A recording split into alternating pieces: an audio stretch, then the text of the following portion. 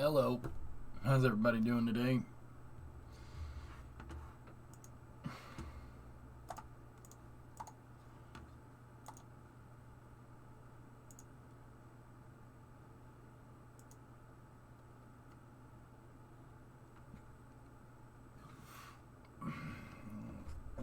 How is everyone? Everybody doing okay?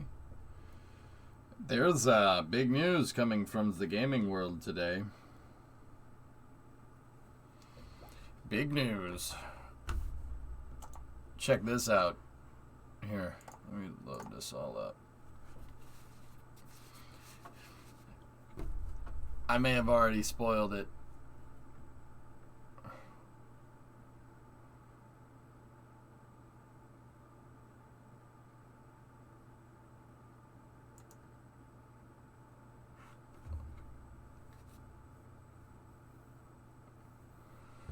Well, that's pretty good.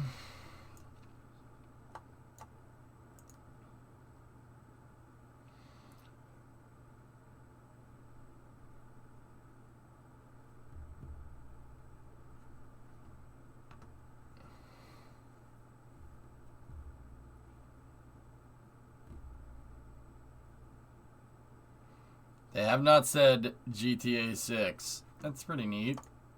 Yeah, no, it's pretty cool, man. They said they're working on the next installment in the GTA series. And I'm going to go ahead and assume that doesn't mean DLC for GTA 5. Just because they've never announced any other DLC like that.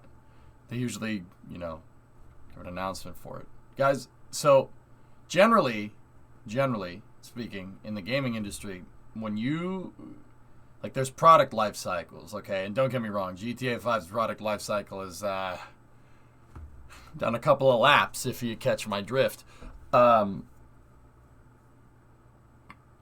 You generally work on the stuff, and then you release the game, and then you have some really nice DLCs for it, and then the content kind of goes down a little bit.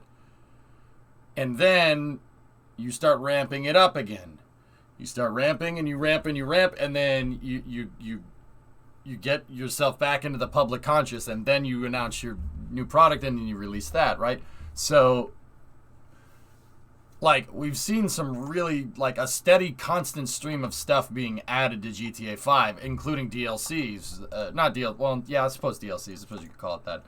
We get a steady stream of cars, steady stream of upgrade, new vehicles, and then then now we have new stories to play, like the Cayo Perico heist, and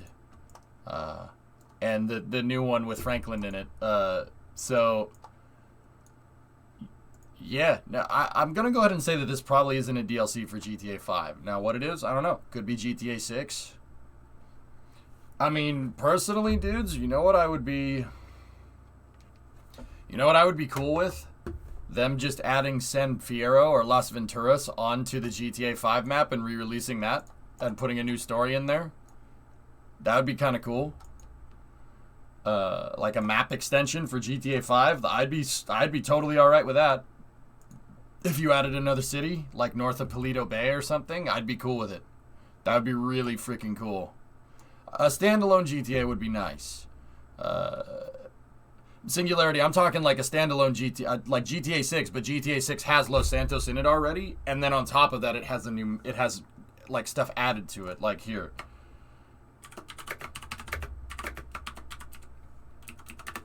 People have done photoshops of it and stuff. Here, I'll show you what I'm talking about.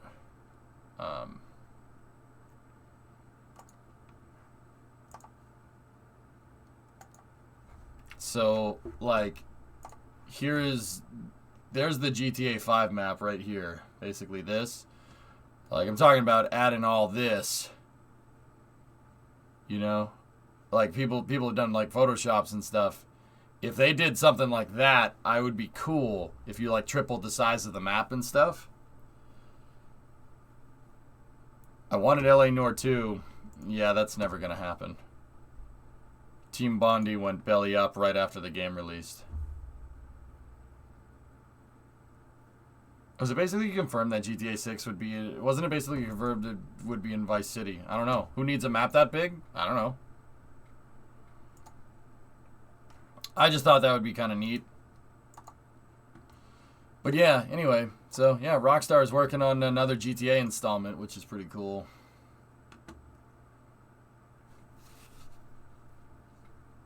Waste of time. Oh, all right. Where would your dream location for GTA 6 be set? How about Boston? What the hell are you going to do here? Go to school? I mean, people pay a lot of money for school around here. That's kind of a crime, so I guess that could work. But white-collar crime is no fun. In a video game, Jesus.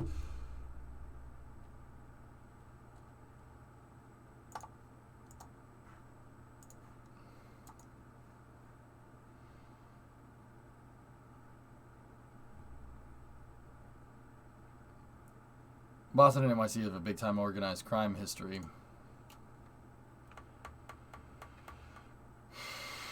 Yeah, I mean, I guess. I don't know. Miami would be kind of cool.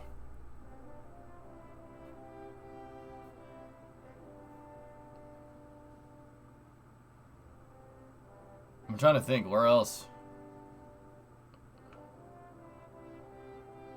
What about a Chicago-like area? Yeah, maybe. GTA Fargo.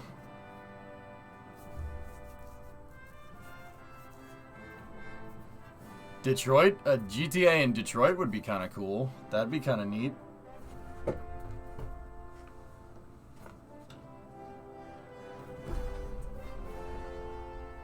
Yeah, GTA Detroit. That'd be kind of fun. GTA Titusville.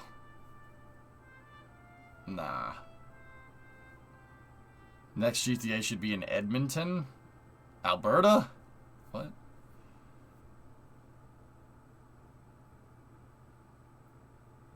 San Diego and Tijuana could be cool. Like, that would be pretty neat. But that, like, I'd do that as a map extension. You know what I'm saying? GTA Gary, Indiana. So just that would be a documentary. Oh, shut up. You know what I mean.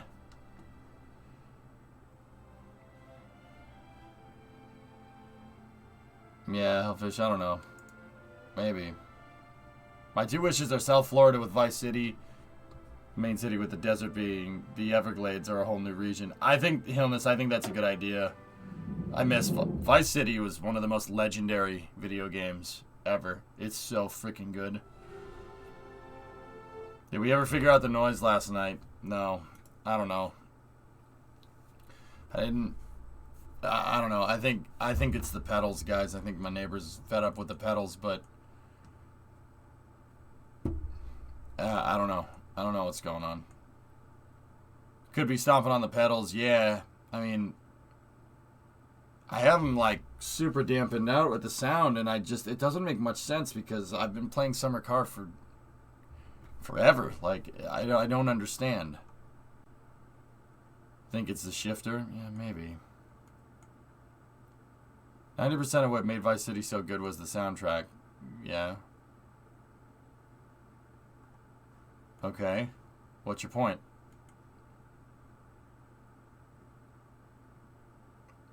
Yeah, Storm, I don't know what's going on.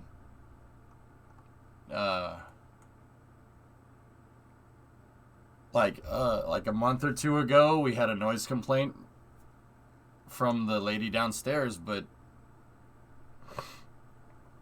like, here's the thing. They said we had a noise complaint. They didn't say what time it was at. I don't know. Like, a log could have, a branch could have fallen on the building or something. And, you know, like, it's just a tough game to play because, you know, they said you're just being too loud. And like, this room is sound dead. And what are you talking about? Like, I don't know. I don't know what's being loud. The pedals are all dampened out. They're literally sitting on sound deadening, you know? I just don't know, dude. I just don't know. I'm gonna take this hat off. I'm gonna put on a different hat. The hat's too small for my head.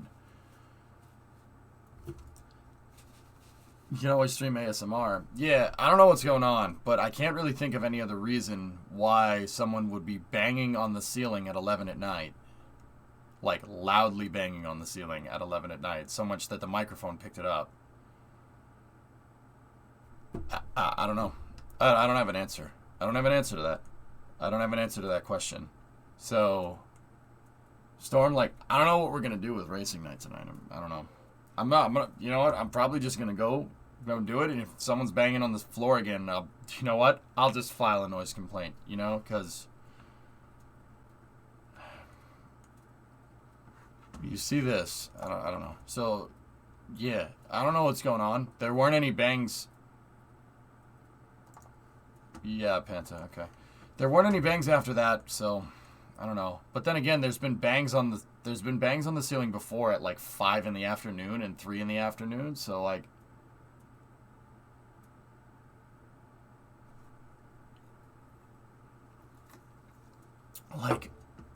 the lady downstairs is cool. She knows what I do. I told her about it. I'm like, look, if you and like here's the thing, like I get it. I'm up talking and it's loud. I'm generally a pretty loud person. Like I get it, and I am up at weird hours doing my job. But I'm up doing my job. I'm not just sitting here making noise because I'm a loud person and I'm not courteous or anything, right? Like I told her, she knows about Twitch. She knows what I do. Like. And then Brimo and I give her a number. I'm like, just call us if there's a problem. I got no calls. Like I got to figure out what's making the sound because I can't not work. I have to work at weird hours. I can't stream at 9 a.m. and get the viewers that I do at 8 p.m., right? Like, that's not how that works. Like, I don't know. It's frustrating, dude. Yeah, Nighthound, I gotta go. Why don't you just go ask if everything's alright? I had some other stuff to do this morning. Yeah, I had some other stuff that I needed to get done that took priority over doing that. So, maybe there's a spider on the ceiling or something. Yeah, I don't know. They were pretty loud bangs, though. Like, it shook the freaking house. So, I don't know what it was, dude. I don't know. I don't have an answer. No, it's mostly just rain, Shaw. Because I'm close to the water, remember? Could they be assembling something? Yeah, at 11 at night, though. I don't know, man. It's very strange. I'll probably go, you know. I'll probably go talk to her, you know, like sometime. Tomorrow, maybe? I don't know.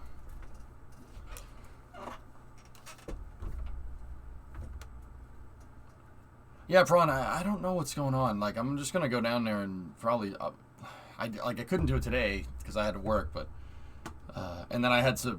Brimo and I are trying to do stuff. So I had a couple of meetings this morning. So... Yeah, I'm not like 100% sure what's going on here. So...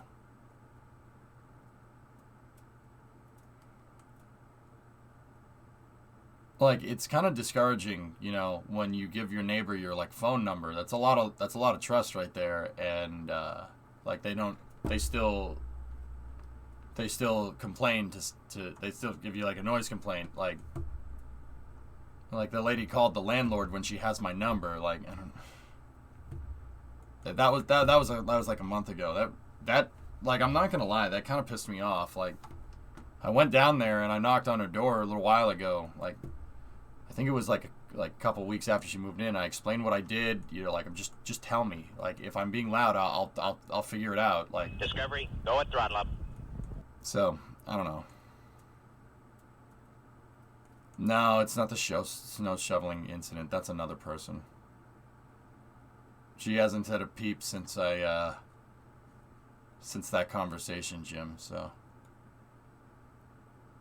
No, Vin, she's been there for a while, which doesn't make sense either. Nothing adds up in this, which is why it's so annoying. Like, if you say you're being loud, you know, you don't give me a time, you don't tell me when, you don't tell me what's going on. Like, how am I supposed to know? Now I have to play the guessing game, and it's so annoying. I hate these problems. I was telling Bree I had these problems. And don't get me wrong, this was because we were being loud. I had these problems when I was in Florida, you know, at the apartment there. Once a neighbor, like, from my experience, once a neighbor starts complaining about you, they just hate you forever. Like, it's just the way it is. Which is really annoying, but whatever. Did my retweet to you show up? It's of Haas's new ride. Yeah, I know. I've seen it. It could just be that she had a bad day.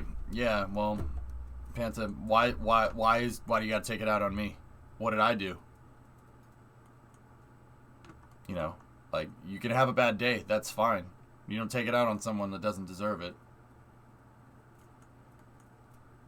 You know? So, like, I don't really know what to do. I'm not really sure what to do. Like, I spent a lot of money on sound deadening this room. Like,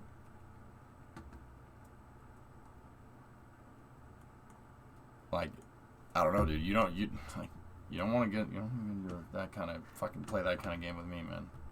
It's messed up. It's out of line to take it out on people or somebody, but it's just our... Yeah, I know. But we somehow think that's totally okay, Panta. As somebody that worked customer service in retail for like the better part of a decade, that's bull crap.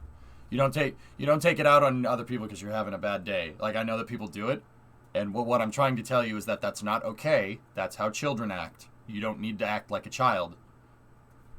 I mean, if you, like, once again, it's like the lady with the snow. You want to act like a child, you're going to get treated like a child. It's pretty straightforward. Like, what are these in your control room? I don't fucking know. It's some console, dude. Like, what are you talking about? Never mind. Never mind. Let's just play Hearts of Iron. Alright. What do we need to do? So we were fighting over here.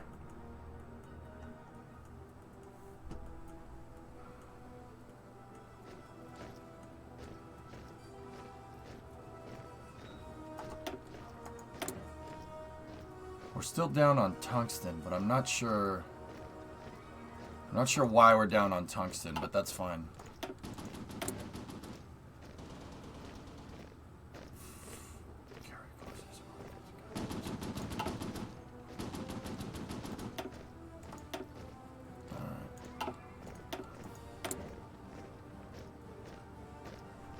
Okay. So what happened here is we moved through pretty much all of here. And we got Germany. We got through. Germany had surrendered. I got forces fighting up here. And they surrendered, but there's still some territory, which is alright. So I'm pushing on the top and the bottom here. I'm basically going to take Norway for free, which is funny. Or I could just give it back to them, which is annoying too.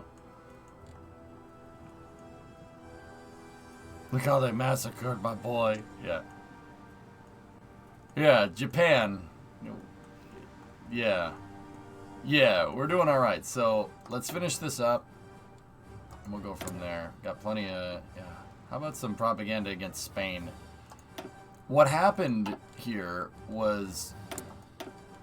Spain became the de facto leader of the Axis, which is funny to me.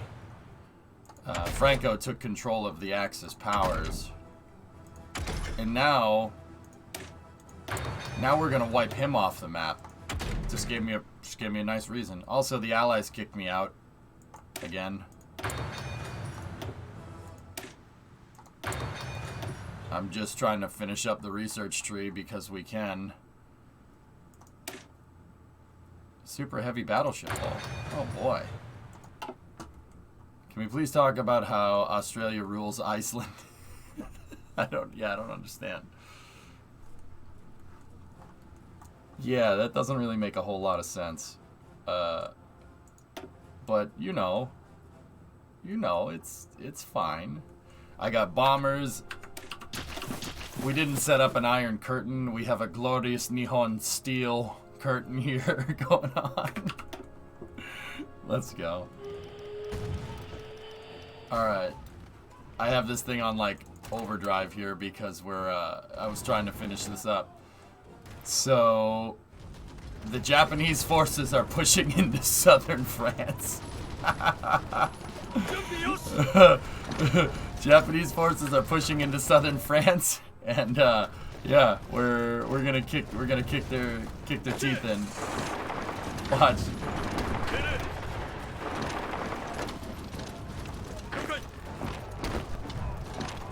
We're gonna kick their freaking teeth in. Oh yeah, I also have nukes. So if we're losing a battle,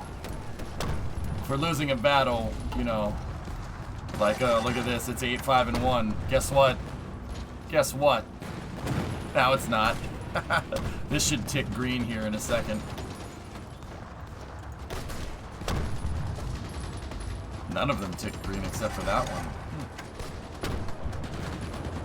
I like that the Vyasis dug through the earth to surprise the Icelandic military. Yeah, that's probably what happened.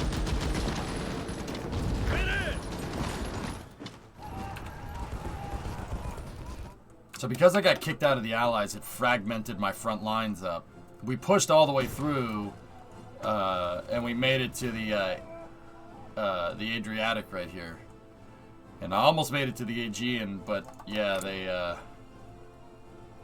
yeah, those guys. We destroyed Bulgaria and Romania. Poland just somehow just ended up back on the map, and I literally have divisions all over the place. I'm trying to figure out what we should do here. I own almost the entirety of the Black Sea here. And yeah, we've invaded up through Norway. Where are my tanks? How did the tanks end up back over here?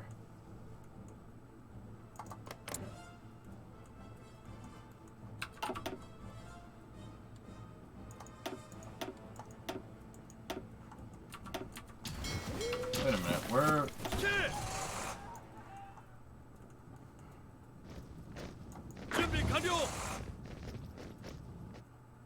I don't understand what's happening here.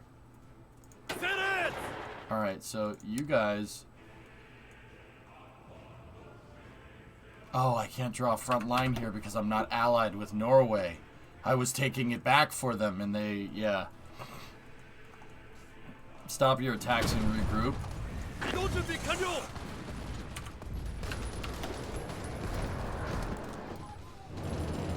Yeah.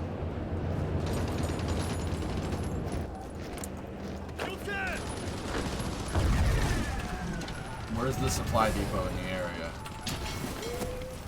Yeah, the Allies kicking me out really screwed up this offensive really badly.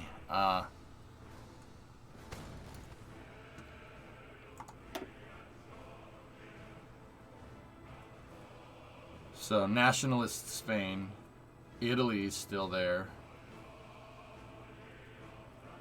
Yeah, and Germany is still around in some capacity. So we have to, like, I got divisions freaking everywhere.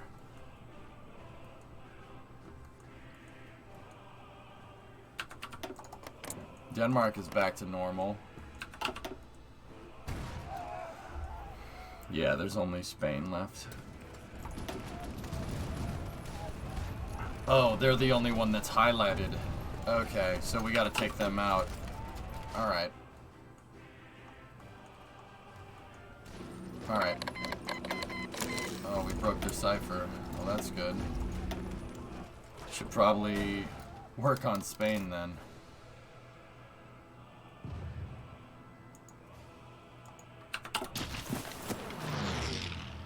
Sea-based invasion of Germany. Well, Germany is Paris now, and France is now Germany, and Germany is now Japan and part of Poland and the United Kingdom. And then the northern part of Italy is Japanese, and the southern part of Italy is British. Yeah.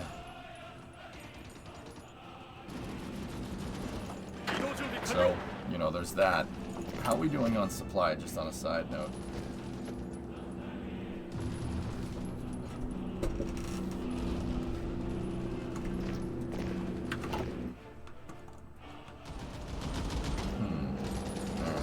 Alright.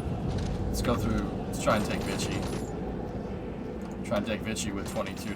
Hey, Rommel's still alive. That's kind of cool.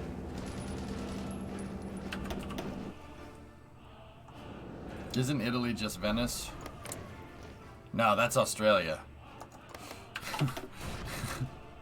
No, that's Italian, SpongeBob.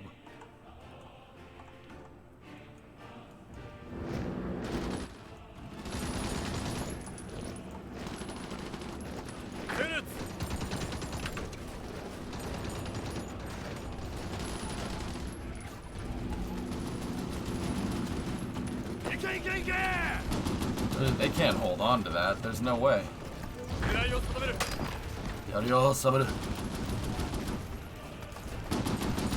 We'll break through right here, and then I'll have these guys go over here, get a port, and then we'll send a DM to you on Discord. Nothing important. Just found a sign you would like. Well, neat. That's cool. Oh yeah, Nikita? Nice. Venice is rightful Australian clay. Yeah. Yeah.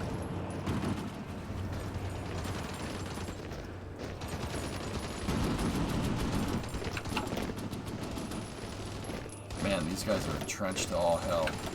Alright, let's stop that attack. See, the problem is I have all these other divisions out here. We have hundreds of them. But there's not much we can do with them. That's the thing. Like, I have divisions everywhere. There's not much we can do because the front lines are so small.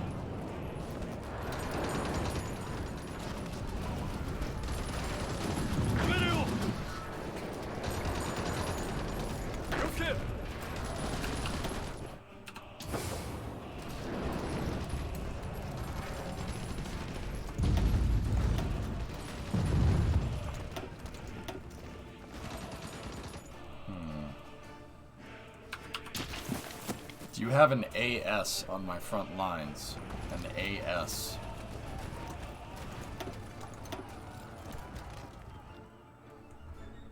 Can you ask France to let... Yeah, let's see.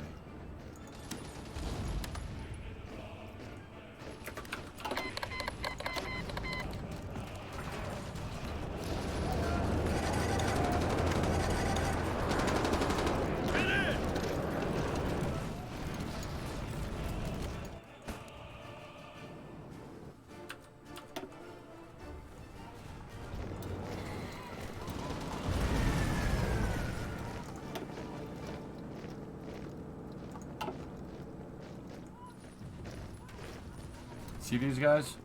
I don't like these guys.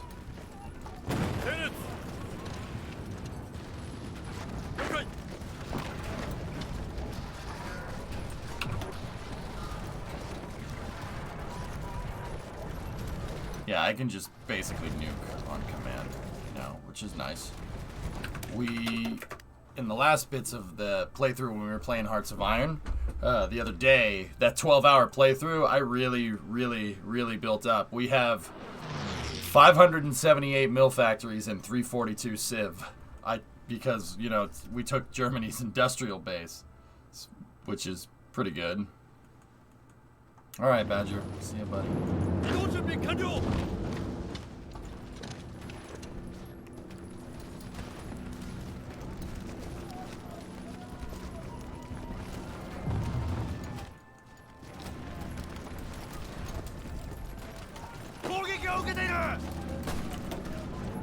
Yeah, okay.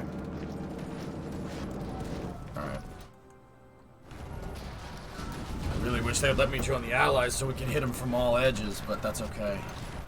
Leave the Netherlands alone? Yeah, no.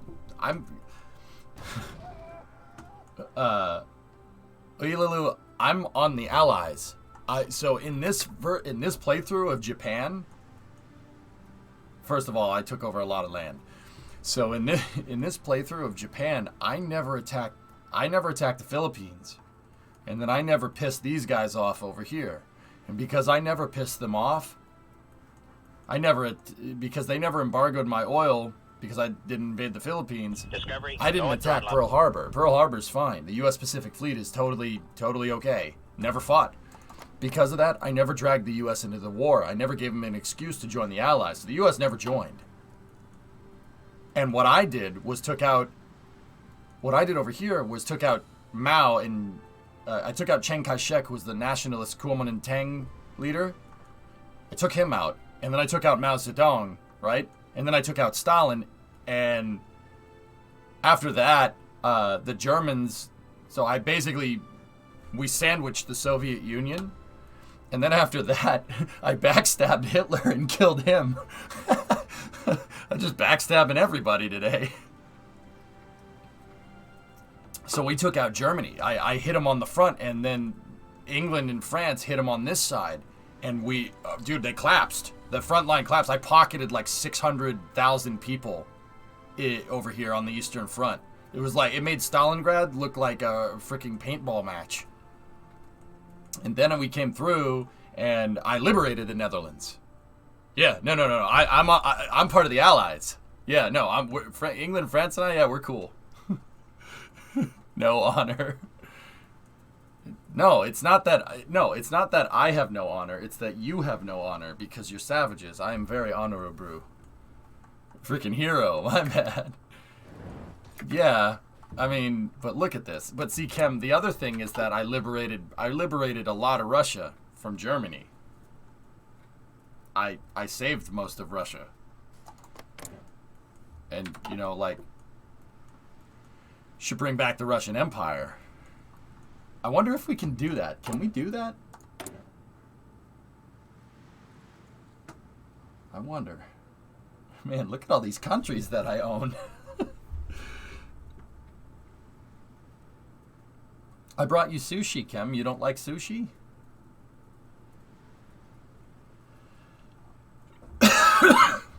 Where's Russia? There's Tenutuva. No. Oh, yeah, it's Japanese Russia. That's right. It's Japanese Russia. I can't. That's so stupid. Where's Russia? Where are my guys? There's Mao. Yeah, I'm going to keep it. I'm going to have an empire that stretches from Atlantic to Pacific because I can. Soviet Union, it's near the middle of the list. Oh, it's in alphabetical order. Alright, Soviet Union. I don't want to release the nation. It liberates...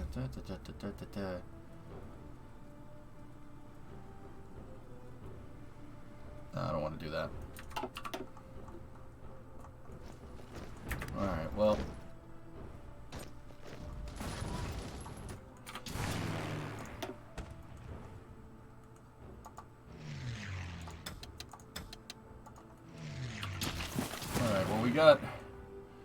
I have like a massive jet fighter.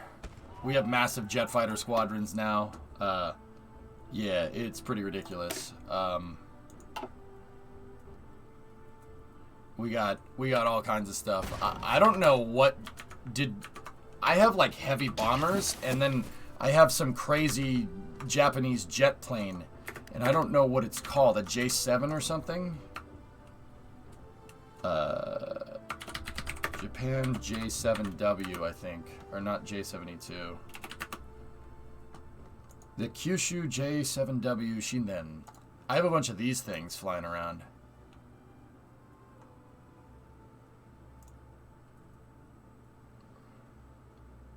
That's not a jet. That wouldn't have worked. Ew, it's got canards on it.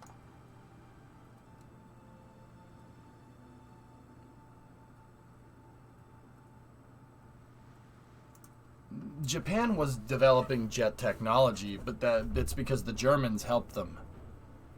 Not too dissimilar to how the Germans helped the U.S. and the Soviets after we ripped their country in half.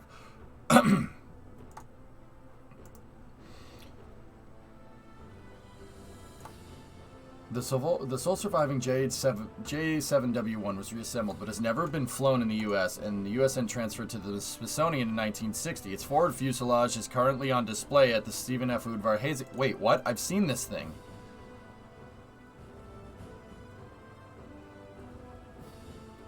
Oh, it's next to the Oka. Holy crap, I've seen this. I've seen the only sole surviving one. Of course it's super maneuverable, Hellfish. That's the Canards. Yeah, that's what the Canards do. It's purposely unstable. A stable airframe... Stable airframes in aerodynamics are like cars that understeer. Cars that understeer like going in the direction that they're going. That's a stable aircraft. Stable aircrafts like going in the direction that they're going. Unstable aircrafts don't. Yeah, Pete, I totally don't remember seeing this either. I don't remember the J7 being there. Interesting. But yeah, I have a bunch of J7s flying around. And then what was the jet before that? Hold on. The Kika. Hold on. Let's see what that is.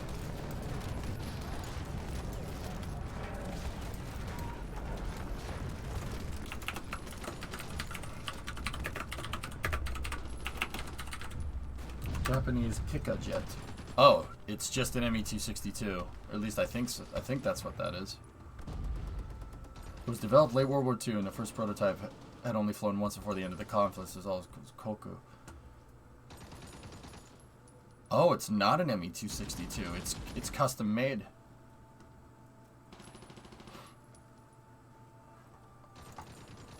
I mean, it kind of is, but it's also not. Yeah, the canard hole. It kind of looks like a 262, and it's definitely derived from a 262, but it's not. The tail is different. I mean, frankly, I think the Messerschmitt, like, that is a nice looking plane. To be like 100% fair, that's a beautiful looking aircraft. They really did a good job with it. It's really nice looking. They nailed the fuselage, guys. Like, that shape is perfect. The underslung jet engines, though, are kind of strange. But it is a nice looking plane. Oh, that's a B-24. Yep. Germans and over-engineering. I mean, Chem, no one can say that thing doesn't look pretty. That's a really aesthetic looking plane. I ain't talking about this. I don't like that part, but it's a nice looking plane. It really is. It's beautiful. What is this? Scale model of one of the Me-262 HG3 versions. Oh, that's where they were going with that. Oh, okay.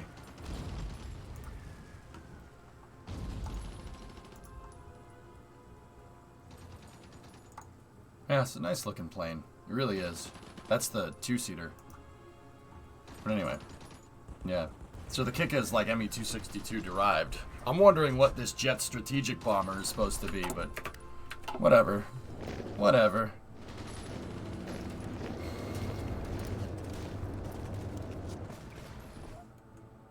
That thing would have been fast, yeah. What was the range? Early jet fighters weren't very fuel efficient, Typhoon. Honestly, they weren't the most fuel efficient around.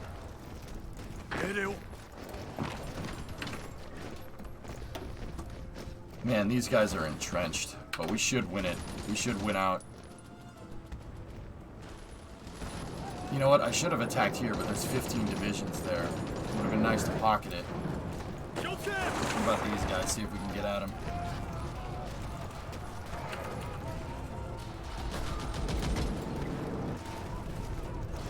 Probably an Arado. Yeah.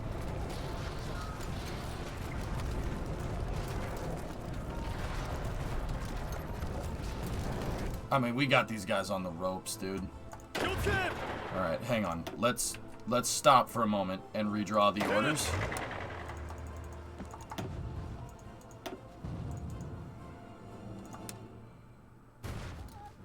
Discovery, go at throttle up. Because Free France helped me out.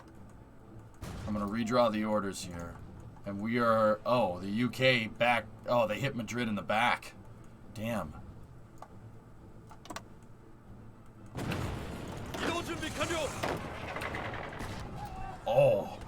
Somebody just nuked Marseille. That wasn't me.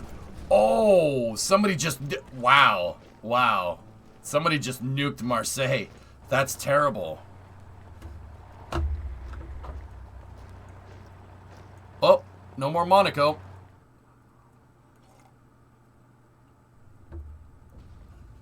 I'm sorry, Phoenix. That wasn't me. They're nuking the victory points. Yep.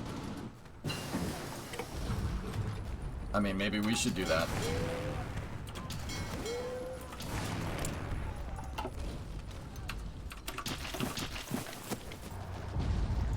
Ah, yes. Thank you. Nice.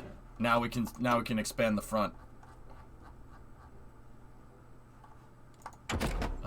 Maybe we should work on like variations of different planes, I guess. I don't have anything to research here, guys. We got everything.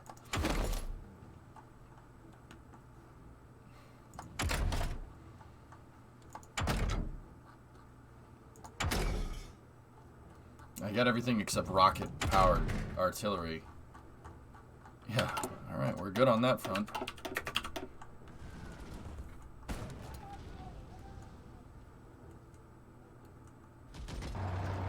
Where will they parade F1 cars now? I don't know. Let's wait till everybody gets into position.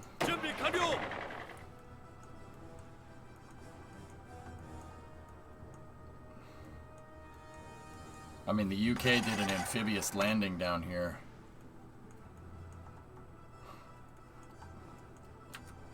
I mean, Spain's going to capitulate because of that offensive. 56 points towards capitulation.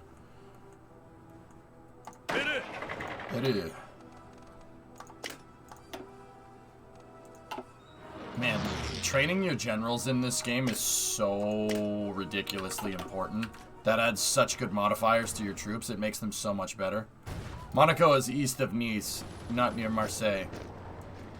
Yeah, I know. It was a joke, Leroy. I know it's right there. See that cove? Yeah, I was kidding. The French Riviera. Sorry, the concept of the French Riviera getting nuked is kind of funny to me. Like, not in the good type of funny, like dark humor funny, like as in that's terrible. You know, that's horrible. But yeah.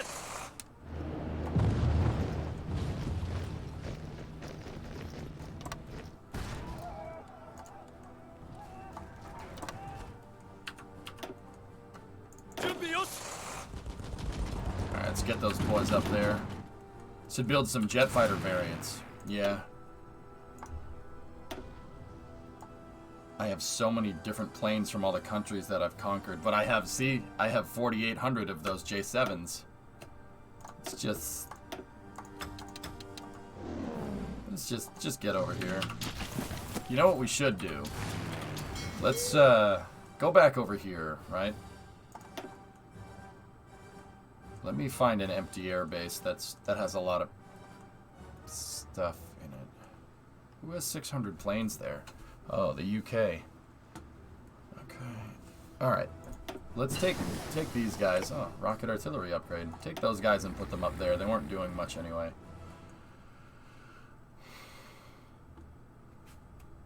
Yeah. Orders. And you know what we should do? Let's go in here and let's start training up.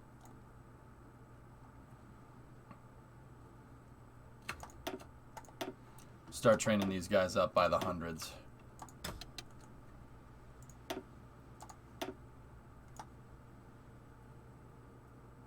Floating, is there a quicker way that I can do this?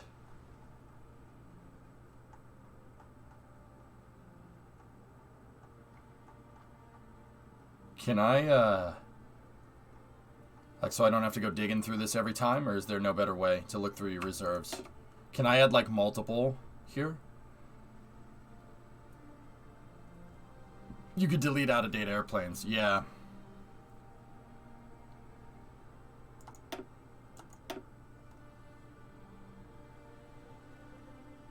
You can make the entire air wing then split. That's actually a good idea.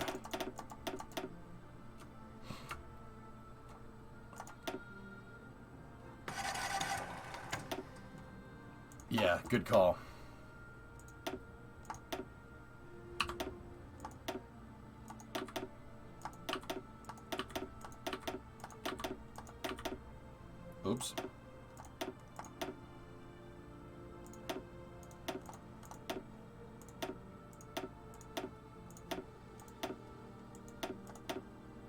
Yeah, that didn't... Next time, let's make sure we get something that factors into 100 so I can split these divisions correctly.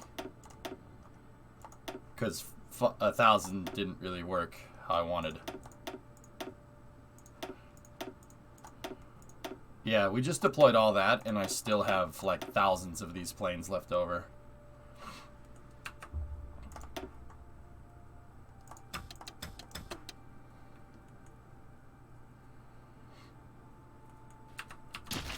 Shift-click on the pound sign to transfer all planes.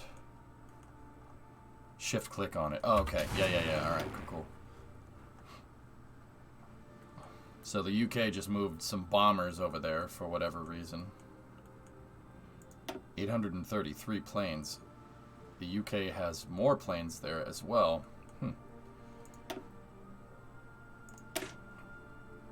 These are just a bunch of cadre of scout planes. So get them to my airfield here.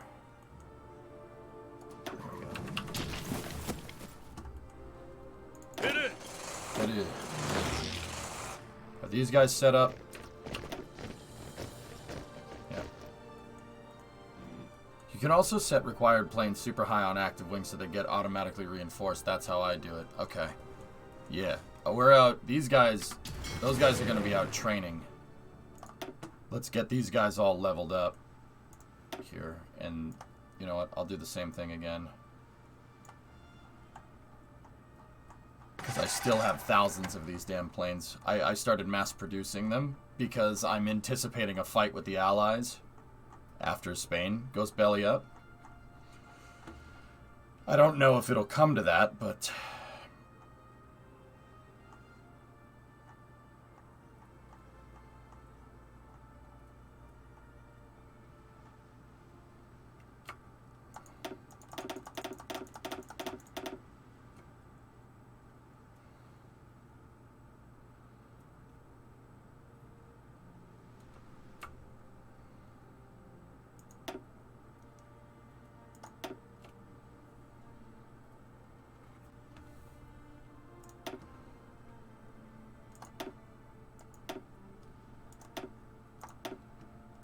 So see, now if I take this and we split, yeah, see, 800 is better.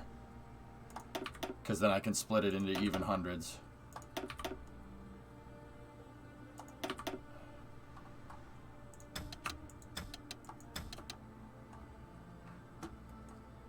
Yeah, that's a lot of planes. Will they evacuate their planes out of here? Hey, Dadu. If you feel like you have too many planes, start the war with the UK. Yeah. Here, let me go into construction. Yeah, see, we're just repairing everything. Let me go into airbase here. Okay, that's set to 10 out of 10. I'm going to make a bomber training base over here in the Kazakh steppe. Actually, you know what we should do? Frick, I can't do it.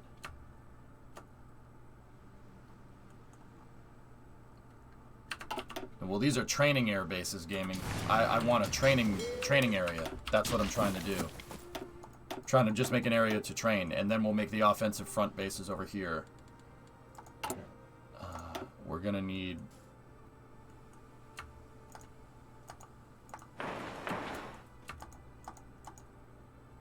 Yeah, the rocket bases. I have the rocket bases here. And then we can make more rocket bases. I want to make one here, but it won't let me. 5 out of 5, because we upgraded all the infrastructure. 3 out of 3. We can put it right there. That's close enough.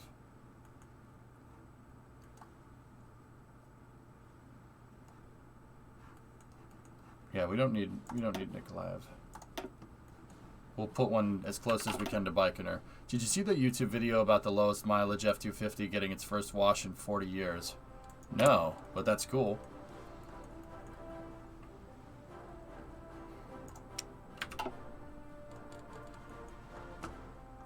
Alright, We'll wait. I'm kind of waiting until all these troops get into position.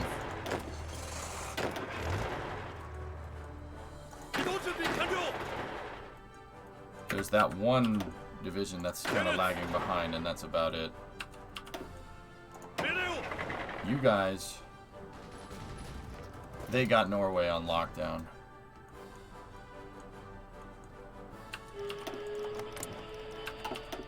Okay. Oh, you mind giving me a link? How did you see that the video about the lowest mileage F-250? What year F-250 is it?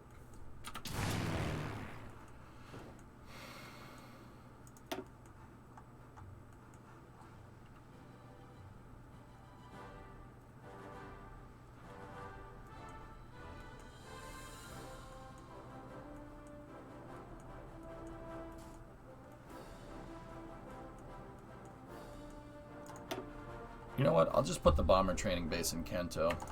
These guys are already there.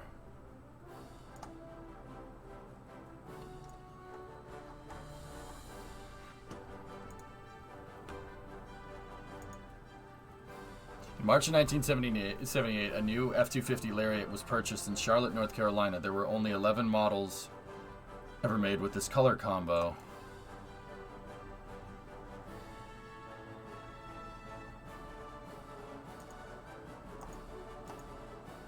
Let me look at this thing. Oh, it's mint, dude. That thing is so cherry. Why was it sitting for all this time?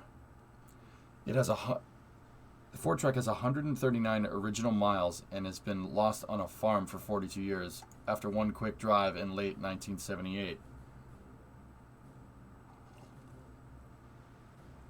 Untouched, the owner drove it once to drive his daughter to work in the snow and then put it back in the barn. It's the lowest mileage F-250 in the world. Why did the guy park it? I don't understand. Why did he drive it once? Oh my goodness.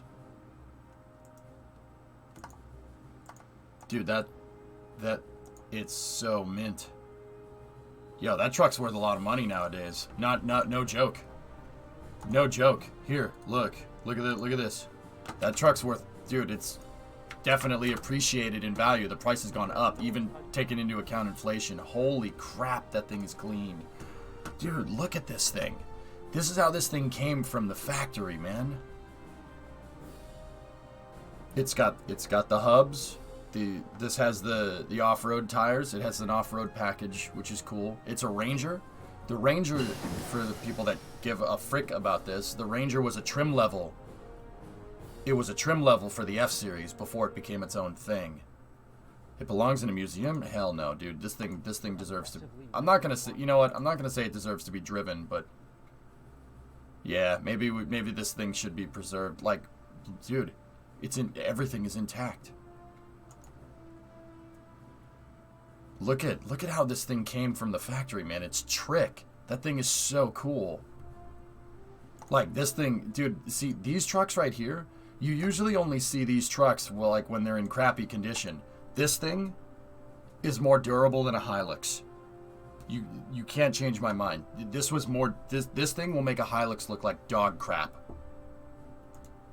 In mint condition like this, brown. Yeah, look at how brown it is. I love it.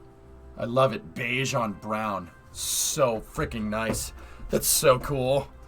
I want it. Look, it's got a toolbox in the bed. What year was this built? Let me look at the front. I can tell you by looking at the front. He looked at the grill over here. So this is a 79. It's either a late 1978 or 1979. This grill style right here only came on Ford trucks for 2 years, 78 and 79. 78 has circle headlights. 79 has square headlights. But Ford did start... Oh, they capitulated. Nice. Ford did start making those trucks in late 1978 with the square headlights. And then in 1980, they switched. No, that's cool. I'll watch it some other time. Like, I don't want to watch it on stream. I don't like... unless I have, like, explicit permission, I don't like, doing that. Okay.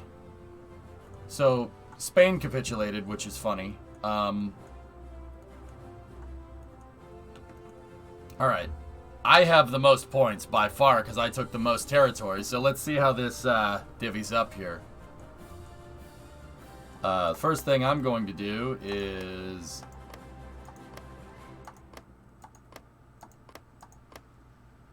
take the Caucasus. So this is the capitulation screen. This is what happens when you win. Oh, we can keep going. Alright.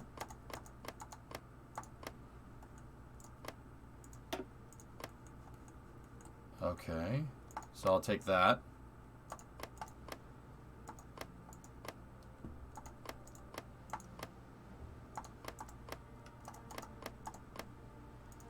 I can still claim more. Holy balls, dude.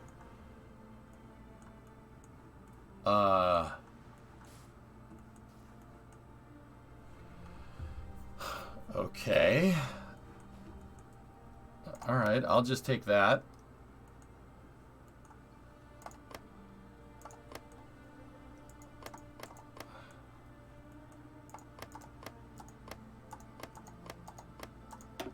Oh my goodness.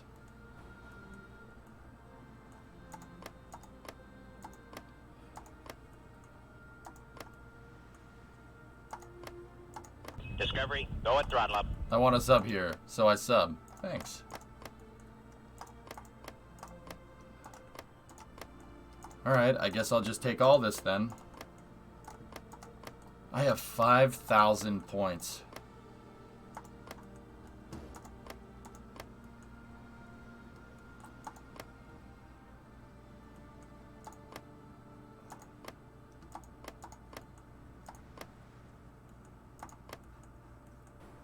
Alright, hold on.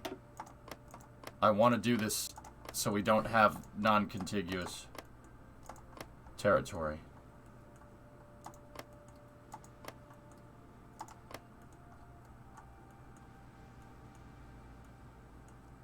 Just take everything. I think so. It's not going to let me take anything else. Alright, so we'll end turn there. Let's just take a look. What did everybody else take? Okay.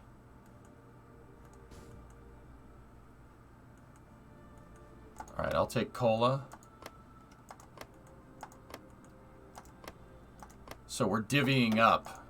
We're divvying up land between the allies.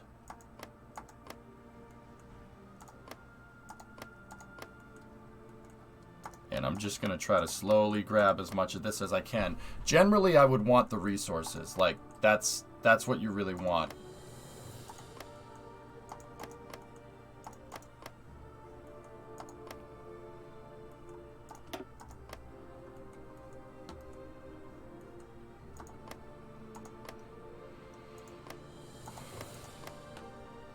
That has a lot of steel.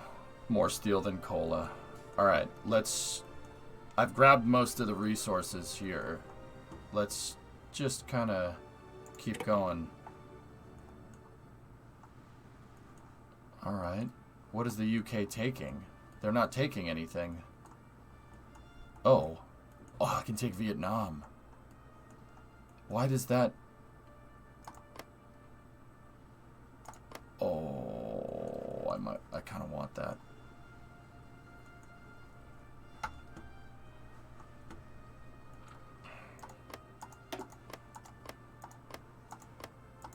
See, what we can also do is, if we go into like German Estonia, can we puppet any of these things?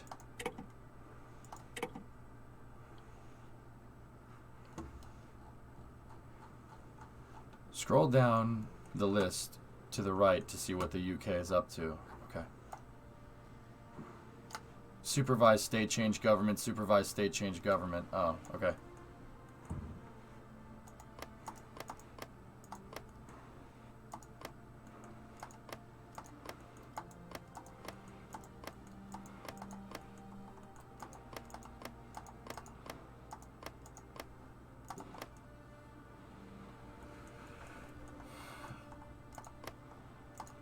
Yeah, that's worth 64 points.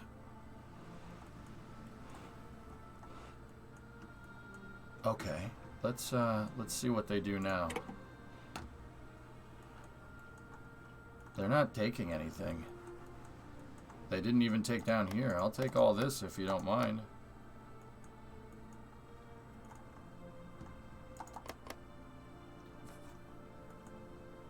How the hell did the Germans get all the way over to Vietnam? Well, they puppeted France, and Vietnam, Laos, and Cambodia were once part of a French colony called French Indochina.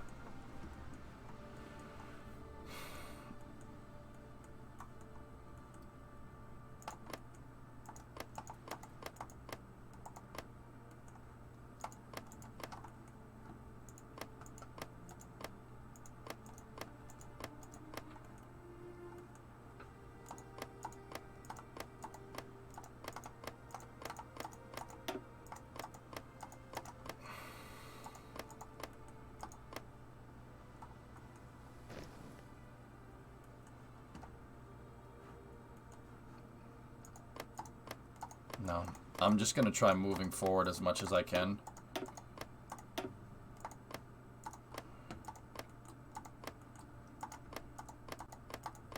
So right now we're grabbing parts of Belarus here. Alright. I mean, they can have Italy and stuff. Ideally, I'd want to get all the way to Poland. And then, you know, we could take what we want. We could take stuff over here, but no one's claiming that rubber, man. That rubber's going to be huge. Could all this devolve into another game? I can keep the game going, Snibbles, if I wanted to. But it's most likely going to give me a winning card. After we're done after we're done with this menu.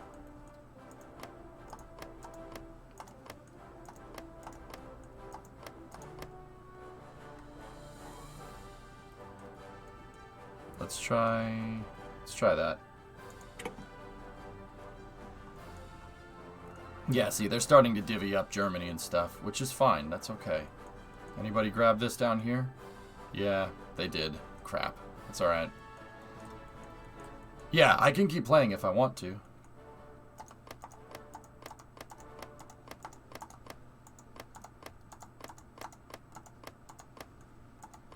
Crap, I can't get all of it.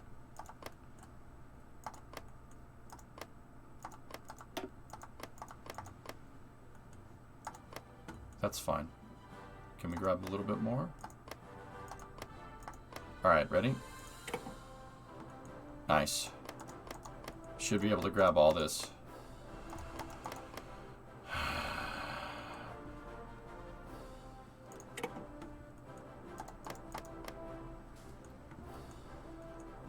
We want some of Italy? I mean, Italy has a lot of resources over here. No one's grabbing them because it's expensive.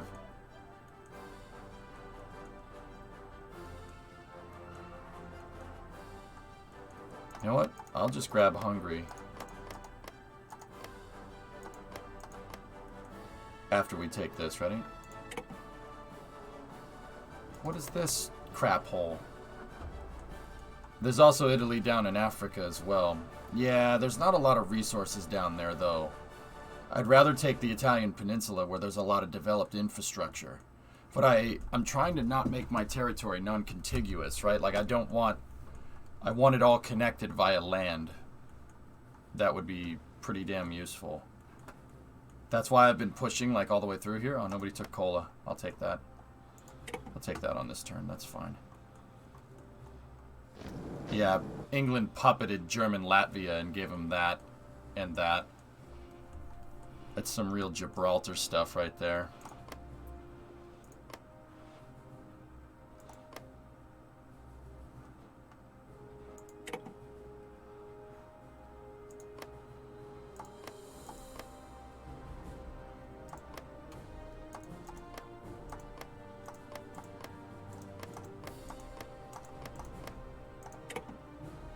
We're gonna have to pass 1 or 2 turns if we want.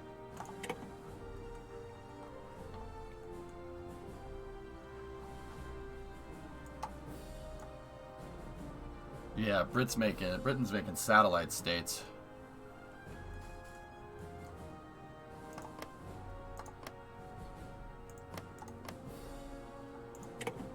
There we go.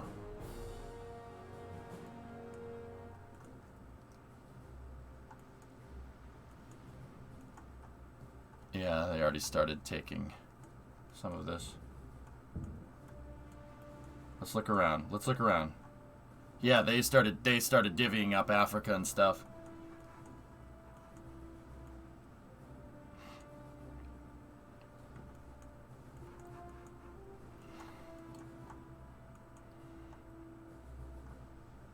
Monrovia's in the way.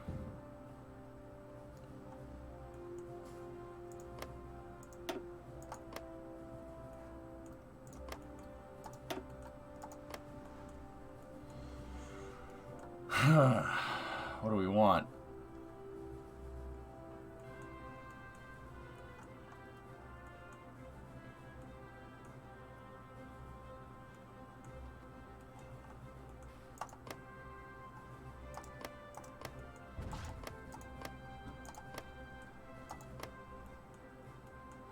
Frickin' Austria's in the way.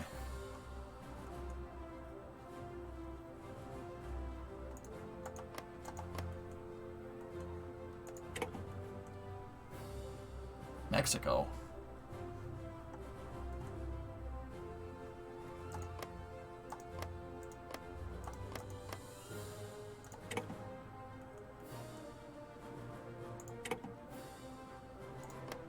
I passed the turn. See if we can grab all of it.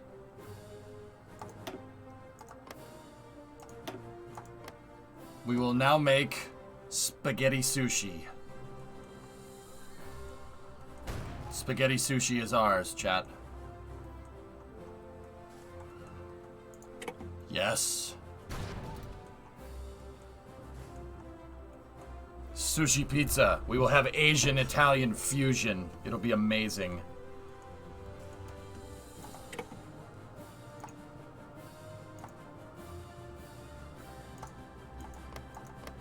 Yeah, I wish I could get away with that. They won't let us get away with that.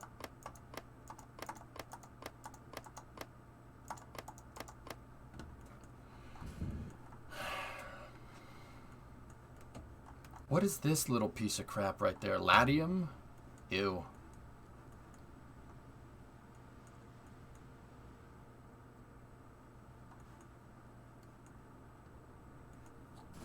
Do we have anything else that's contiguous rather than detached? I don't think there's anything else that we can take. Unless we bless the rains.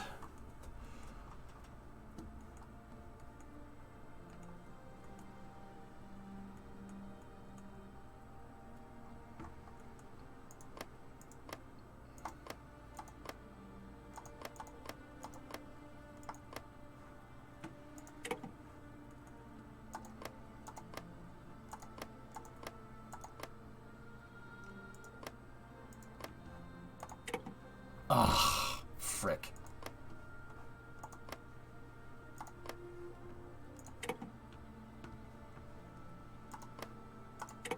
I got most of it. Gibraltar's already taken. The UK took it.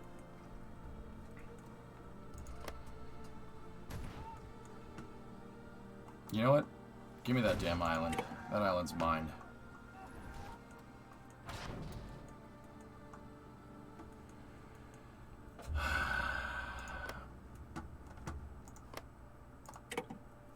They didn't take the Rhineland.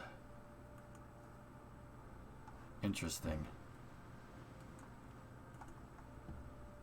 You know what? I'll pass again. Let's see what happens. Yeah, they took all that. That's fine.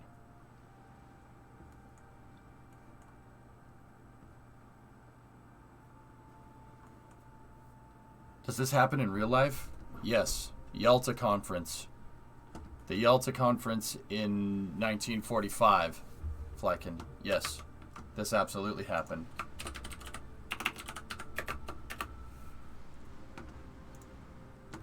Look at that. Think that's an A-list right there? Look at that picture. Not just split up Berlin, split up Germany into territorial occupation zones. Look at the company in this picture. Churchill, Roosevelt, and Stalin. That's pretty crazy. That's pretty crazy that all three of them got together. And they did it multiple times. They did it at the Yalta conference, and then when else did they do it? Potsdam. No, maybe it was Potsdam. There was Potsdam, and then there was Yalta. Yeah, they basically did this. They figured out how they were going to carve up Germany. They did it in February of 40. I think that's right. I think they did it in February of 45, and they did it because they knew Germany was going to lose.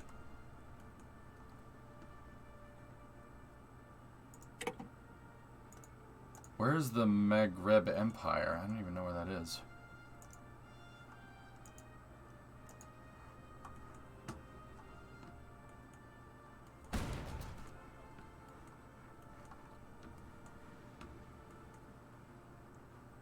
Roosevelt was the only one that Stalin liked.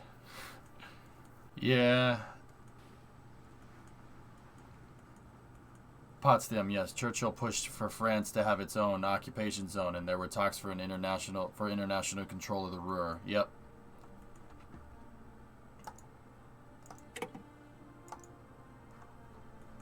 I don't even know where this is. Oh, the Maghreb Empire. There it is. I don't care about that. That's a waste of time. Impossible to enforce. That's why I'm pissed, because it's all non-contiguous here. Nothing is connected. That makes it really difficult to get to my territory. So I might just give that back to Germany. Even though it's got resources. You know? I'll just pass. I don't want that. There's still parts of Spain. They took all the freaking...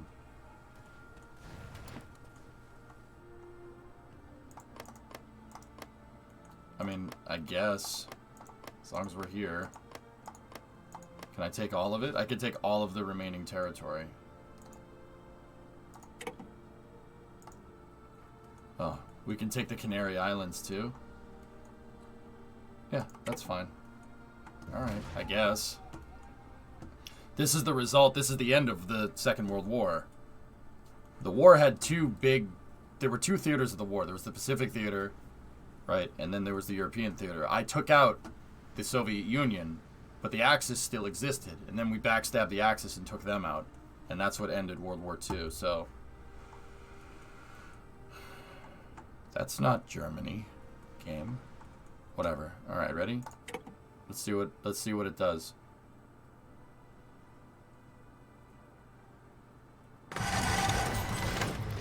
I won. Yep.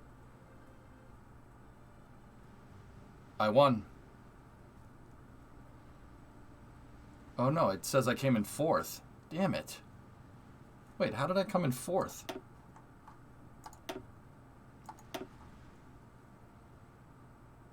Are you kidding me? Ah.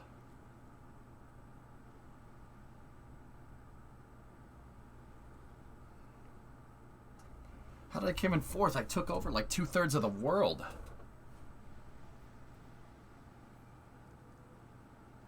I don't understand.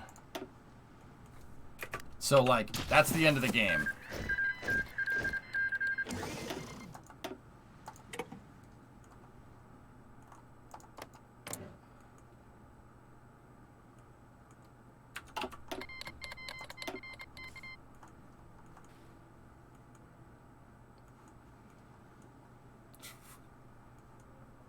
The air power is disproportionately represented.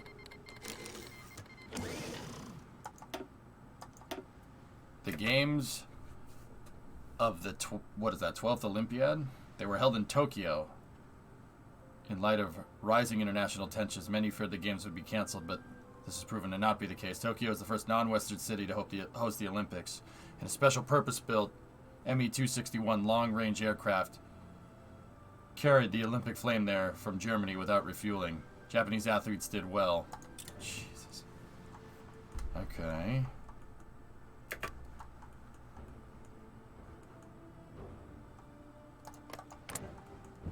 Yeah, we took a lot.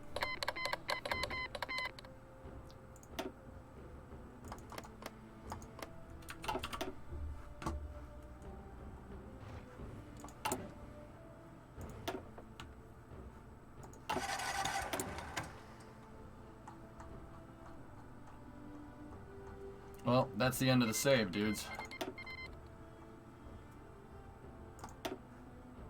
Yeah, I'll return that back to them.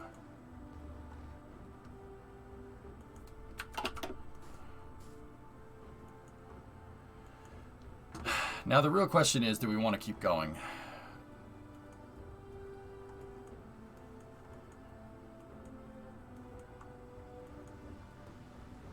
I don't think we can fight the Allies, guys.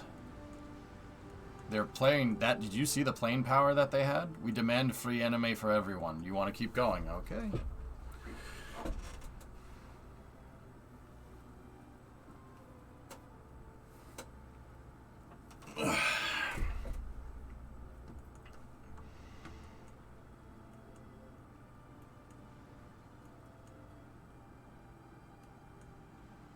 I don't think I'd win against the Allies, to be honest with you.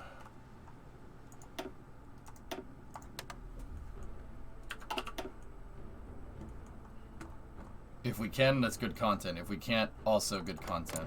Okay.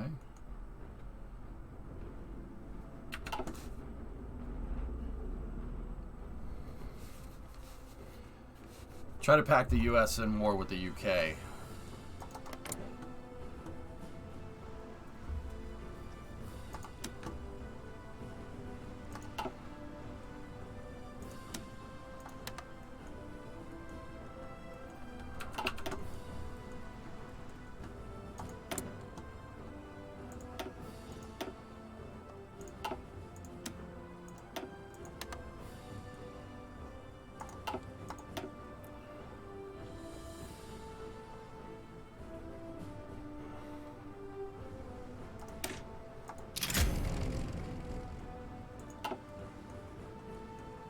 Yeah, we got plenty of canned sunshine. Also, many nukes. Don't be afraid of the canned sunshine. Okay.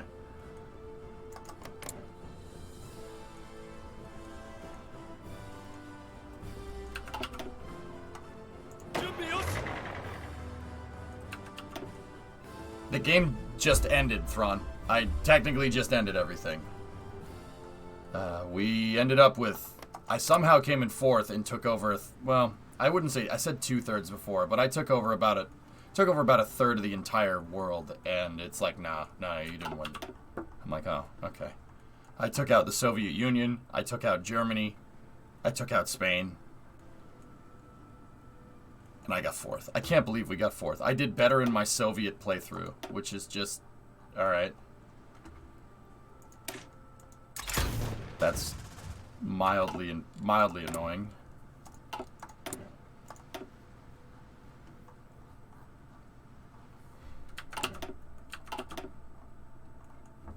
I think it tells you really need to target down their air power.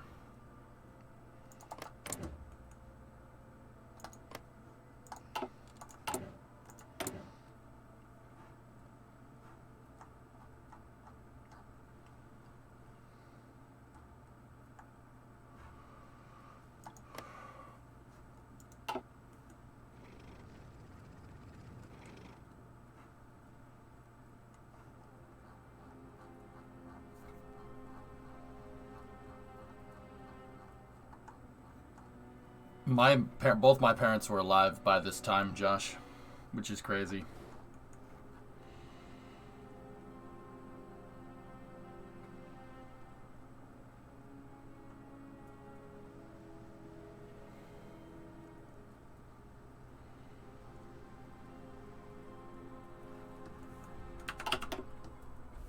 Yeah, I don't know.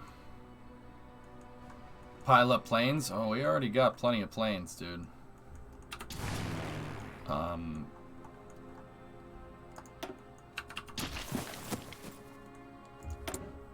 Okay, we can X out of research.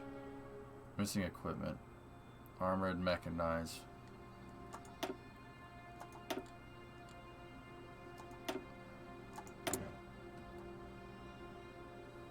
Okay, I'm pretty sure that already happened.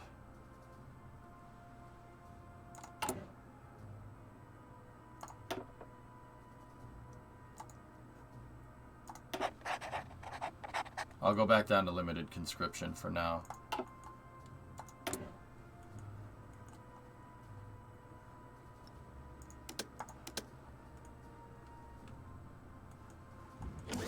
Well, I'm in the... See, that's the thing. I'm in the Allies, guys, so I can't... There's really... I mean, we're not fighting anywhere. How many planes does the UK have? 2 million. What about me? I will get my ass handed to me if I fight them. There's no way. They have 2 million manpower. That's not happening.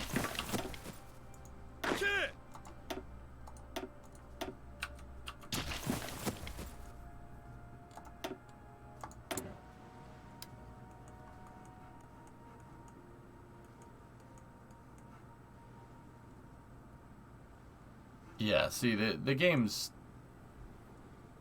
over, dude. It's like, I mean, I don't know.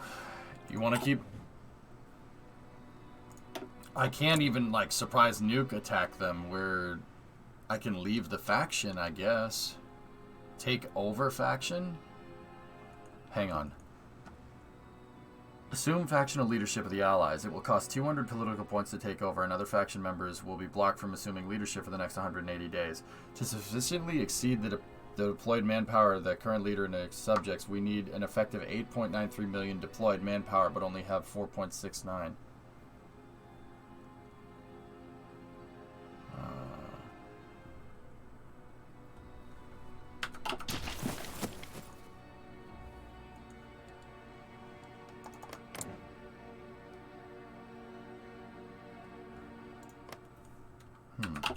Okay.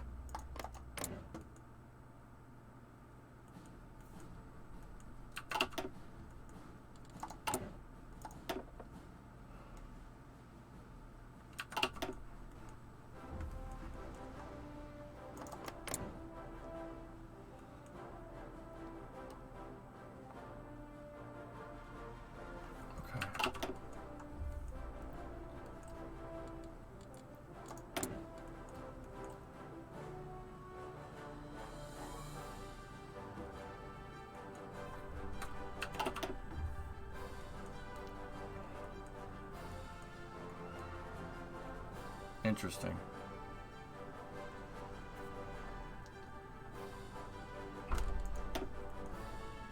I don't know. I just... Guys, I mean, we could spam planes, I suppose. Who's in charge of this?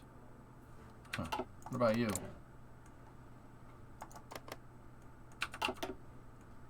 Germany got to keep Prussia? Ugh.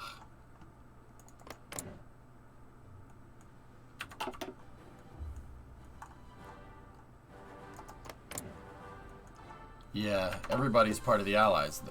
Who isn't part of the Allies?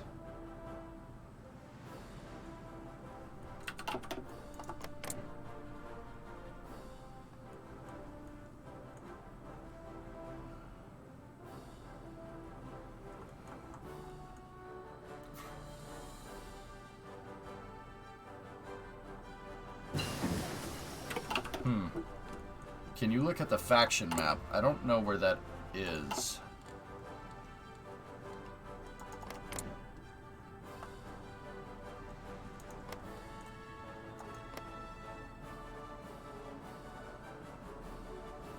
Bottom right.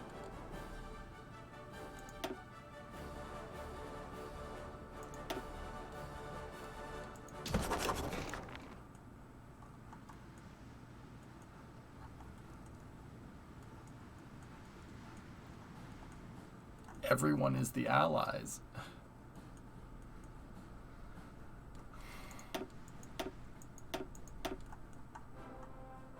Turkey's trying to invade the Soviet... not the Soviet, Saudi Arabia?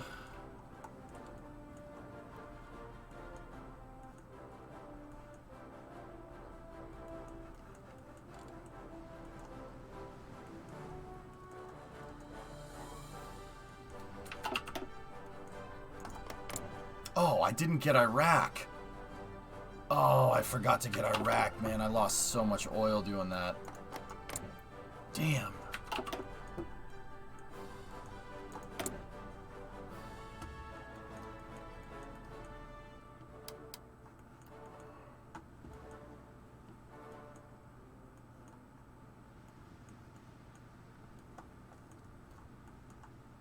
I'm so like, I don't know. Guys, I'm not really sure what to do here.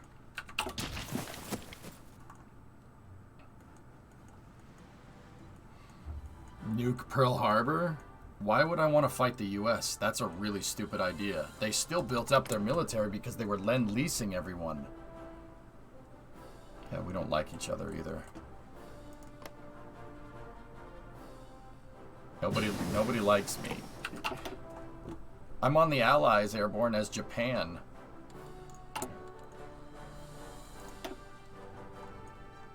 Oh my god. Okay.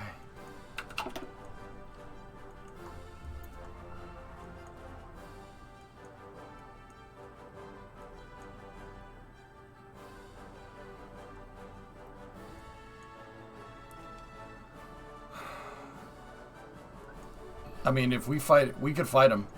We'd probably take the land, but the planes are gonna kill us. The UK will kill us. They have like 6 times the air force that we do. I think we're gonna put a bow on this one and call it.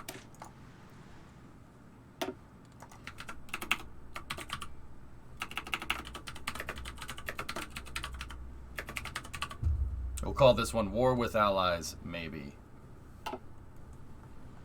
I have a lot of planes, Hellfish, but...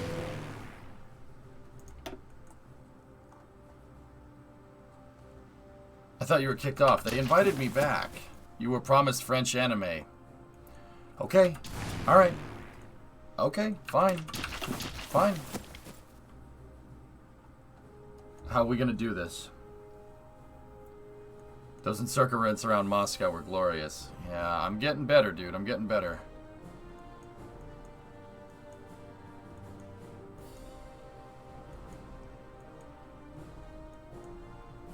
Maybe accept the 4th place. Like, okay, so here's the thing, fellas. I'm not in a really decent spot. We could build up. I could keep going. We could. It's possible. But I can't help but think that if I started over, I could do it better. And if I do it better the next time around, that means we could take them over faster. Like, at this point with Hearts of Iron, what I'm learning is it's not... Like, first of all, you don't have to take over the world. The end game is not world conquest. The end game is to survive, basically. But with that being said, you can take over the world in almost any save you want. Like, I could take over... We could do it. I could do it here, no problem. But I think the real key is how fast you can do it.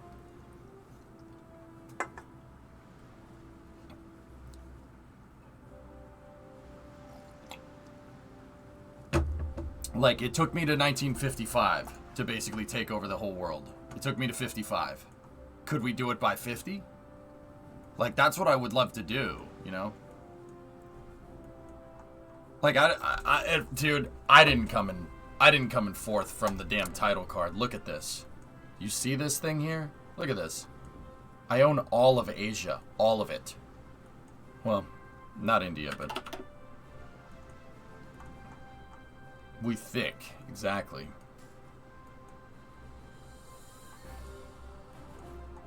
Yeah, that's the other thing, Kem. I would like to try other countries. Like, dude, I would like to do another Soviet or Russian playthrough, and dude, we could win. I know a lot better about what I should be doing now.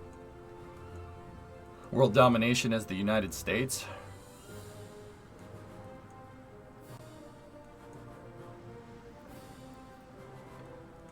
France is stressful, playing as the US is interesting. Yeah. You know what? That's not bad. Let me look at this. Sort by total score.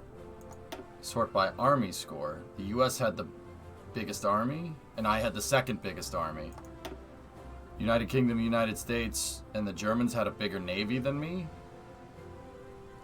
Alright. The UK had planes out the wazoo, man. That's insane. Could you, in theory, attack for a resource optimization strategy? Yeah. Conquer the world as someone tiny and irrelevant, just for fun, like New Zealand or something. Let's go over here. We won on the factory score. I had more factories than everybody. Sort by land score. We won on the land score.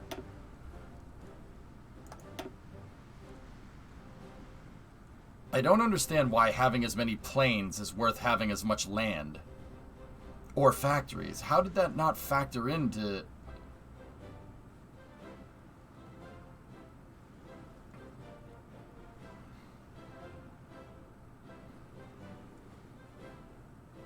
Yeah, that thing skews the entire thing. Without, I mean, 7,100 planes? Total air superiority. Like, I don't understand why the planes make such a big difference. Yeah, the US and, yeah, they go crazy. Yeah, dude, but I only made 5,900 planes that entire playthrough. 5,900?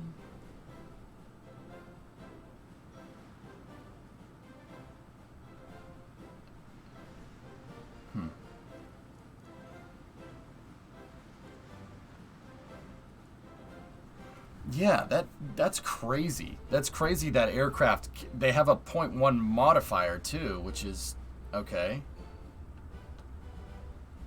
Like, how does this constitute fourth? That constitutes as fourth. I own almost 2 continents worth of land and all the resources associated with that, but the UK made more planes, guys. They made more planes, and they have a slightly bigger navy.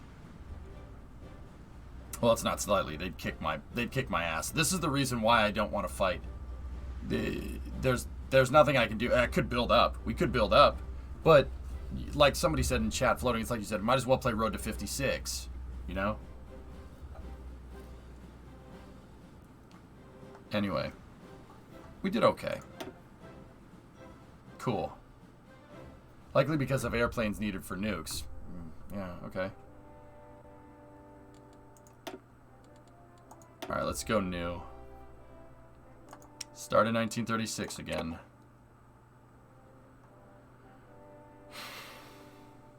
I've never played the US, believe it or not.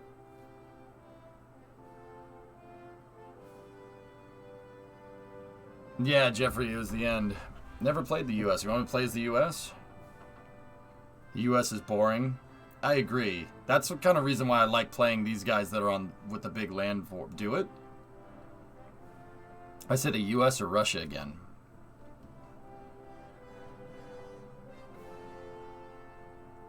I played as Germany once, Snibbles, and I took over the entire world.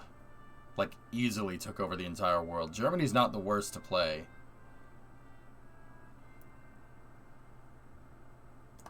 We played as the Soviets, try playing as the US. Alright, I'm in. We'll play historical focuses, just like before. And then I'll just play on regular. That's fine. So we gotta switch the title up.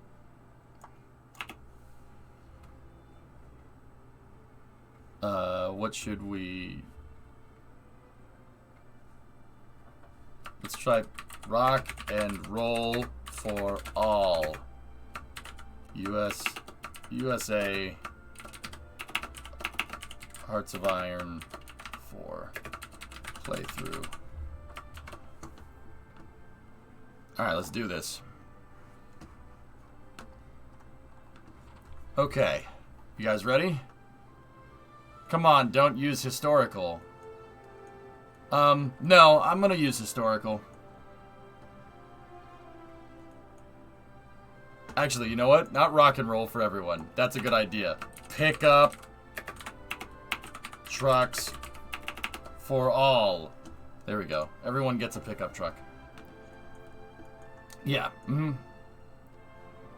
Yeah, I like playing on historical, Hellfish, just because all the other playthroughs that I've done is on historical, so I try to keep the rules very similar for playing through all these countries. We can get into playing non-historical maybe sometime in the future.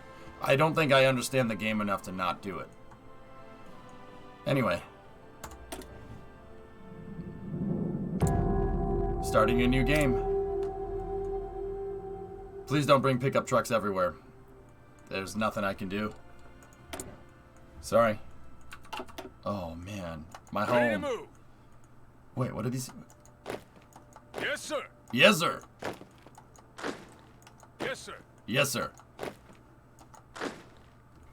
Man, look at this wimpy little army. This is terrible.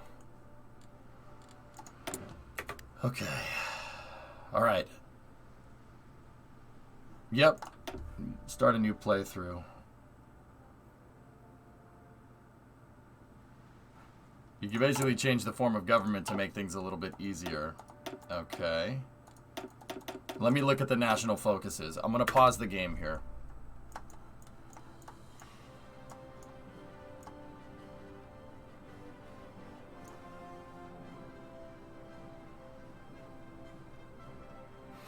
Oh.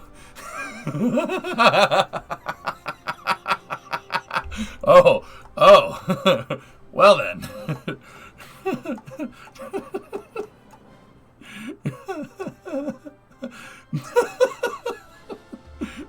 Wait a minute. Wait a minute.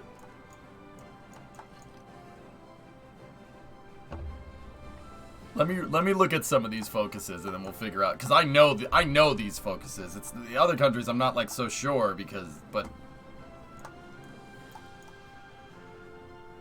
Franklin Roosevelt is not the country leader. Mutually exclusive with continue the New Deal. This focus will cancel if the requirements are not met. So limited intervention versus total neutrality. Arsenal of democracy. Okay. So the New Deal, for the people that don't know, overseas was a program that was in the response that the U.S. rolled out in response to the Great Depression. It established Social Security, Medicare, Medicaid, and built a lot of new infrastructure. Basically put a lot of people to work. And it was rolled out by the Roosevelt administration in the early 30s. And it was basically designed to help get the U.S. Back to being economically stable. It kind of worked. It was pretty good. I mean, there are some things that, you know, people don't like. There's some things that people like. It was good enough, I guess. Here you go. This is why I want you to play the U.S. because of the small historical explanations. Yeah, Kim, I know all this. This is easy. Like, it's the Soviet stuff. I mean, that's why I play the Soviet stuff, because I want to learn, you know? But yeah, if you guys want to learn this is me playing a U.S. playthrough. Yeah, I could do this. So this was rolled out by Roosevelt and his administration in the 30s. It was basically, Kim, honestly, it's kind of like a 5-year plan minus the death. Yeah, kind of like that. Some people like the New Deal, some people don't. I'm not going to give you my opinion on it, because if I'm teaching you about it, why would you interject opinion into teaching? That's the dumbest thing I've ever heard. So, like, yeah, it established a bunch of infrastructure, and it was a huge infrastructure program, and there are people out there that don't like it because the New Deal is very pro-big government, and people in the U.S. don't. Some people in the U.S. don't like that. Other people do. Other people don't. Like, everybody's butting heads about this stuff all the time. And they were even in the 30s, and they still are today, guys. Nothing changes. Like, that's just who we are. That's what we do, right? No death. That's not a 5-year plan. But so they built all kinds of infrastructure. There's TVA. So there's the Tennessee Valley Authority. Tennessee Valley Authority is still around to this day. It was established during the New Deal, and their job was to, the Tennessee Valley Authority it's state-owned. It's a state-owned utility corporation, and they built all kinds of infrastructure down south, all kinds of stuff, dams, power plants, everything. Yeah, they built all kinds of things.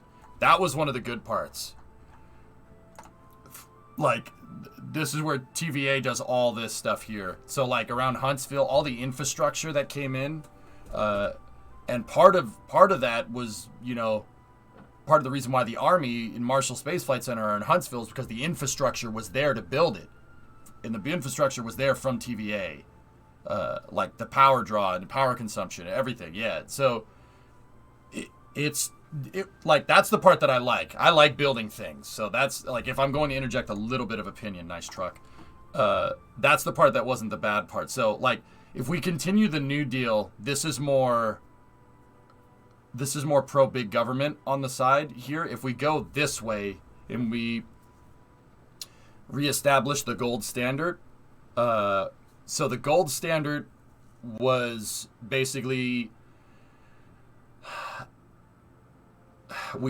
so first of all, the U.S. switched off the gold standard in 1970. We went back to basically confident. Well, not went back to. The dollar is based off confidence. If you have confidence in the dollar, the value of it goes up, right? So the gold standard was something that the U.S. used until 1970, and instead of having confidence in instead of it being based off of confidence in the dollar, the dollar was based off of gold, a gold standard. So how much is $1 worth for a price of this amount of gold? Yeah, we won as Japan. Mm-hmm. Yeah, it pegs the dollar to gold. The gold standard is not a bad idea, but so Kem, here's the thing. You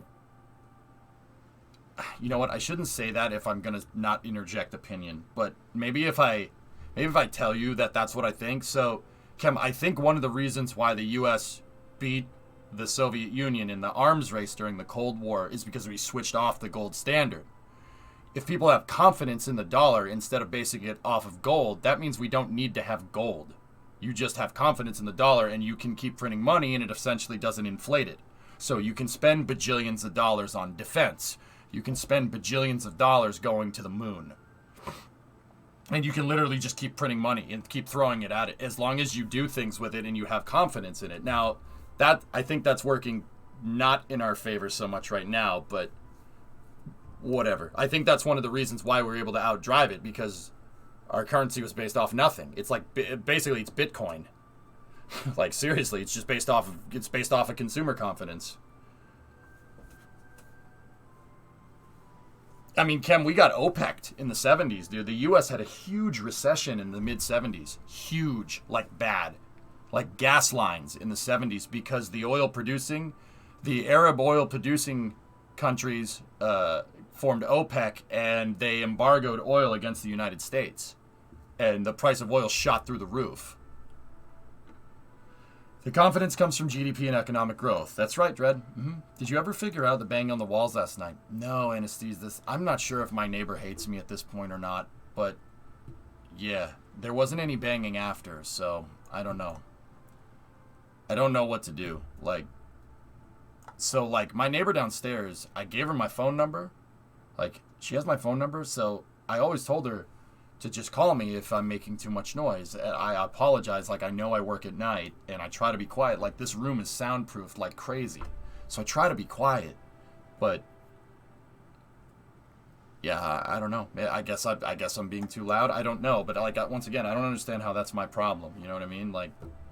But whatever. Soviet economy was closed and run by questionable people. The questionable people part is the part that I agree with, dude. But yeah. So I don't know. Continuing the New Deal here, Kem, would be the historical focus because Roosevelt was in office from basically 1933 all the way till 1945 when he died. He was one of the only presidents that got legitimately elected to 4 terms in office. And then after that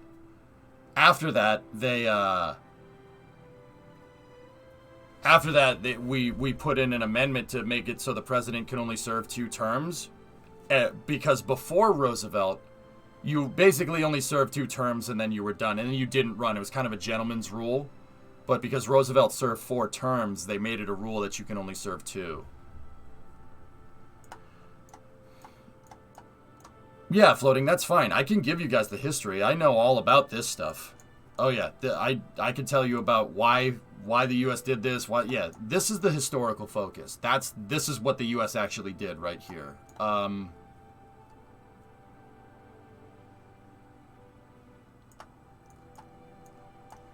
vote do the historical route. It would be cool to learn. Okay, if you wanted to do that, that's fine. To do historical focus? How do you know how to proceed if you don't actually know history? knowing the history helps, Airborne. As someone from the EU, you like it. Okay, so yeah, the New Deal was a huge infrastructure program, and so at this time it had only been going for a couple of years. But once again, it like there's another part of the New Deal was Social Security. Okay, so the U.S.'s Social Security program is a socialized health system, but there's kind of that's Medicare. It's part of Social Security. So the idea behind one of the ideas from the New Deal was the whole Social Security, Medicare, and Medicaid, right? So you basically, if you pay into the pot throughout your entire life, when you retire, the government gives you a stipend, right? That's the idea. When you retire, you just keep getting paid. That's to basically make it so retired people are taken care of. It's not a bad idea, I guess. Like that's not a bad way of thinking about it. You know, you take care of your retirees. That makes sense. You know, a lot of people don't like that because there are things with it that are a little weird. Like if you die before you retire, where does all that money that you paid go? You know what I mean? Like, that's kind of weird. You don't get that money back if you die early. It's not like cashed out on a life insurance policy. The government just keeps it. So a lot of people don't like it. They don't like that part. And once again, I'm trying to be as straightforward as I can, but just explain sides. Like, I'm not going to tell you what I think.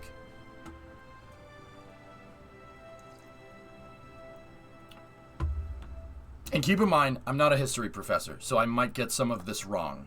All right? Hey, Alucard. So let me take a look. I gotta look down this tree. So okay, all right.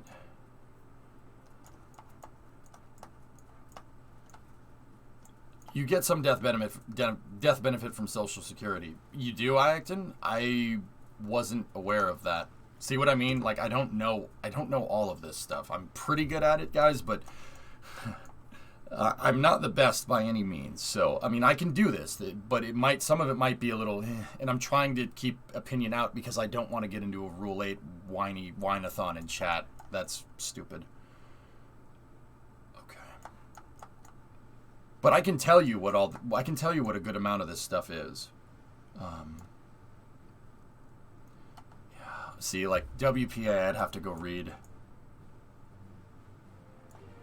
Rubber Reserve Scientific Office, Propaganda, and Monarchism. Okay. So, if I'm looking at this right, the historical focus would be to go here. So the U.S. adopted a policy of isolationism in the 30s. Long story short, we knew that a boogaloo was going to happen over here. They knew, but nobody wanted to get involved. You know, we got involved in World War I after the Lusitania, and we didn't want nothing to do with it. Heck, there was like a legit Nazi party in the U.S. Like there were people that supported National Socialism in the United States up until World War II. Even into 1941, the Nazi Party was operating in the United States. Like, and I'm not talking like undercover or whatever. Like, there was an overt Nazi Party. That definitely was a thing. But we decided, the majority of the country was like, we don't want to get involved. Worry about ourselves. We still have the economy to fix, right? Which is kind of how it is today. But that's another story. So we knew stuff was going down over here, right? But we didn't want to get involved. We didn't want to get involved in another world war. We knew that Hitler was probably not the best. We knew that he was kind of doing some stupid stuff, right? And we knew that England and France were. The U.S. basically said, "You guys friggin' deal with it. You guys deal with it. We don't want nothing to do with this." But, however, when Germany invaded Poland in '39 and France in '40, right? When that happened, Churchill, who wasn't in power just yet, went over to the U.S. and he's like, look, I need help. And that's where this next national focus comes in. Roosevelt was quietly helping the U.K. He sold them a bunch of military equipment. He sold them Lend-Lease. He Lend-Leased them Shermans. guns, a bunch of stuff. And that Lend-Lease basically went on throughout the entire war. They did the same with France, a lot of the European countries, etc., etc., etc. Hey, Hidgy, 63-month resub. Historical Focuses Guide. Oh, I don't want to see that floating. I want to see how much I know. So actually compare it to that and see where we go. So after that limited intervention, we were quietly Lend-Leasing the UK and helping the Allies, right? Until Japan attacked Pearl Harbor. But, once again, in my last Japan playthrough, I told you guys this. The reason why Japan attacked Pearl Harbor is because they thought the US was a threat. The reason why they thought the United States was a threat is because Japan invaded the Philippines in 1938, I think. And when they invaded the Philippines they weren't US territory, right? But they were friendly with the United States. So we saw that as them screwing with us, right? So we embargoed their oil because we didn't want them to expand, right? We didn't want their influence to expand. So we embargoed their oil and basically toasted their economy because Japan has no oil on its mainland, right? So they attacked Pearl Harbor as retaliatory from that. But they did it without a declaration of war. It was a surprise attack. Like, you don't say you're going to attack somebody. It was a surprise attack to try and remove U.S. influence from the Pacific theater. And they failed. It didn't work because the aircraft carriers that were at Pearl Harbor were out on a training mission, and they didn't get to them. They missed. They hit battleships instead. Battleships by 1941 were useless. They were used for coastal bombardment at best. Carriers were the new thing. Especially if you have this at your disposal here. You have a huge ocean. You need carriers. Carriers are great for island hopping. And they're great for projecting force. That's why we still use them. Right? We did have military bases over there. That's right. Douglas MacArthur was in command of them. Yeah. And he got driven out. And he took that pretty damn personally, actually. He said, I'll be back when he left the Philippines in, 38 or something? I forget.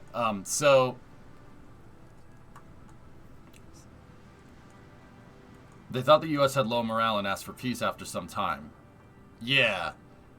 So what they were trying to do is basically, if you took out their entire fleet, which was all at Pearl Harbor, then what could they do? They could do nothing. Japan could basically be free to attack Alaska, which they did.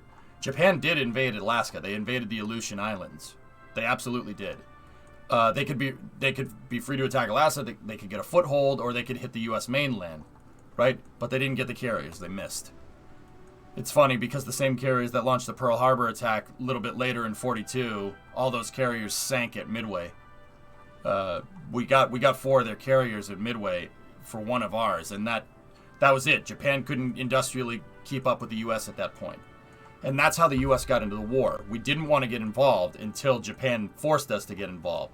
Japan had signed the Tripartite Act with Germany and Italy, so if we were going to fight them, we had to fight against Germany too, because Germany declared war on us the day after Pearl Harbor happened. So, they kind of forced our hand in that regard, but we forced their hand by embargoing their oil. There's a whole story to tell here.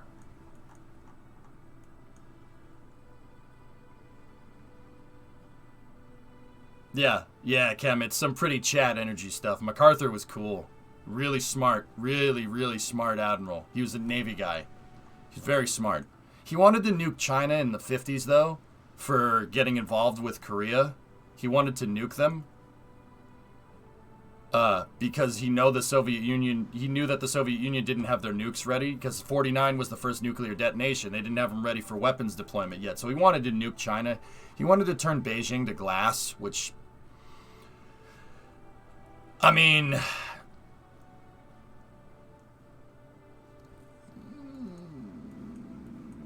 yeah, I'm not sure if that would have been a good idea.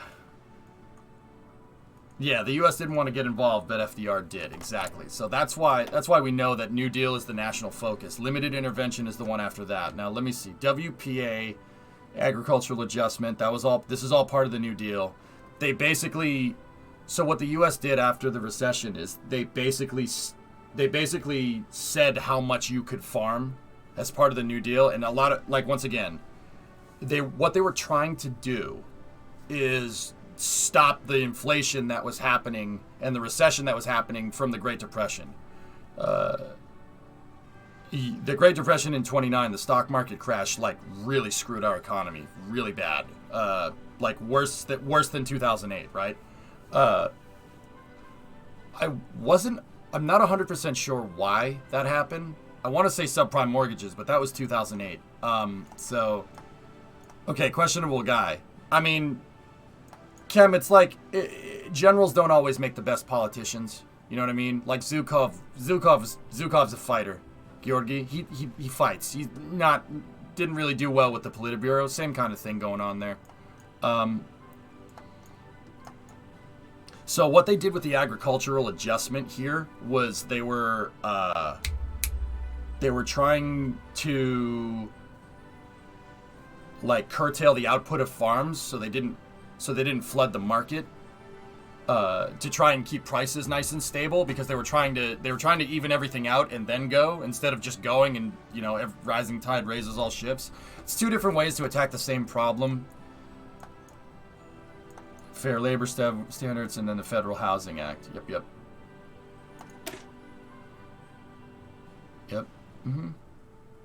Yep. Yeah, see, the Great Depression really it screwed us. It screwed us pretty bad. Deregulating banking, getting involved with stocks caused in 1929, started in 1908. There you go. Yep.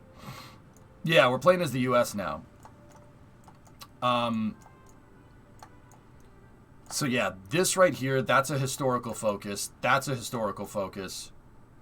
Let me read here.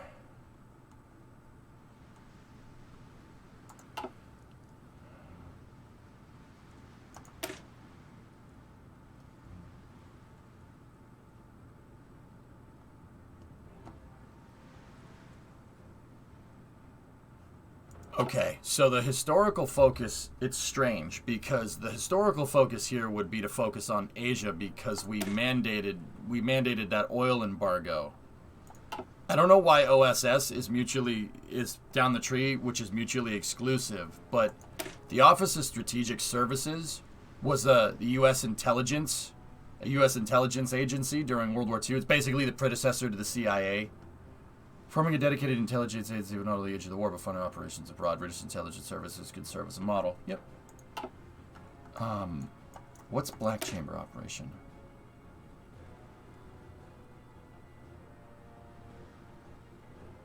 I don't think we may have. That sounds like us. We may have done that.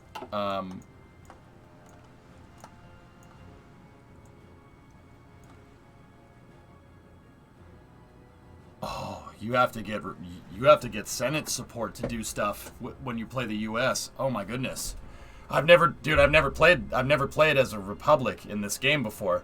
Every country that I've played is I've played as Germany, not a republic. Played the Soviet Union, not a republic. Played as Japan, not a republic. Played as Greece once. You have to get support from the Senate. Interesting.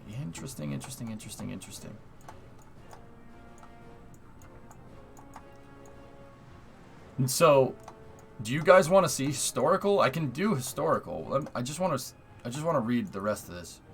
Union Representation Act.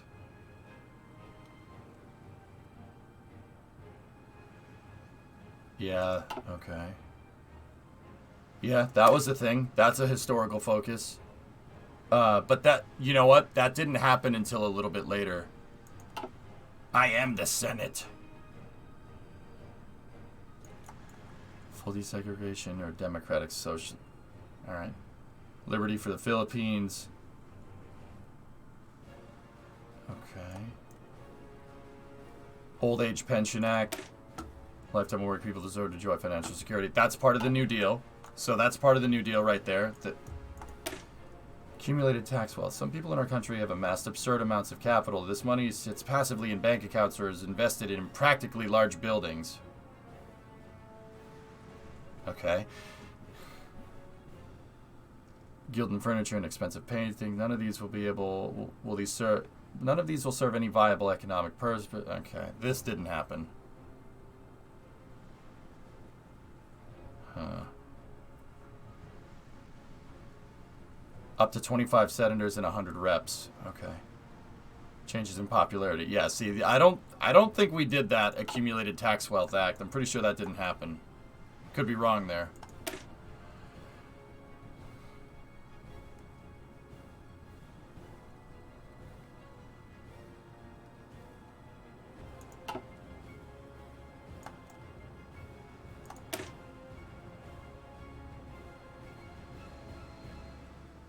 Yeah, this is getting a little... That's a little too much New Deal. Some of the stuff wouldn't be the historical focus. What do we have here? Reach out to the Where group. Yeah, that didn't happen. Oh my gosh. You can tag team USSR. You can tag team with the Soviet Union. That's hilarious. And you can wreck China. That's funny. All right.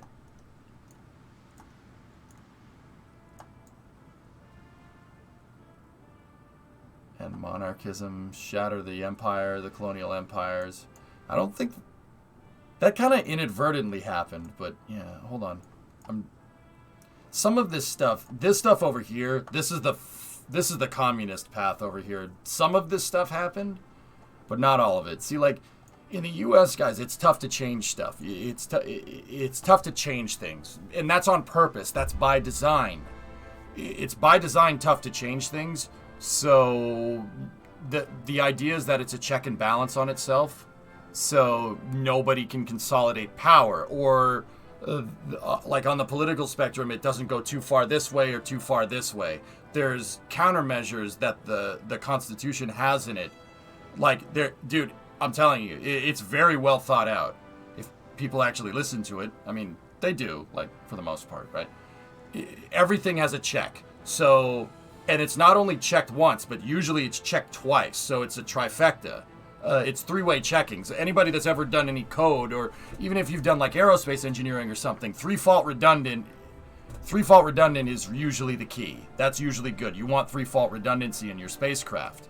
The Constitution has three-fault redundancy in it everywhere. Everywhere. They made it so no one could consolidate power. No, even if you had a majority in places, you still can't go bananas with changing the laws.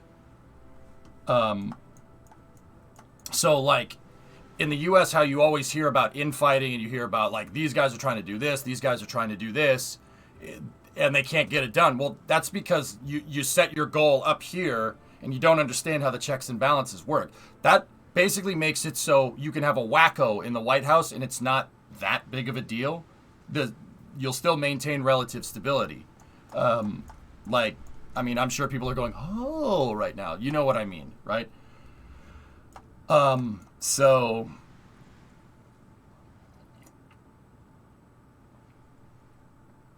Oh, nice, Dama. There you go. Read last. Sure. The wealth tax happened between 1935 and 1942. Oh, I got you, Malachi. Yeah, they abandoned that, huh? You have battle planes versus everybody else as a separate tree. Okay. So, like, the whole system is designed to be slow. This is part of the reason why I know, like, James Webb, stuff like SLS, it takes time. Because on top of aerospace engineering, which is already hard, it's a government program. It's designed to go slow. You have to go slow, but, like, that's intentional. A lot of people get pissed off nowadays that the politicians don't do anything. And to an extent, yeah, I can understand that. Like, that makes sense. But also, that's by design. It's supposed to do that. It's supposed to be slow to kind of keep everything on an even keel and prevent it so no single person can consolidate power. There's always going to be a check. There's always going to be, you know, if you try to do something crazy, there's always going to be two other entities that can check you. That's the idea. Like, to an extent, I like that. Actually, not to an extent. That's a good idea. That's just a straight good idea because humans are crazy. Somebody will try to do it. So, like, it's radically difficult to change anything in the Constitution. You have to have like 66% majority across the board. So, like, over almost 2/3 of everyone in the U.S. has to agree with you to change any, like, Bill of Rights or an amendment to the Constitution or something, it has to be overwhelmingly in favor. And that keeps everything on an even keel. So now some of this stuff here, let me, this is a little bit of a U.S. civics thing now, but so this, to denote, like, I'm kind of shifting a little bit from like explaining what all this stuff does to explaining how the U.S. works. So look, up there, you see this? You need 58 senators and 261 representatives. Okay, so the U.S. is a two-house. We have two houses in the legislative branch, but so I'll get into that in a second. The U.S. is divided into the federal government is divided into three big branches. Okay, so you have three big branches. You have executive, which is the president. That's the White House. You have the judicial branch, which is the Supreme Court, and then all subsequent courts under that. That goes all the way down to the state level, right? And then you have the legislative branch, which is the two houses of Congress. So you have representatives and you have senators, okay? So I'll get into reps and senators in a second.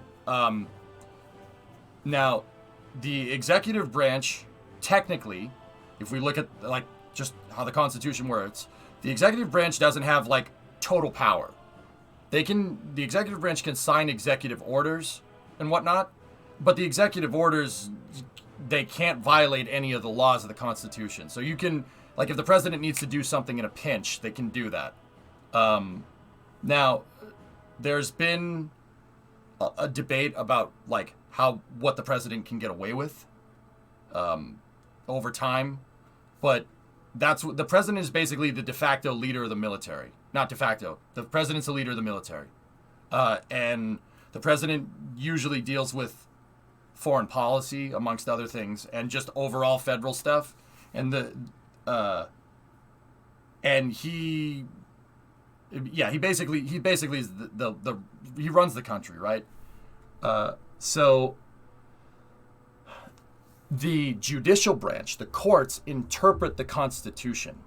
Okay, the Supreme Court of the United States, which is the highest court in the land, and don't get me wrong, there are subsequent courts. There's the 9th, 8th, 7th, 6th, 5th, 5th, 4th, 3rd, and 2nd, and 1st districts of federal court, and I'll get more into that, how that works in a second. But long story short, the judicial branch of the United States is designed to interpret the Constitution. Okay, so that comes into enforcing law. So there are federal laws, right?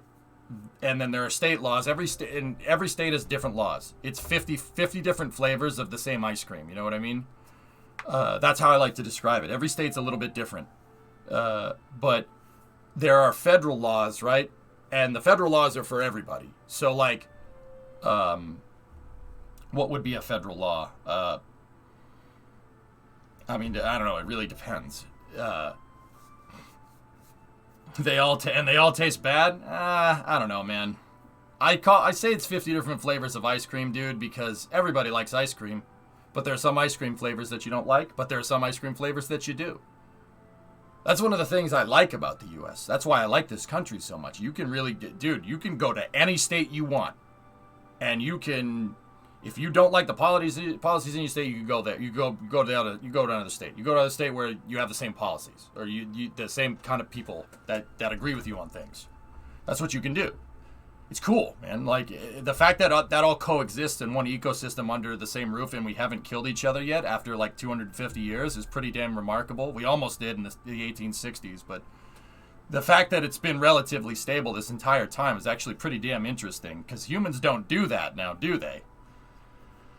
So, the judicial branch of the U.S. interprets the law.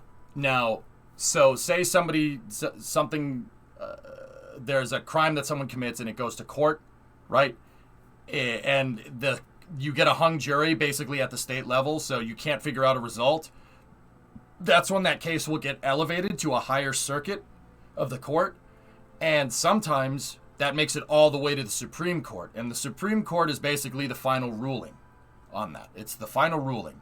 So, like, if they can't figure something out, or like there's a trial that they can't figure out or something, it'll just keep going through the circuits of courts, right? All the way up to the highest court in the land, which is the Supreme Court.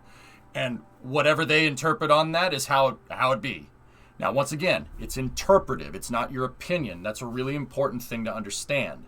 It's interpretation of the law. What the Supreme Court justices think doesn't matter, or at least it shouldn't. It's what the Constitution says. They're there to do is not interject their opinion. They're there, by definition, to interpret the Constitution, to find the legal precedent for whatever they're ruling on. Okay?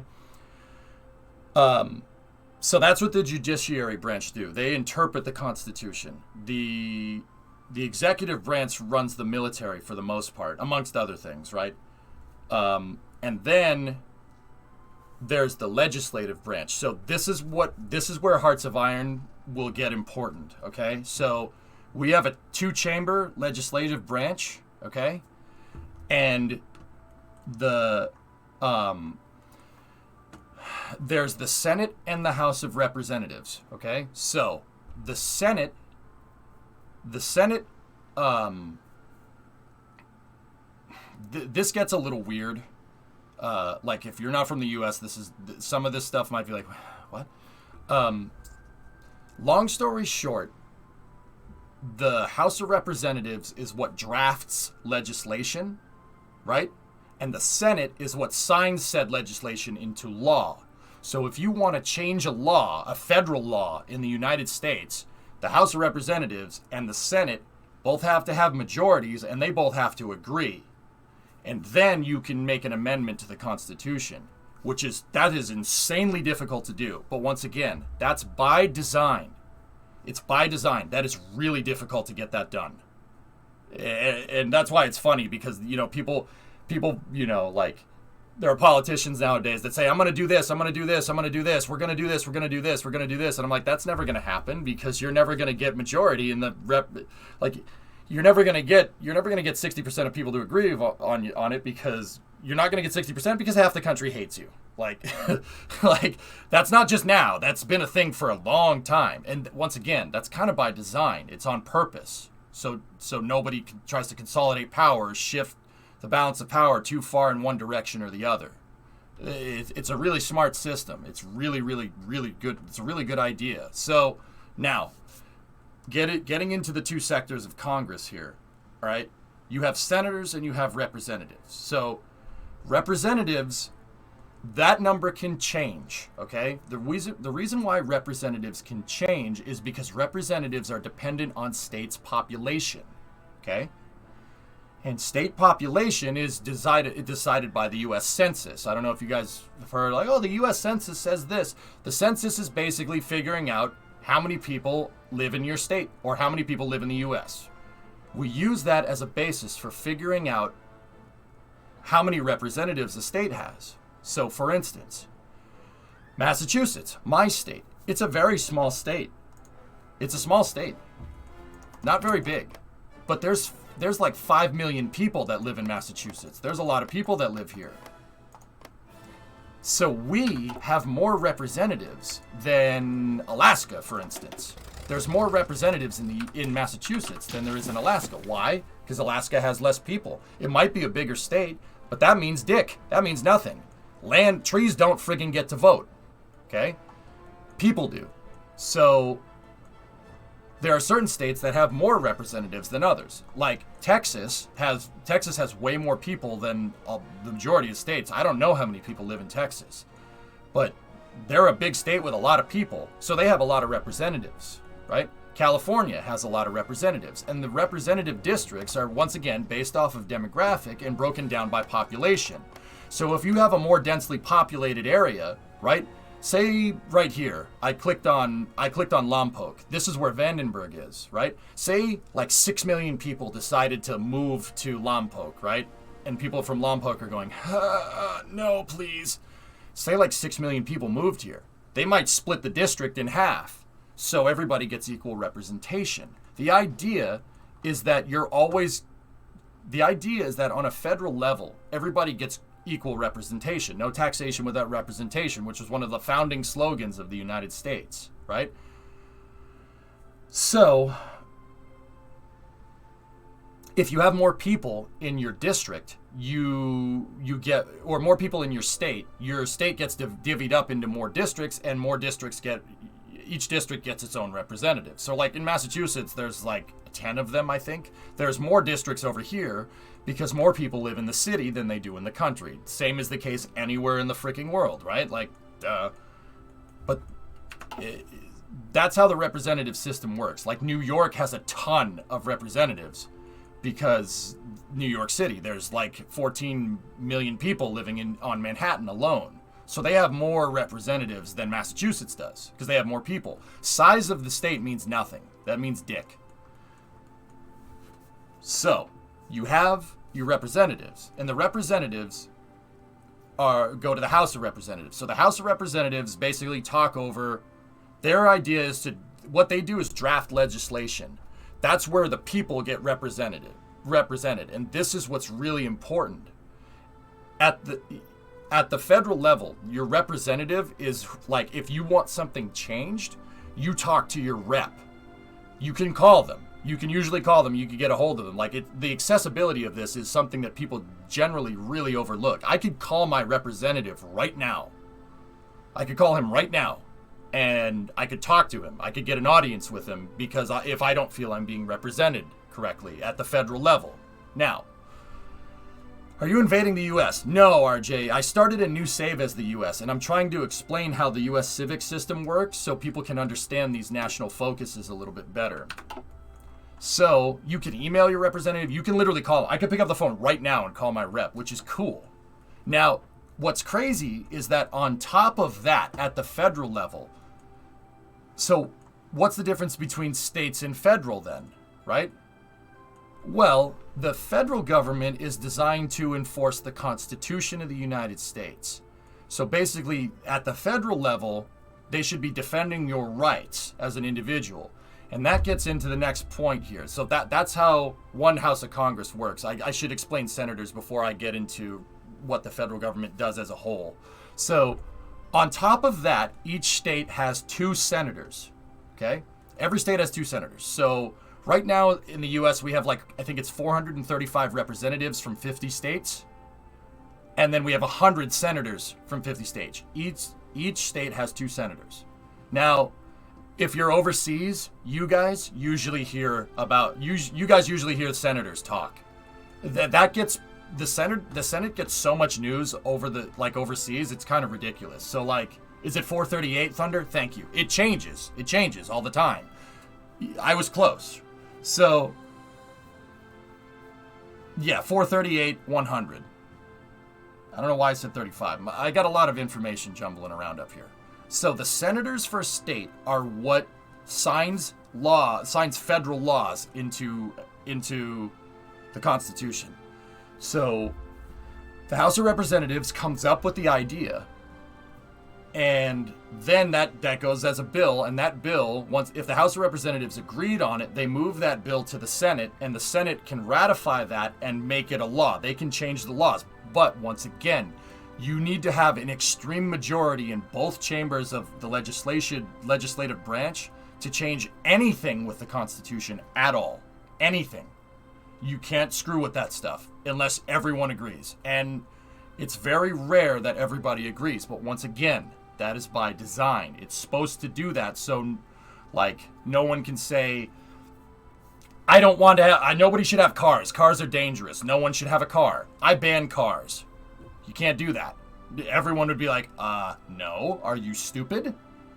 So it kind of, by design, keeps the crazies from doing crazy things in the federal government, right? So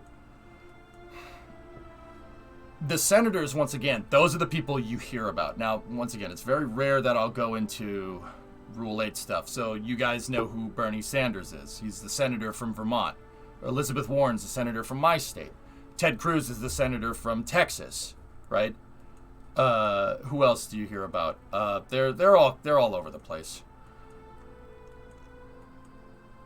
Was that CA? What do you mean, Gah? Those are the senators. You guys hear about the senators the most overseas. That's what I've noticed. I don't know, just look at Cash for Clunkers. And a lot of people think Cash for Clunkers was unconstitutional. Myself as a car nut, I kind of agree with that. Chuck Schumer is a senator from New York. Nancy Pelosi she's a representative, right? Yeah, she's a rep from California, if I'm remembering right.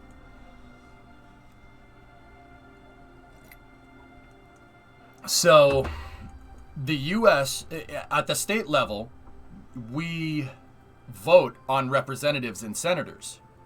The term limits are a little bit different for senators. I believe it's 6 years for a senator, if I'm remembering right.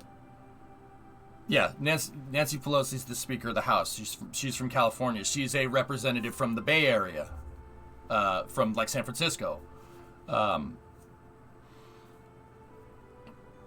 Yeah, okay, sorry. I'm nervous talking about Rule 8 stuff, guys, but I'm just using it as an example. I'm not saying these are inherently good or bad people. I'm just trying to convey to people how this system works. So, you have your senators sign stuff, they ratify stuff. I suppose it would be ratified in the Senate. The Star Wars Republic, the old Republic, is same idea. So, the senators put stuff into law, and the representatives draft legislation. They're the guys that come up with stuff. Now, the funny thing is that the Senate can come up with legislation too. If a senator says, I don't like what the House of Representatives is doing, I think you should do this, and the Senate can say we should do this and send it back to the representatives if they want to. The Senate can ratify it. They don't just ratify, they can draft legislation as well. Both branches can.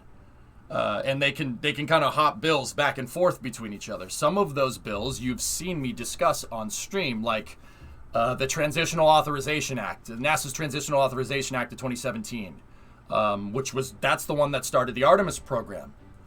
That was ratified by the Senate. The House and the Senate all agreed on that and put that into effect. And that was in 2017. The House of Representatives was Democrats and the Senate was Republican. They all agreed on it. Everybody agreed on it. It's like, yeah, do that. Everybody likes space. That's the good part. Bringing it back to the NASA stuff, right? So, also don't forget, each state has its own rep and senators for its state government. I was getting into that, Bandit. So, for the people that don't know, that's what's happening at the federal level. These are the people that you guys hear about overseas. President, Speaker of the House, the majority leader in the Senate, the minority leader in the Senate. These are the people, that's what you guys hear about, because the federal government, one of their jobs is their job by definition, and once again, this is just by definition. If you disagree with this, that that they're not doing that or doing that, I'm trying to keep opinion out of it just for the sake of explaining civics. The job of the federal government is to enact the foreign policy of the United States, so how we deal with other countries, and defending the Bill of Rights. Because in the States, because the founding fathers were so weary of monarchies because of what England was doing, they were just taxing the hell out of them. And that's why in Boston, they started the American Revolution. So in the United States, the job of the government is to defend our rights. The idea is that the government is beholden to the people. We are not your servants. You are our servants. That's what it was intended to do. We do not serve at your leisure. You serve us. That's how that works. Though the people truly have the power, right? Now, once again, I know that people are going to have opinions about that. That's the definition from the Constitution, okay? I'm trying to keep my opinions out of this, and I would expect everybody here to do the same.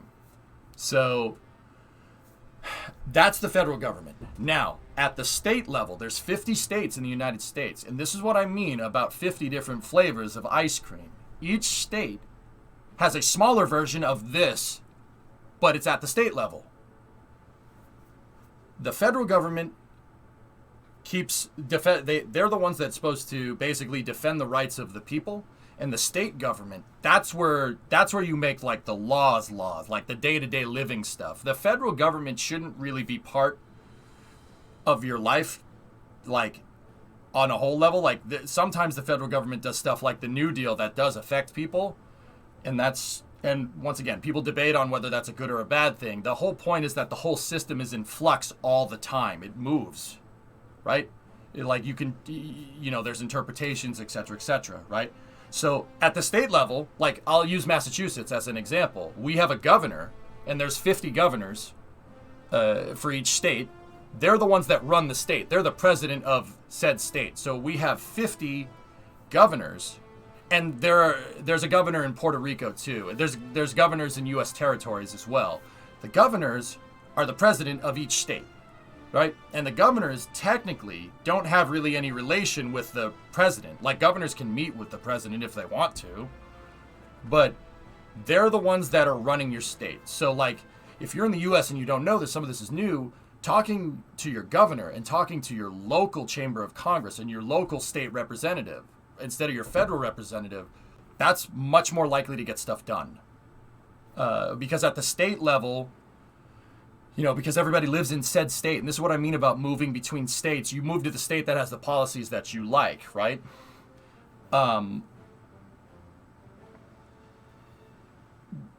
You have to...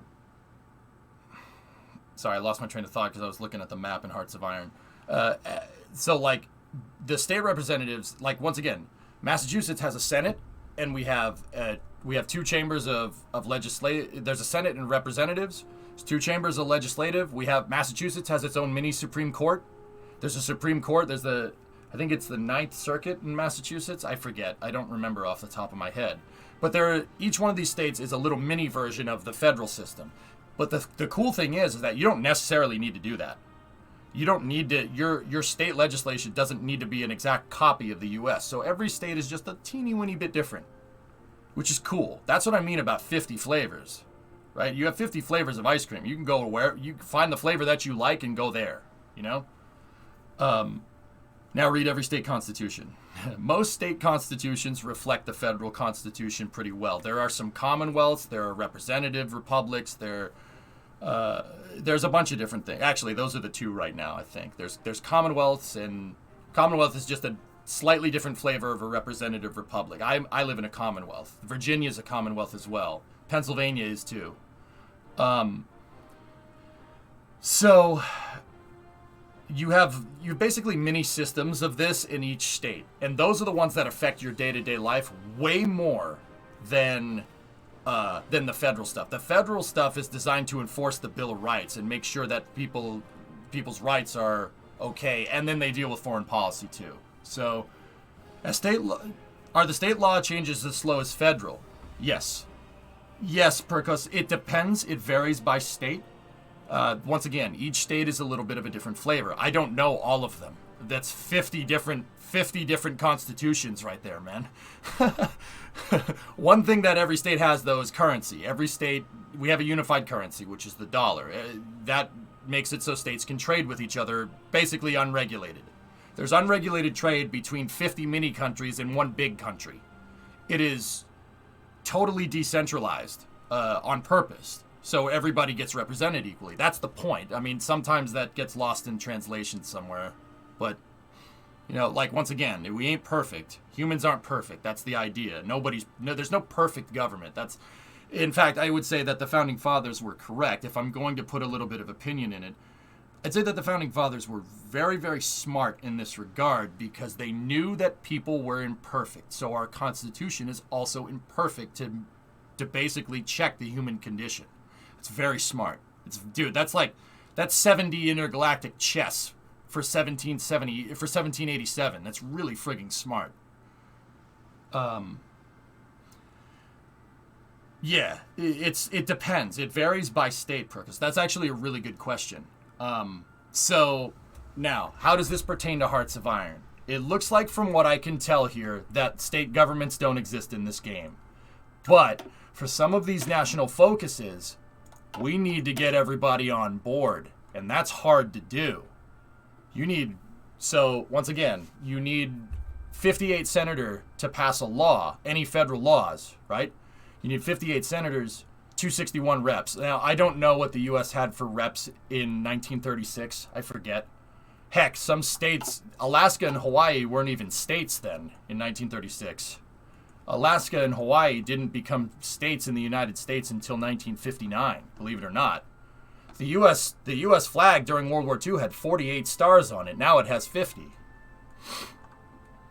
So The reason why I went and explained all this is because for some of these laws, you have to get Senate majority, or I was noticing that you need to get Senate majority. You need Senate majority and House of Representative majority. And I'm not sure how the game does that, and I'm not sure how we're going to enact some of these things, but that's what you should... I noticed that it's a requisite. So that means that we're not just... Like Roosevelt isn't just, I make the decision and go. Check your decisions. It's not that complicated. Yeah, see. Oh, look at that. That's cool. There it is. There's the system. That's the legislative branches right there.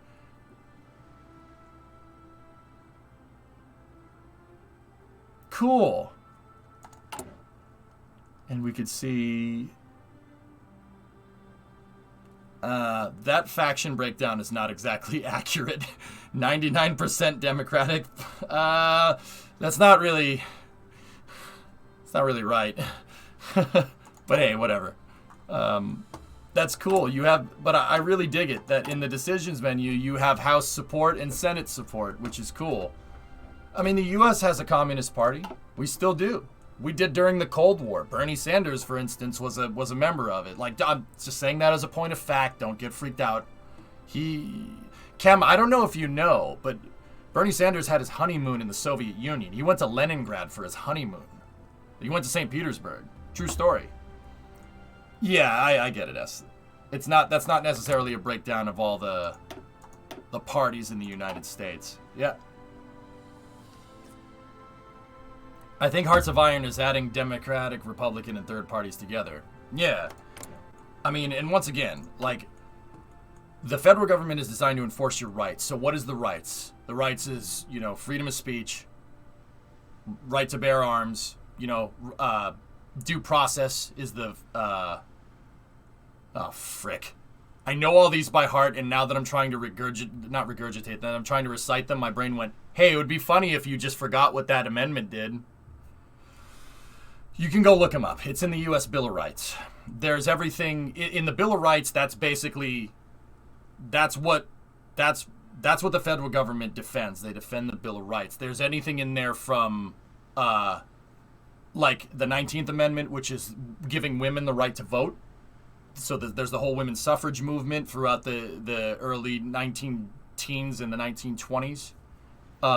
That's the contract, basically, Poison. Yeah, there you go. Yeah, you can't quarter soldiers, so you don't need to harbor soldiers, which they wrote that law because British soldiers could basically knock on your door and be like, I'm living here now. And if you said something wrong about it, they would shoot you. Yeah, they didn't like that. So there's no quartering. You don't have to quarter soldiers. And they did. Yeah, that's right. So, yeah, the Bill of Rights is what, so once again, if you're from overseas and you want to understand this, the Bill of Rights is what the federal government is supposed to defend. That's the contract between us and the politicians. Politicians aren't our friend. They're not our friend. They're our servants. That's how we look at it here. So they're supposed to represent us. You know what I mean? They have a contract with us, not vice versa. This isn't an autocracy, excuse me, or an aristocracy either. It's not a monarchy. You don't get to say what we can and can't do. We have to vote on what we can and can't do, and you're just the middleman. You know what I mean? So, once again, we have to get Senate and House support to really do anything nuts, and nobody wanted to be involved. Now, going back into history here, no one wanted to get involved in this crap that was going on over here. No one wanted to do that. Until Pearl Harbor got attacked and both these gauges went green, basically. I have a Third Amendment story. At my old airport, we had an Army helicopter unit frequently visit, and they wanted to use the hangar. We told them sure, but they had to pay. And they complained about it, and I said, yeah, that pesky Third Amendment to the captain or lieutenant, whoever it was. And he looks at me trying to remember what the Third Amendment was and said, oh, yeah. Yeah. So, yeah, that First Amendment one basically means that I can say that I don't like the president. I think he's crazy. Like, that's not what I think. Like, don't worry. A lot of people said it over the last 4 years. A lot of people are going to say it now. It's your freedom to criticize. You can say, I don't like what you're doing. That's the first one. The second one is, well, the Second Amendment is the right to bear arms. Everybody, some people really like it, some people really don't like it. That's kind of how that rolls. That basically, the Second Amendment is the right that you to own a firearm. Anyone in the U.S. can buy a gun. There are certain stipulations to it, like you can't be a criminal and go try to buy a gun, legally at least. That's a whole nother story. That's why people disagree about it. But if you've like gotten caught, if been committed of a crime, no, you don't get that right. And once again, that's a hot topic. Some people like that, some people don't. You know what I mean? So basically, what the founding fathers meant with the Second Amendment, they didn't mean that like, I want a shotgun. I think I should have a tank, right? That's not, just because I want to go hunting with a tank. That wasn't the intention. The intention behind the Second Amendment and everybody owning a gun is a check. It's a check and balance against the government. Because sometimes somebody, there's a lot of checks in the federal government, right? So we have the House, we have the Senate, we have the Supreme Court, and then the president, right? They all check each other, right? But maybe somebody enacts, martial law and the government goes tyrannical, right? It has happened. It happened in Rome. That Caesar went a little crazy by crossing the Rubicon, but that's Roman history. It's not U.S. history, right? So the idea behind that is to protect the people against the government just in case the government goes bananas. So it's a check and balance. So like the government can't like come into your house and say you can't live here anymore. You know what I mean? Well within interpretation of the law, guys. This is a huge gray thing, and it's left gray on purpose. You know what I mean? But if you historically look like at other countries where they took all the guns from everybody, that gives you free reign to do whatever you want. Because the people can't do crap about it. They can't rise up. That's another law from the United States. I have the right to go and form a militia if I want to. I can establish a militia if I want to, and I can establish a localized army as long as we're working within the confines of the Bill of Rights. You can do that. So that's totally legal. That you're free. You're totally free to criticize the government. And once again, the Second Amendment, as intended, was there to just in case the government goes Looney Tunes. That's the idea. That's the check and balance. The game only shows one party per ideology to keep things simple. Okay, so once again, there's your civics lesson. Once again, I don't know it the best, but I'm pretty good at it. Now, how this pertains to this, we need to get majorities in the Senate and the House. If we don't, we can't pass any laws. Once again, guys, try not to interject opinion. I'm only explaining the Constitution as was intended from the Founding Fathers. Now, once again, if you don't like some of the stuff that I said, look, it changes over time. People's opinions change over time. That happens. I'm just trying to explain basic lesson and how our civic system is set up and how it's supposed to work. Hopefully somebody took something from that and said, oh, that's why Americans are so crazy. Well, there you go. Makes sense now? It makes sense why we just spend a lot of time yelling at each other? It's by design. What's funny is when people get upset with that system, not wholly realizing that, you get upset and you get impatient with that system, not wholly realizing that that's the reason why the system is there in the first place. I think that's funny. That's a funny one to me,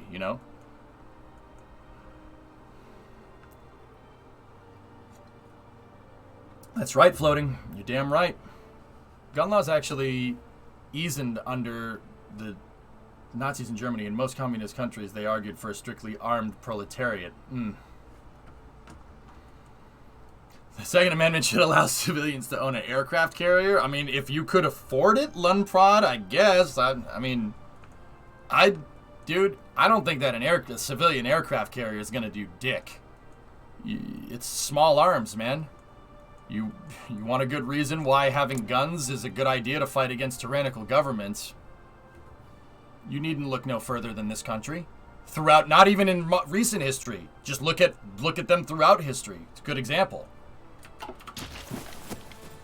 Look, man, the government ain't going to do anything crazy when every civilian with a firearm is bigger than the army. They ain't going to do nothing.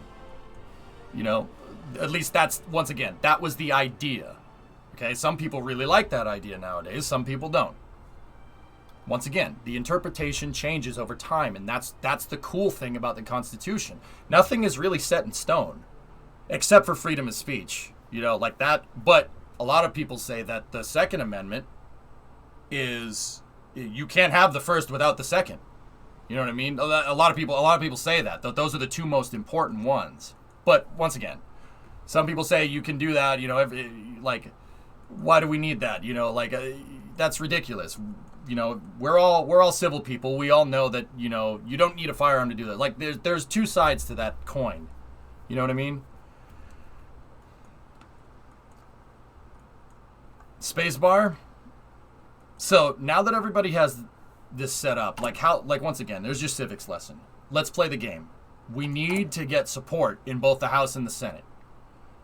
That's important. So, if we want to know I know what all this stuff does. For most of it, at least.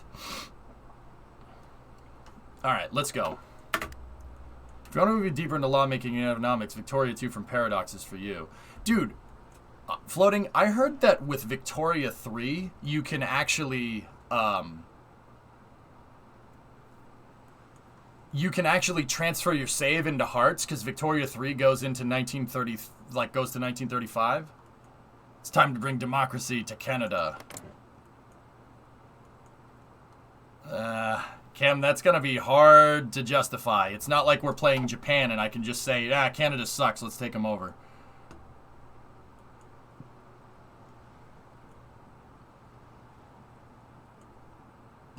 Us taking over Canada would be like saying, in modern times, would be like, oh, Russia should take Belarus. It's that's not really how that works. It's not really how it is, man. We're already chill. We don't need, we should, Canada's cool, man. They're up there doing their thing. Mexico? I mean, just send about 10,000 supply trucks to Ottawa. That ought to do it. Ugh. Oh, jeez. I mean, the title is Pickup Trucks for All, but that's not what I intended, Dish. Or in modern times, Russia you put a kappa there, but here's the thing. We all know that is a much more complicated situation than what is led on and what we learn on Reddit and Twitter about it. It's a diplomatic situation, man, and you gotta be careful. Gotta be careful with that. It's not that simple. It never is. Everyone, humans know we don't want to fight. We don't want to. Nobody wants to freaking start a war in this day and age. That's dumb. Well, that's a waste of time and a waste of money. Why would you do that? That doesn't make any sense. Everybody's the wiser, I would say, even in this day and age. Some people project power, like the U.S. does it all the time with their aircraft carriers. And it's deterrence more than anything. No one's gonna do nothing. I'm pretty damn sure. But once again, that's all I'll talk about it. It's just know that it's a lot more complicated than that. Even I know you put a kappa there, but it's a lot more complicated, dude. There you go, PY. Nail on the head, my dude. Hey, Chief. The Japanese campaign ended well. I ended up taking over most of Europe. I came fourth, though. I took over two continents, and I came in fourth for the Japanese playthrough. What? Waste of money. The U.S. has 750 bases outside the USA. Well, yeah, man. Like I said, power projection. But once again, foreign policy and diplomatic policies, that's poli-sci. I don't really know too much about that, to be honest with you guys. I'm probably not the guy to talk to for that.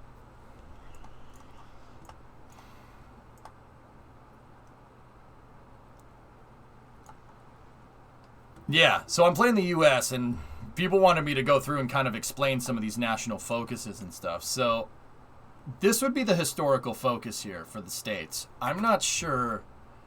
I mean, do you guys want to see historical? I could do a semi-historical playthrough if you want, or we could go off the reservation and reestablish the gold standard. That is not historical. That would be a very strange thing to do. Up to you. I kind of want to. I know the ending to this story, Kem. So I kind of want to mix it up a little bit. Just like I did with Japan in the last playthrough. Like, I didn't attack the Philippines, right?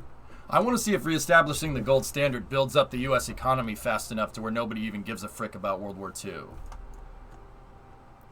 Yeah, I want to mix it up. Let's do that. So how do we do this?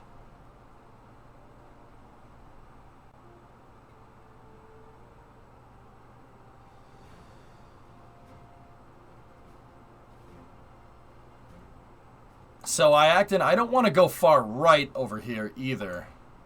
Wait, what? Wait, what's in the... So, okay, I get it. The tree is set up that this is more pro-communism and this is more pro-fascism. Okay, I see it. I see it. What's over here? Wait a minute. What's in... what's over here?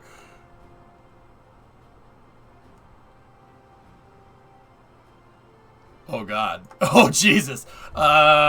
Ooh, this is not good either. Yep, manifest destiny. That. Yeah, okay. The United States demands treaty of consultation and friendship. Okay. Seize Cuba. What is this? The Canadian corridor. You can annex British Columbia. You can annex BC. Oh, that's so bad. Oh my God, that's really funny, actually. Oh my goodness. Effect: Dominion of Canada, Costa Rica, El Salvador, and 8 others. Gets the U.S. demands control over foreign policy. Oh gosh.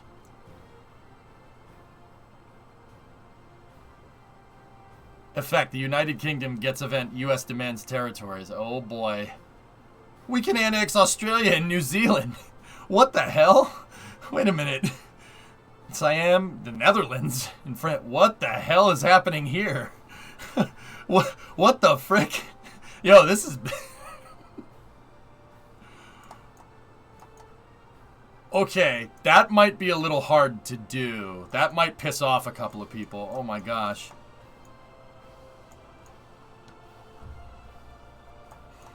I think because the historical focus was right down the center on the left, I want to go right down the center on the right and see what happens. Not because I believe in that or anything, I just want to see what happens. We mixed it up.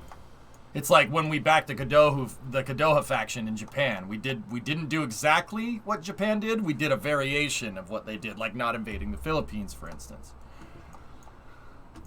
Become one world government. Oh, that's not a good idea.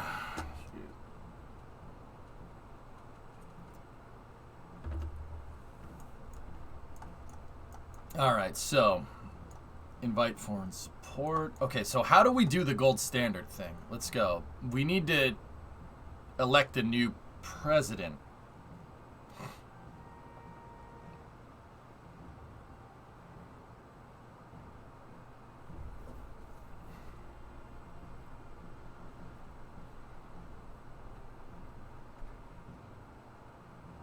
Discovery, go and throttle up. You're on and I still enjoy your content. Happy 12 months. Thanks, Uncapping.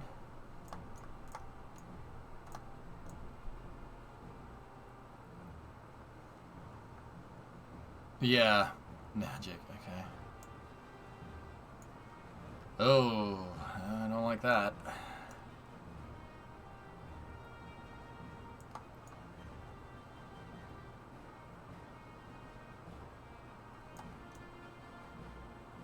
Extend the Chinese Exclusion Acts. Okay. Alright, so how do we get FDR out of power if we're gonna do that? I don't know. I don't know how you'd make that happen. The election is in late 1936. Okay. Maybe it's a decision?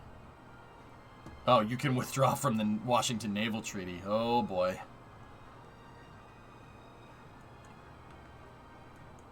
Just do other focuses for now. Yeah, I got you, Floating. I saw what you said. Give refuge to German scientists. Yep, the U.S. did that. A lot of German scientists didn't like the Nazis and they came to the U.S. voluntarily. Not necessarily German, but Einstein was one of them. And that's the reason the Manhattan Program got started. Because Einstein figured out that the Germans were working on trying to make a dirty bomb. And he wrote a letter to Roosevelt, who started the Manhattan Project, which was a government program to establish nuclear technology. It was originally supposed to be against the Germans, and then the Germans surrendered by the time we figured it out. And then, yeah, we used that to end the war quick, I guess, would be the right way to say that.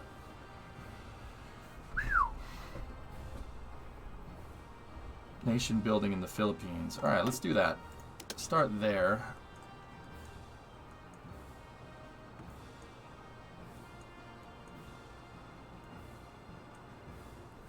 Yeah, exactly, Joe.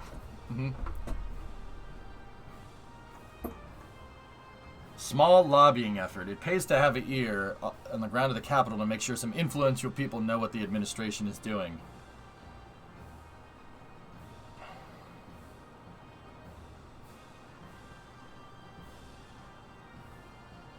Interesting. Okay. Nation building. When has that ever worked? South Korea, West Germany, Japan. You're welcome. War Plans Division. Oh, Walter Kruger. Nice. Okay.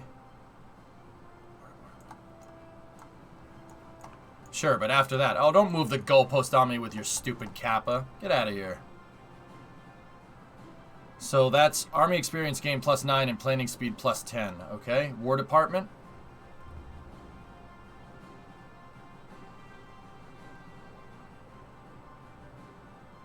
Command power increase from doing that.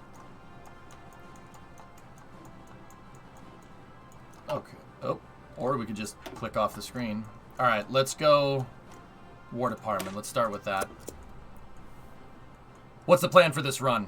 Well, Joe, my plan, basically, I wanted to read all the focuses before we went. Because when I played Japan, I didn't read what all this stuff does, and I went down a tree that I didn't necessarily want to do. My idea is to basically do a slight variation of what the U.S. did, and we'll see what the outcome is. Historically, the U.S. went kind of left center, like right here. Historically, I want to go down right center, not because I believe in it or anything. Like, I just want to see what happens. Like, I want to go down a little slightly different variation. We just did that with Japan, and I ended up taking over half the world. So, we'll see what happens. So I want to go down like over here and privatize the TVA. This is going to be funny. This is going to make me laugh. I don't know, Ian. We'll see where this takes us. I think isolationism would probably be the right idea. Yeah, floating, it's no problem. But the combat and stuff still makes sense. What are we making right now? We're making M1s, right? We do not have any M1s. Okay.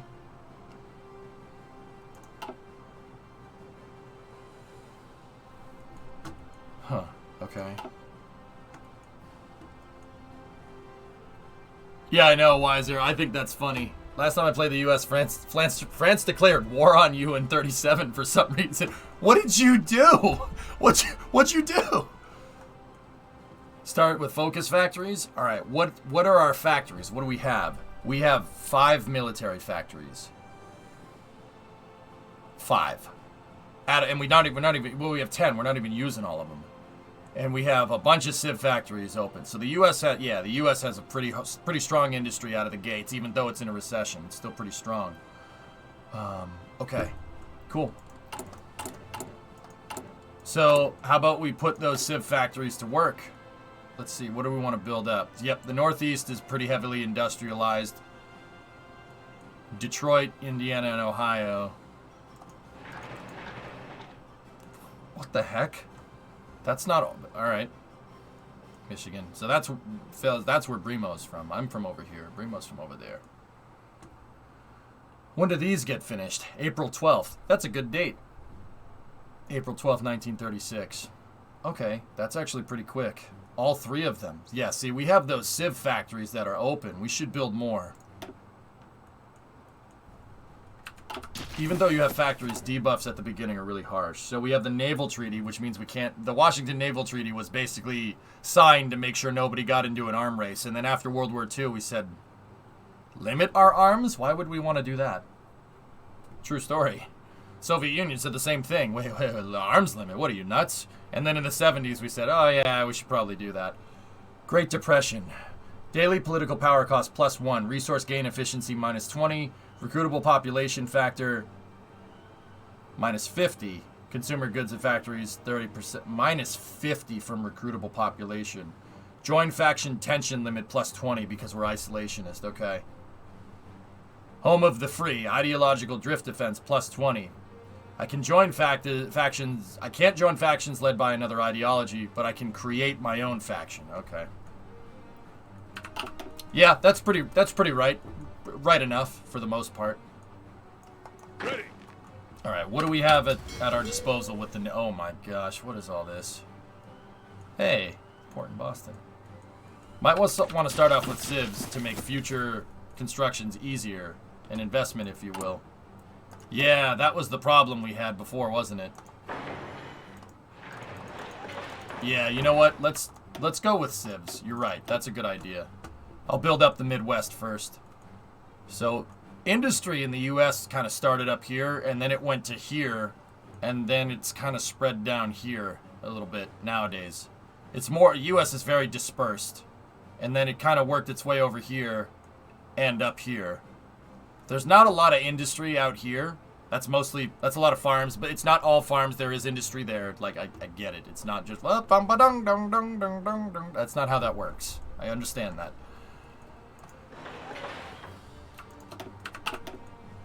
Nah, it's just corn.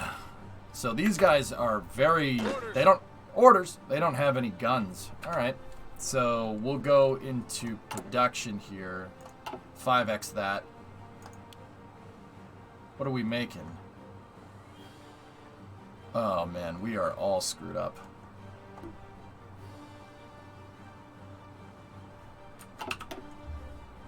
My hometown's going to build every one of your B-17s. Oh, very nice, Guy.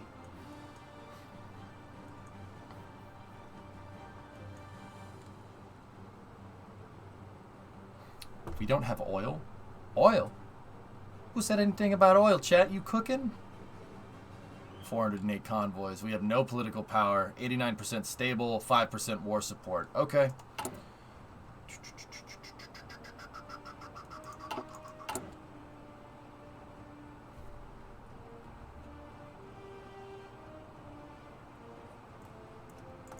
Bring everyone in place so you can organize stuff. Yeah, the Navy is a freaking mess right now. Oh Jesus, this is a mess. Ah, it has the Navy base at in Groton. That's not where Providence is. What the hell? Wait a minute. Wait a minute. Where's Rhode Island? Wait, where's Rhode Island? Providence is over here. Where Rhode Island doesn't exist. What the hell? Where's Rhode Island? What'd you do with it? There's a state border right here. And this is either Groton or Newport. Newport is over here. There was a Navy port there in World War II, and then Groton is where we build submarines. Who cares about Rhode Island? I care about Rhode Island. Rhode Island doesn't exist. It's not there. It's gone. What the hell? Rhode Island should be right here. Like, there should be a lot. I'm sorry, that's funny to me. Alright. Hearts of Iron, they don't like Rhode Island, I guess. Damn. Yeah, New Hampshire and Vermont are there. The state line is there. Massachusetts has its state lines, but there should be... There's just no Rhode Island. It's all Connecticut. Always has been. Wait, what? Rhode Island was removed in the last update?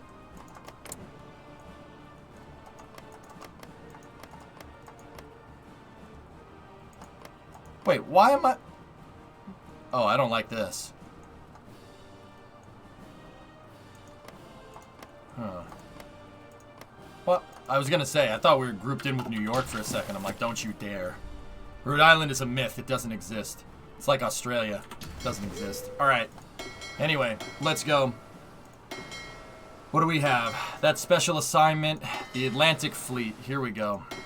So we have a destroyer squadron, and we have some submarine squadrons. Okay. We're going to need guys patrolling the trade routes. And we do not have blue water capability, so I can't go across the ocean with the Navy just yet. Which is, yeah, I don't think we had that in 1936 either. But yeah, so you can island hop here. Okay. All right. We got trade routes to right there. We got Hawaii, you got the Marshall Islands, Philippines. All right, cool. Should be named Greater Massachusetts. Yes, yes. It's a total fabrication. It's false. It's fiction. We made it up. All right, we do not have any oil, so even if we reorganize this stuff, I don't know if this is a good idea.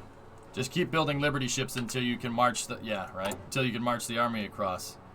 Well, we have 408, but we're not building any right now. Don't build any more capital ships beyond what is already in queue until the war breaks out, unless you want to piss off the Royal Navy.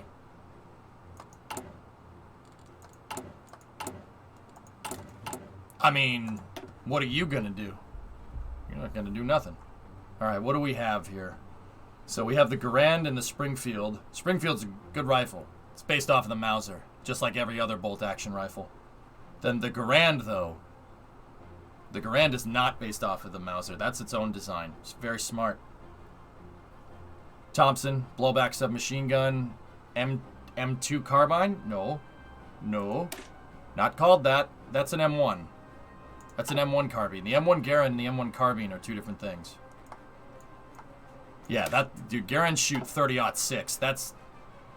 That hurts. Garand go pa-ting! Yeah, that's right. Can you go to the 2000s on this game? There are mods that put the tech trees out there, Dadu. Yeah, absolutely. Wait, why can we okay. Oh, that's the beginning of that tree. All right, what else? Yeah, that's... Hey, right. 2.5 tons. We can build deuces. Discovery, go at throttle up. Oh, a 210-2 locomotive. Very nice. Nice.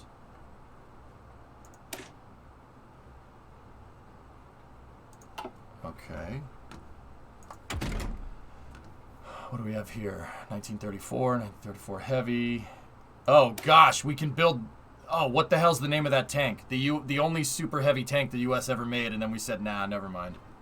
So what happened with the Japan saves? I ended up taking as much as I could, Ian, and then Spain surrendered in like the 5 minutes of me starting playing, and I ended up taking like all of Europe, but it came in 4th on the title card, which is dumb.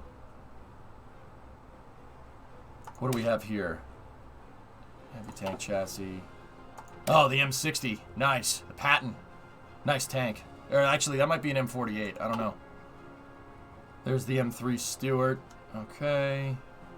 Okay, okay. What do we have here? 37 mil. Okay. Hey, shellcode. M48 first. Yeah, that's right, Joe. Where's the Sherman? 1934 medium. Or 1940 medium, excuse me. That one right there. That's the Sherman. And then the Sherman was redesigned. There's 3 different versions of the Sherman. There's the M4A1, A2, and A3.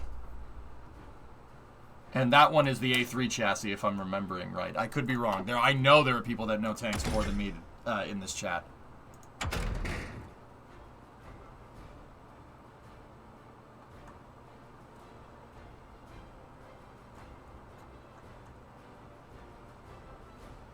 Okay. Bilal, Gato class. I think that's an Essex. I'm not sure. That looks like an Essex and a... What came after Essex? Midway. Midway class? 1940, I think, is an Essex, yeah. Yeah, Essex and Midway. What do we have here?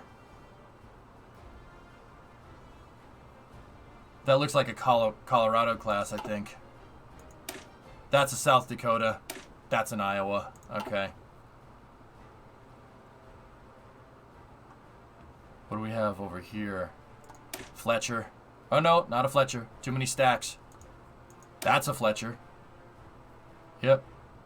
Well, there should be another turret on it, but that's just the chassis. That looks like the Fletcher, and then a lot of subsequent destroyer designs are based off of the Fletcher, so the stuff that came after it, the gearing class.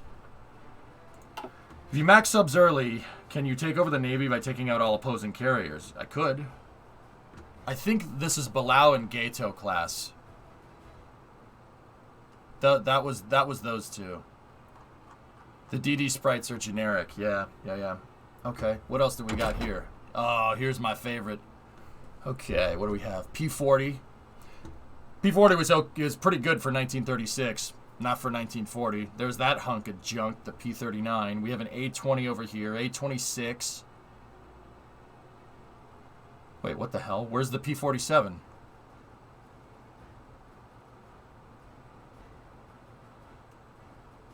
Oh, there it is. Heavy fighter. Okay. You have the Bolo, you have the Dragon, you got the B-17, B-24, B-20. Why is the B-17 before the B-20? Never mind. F6. F4.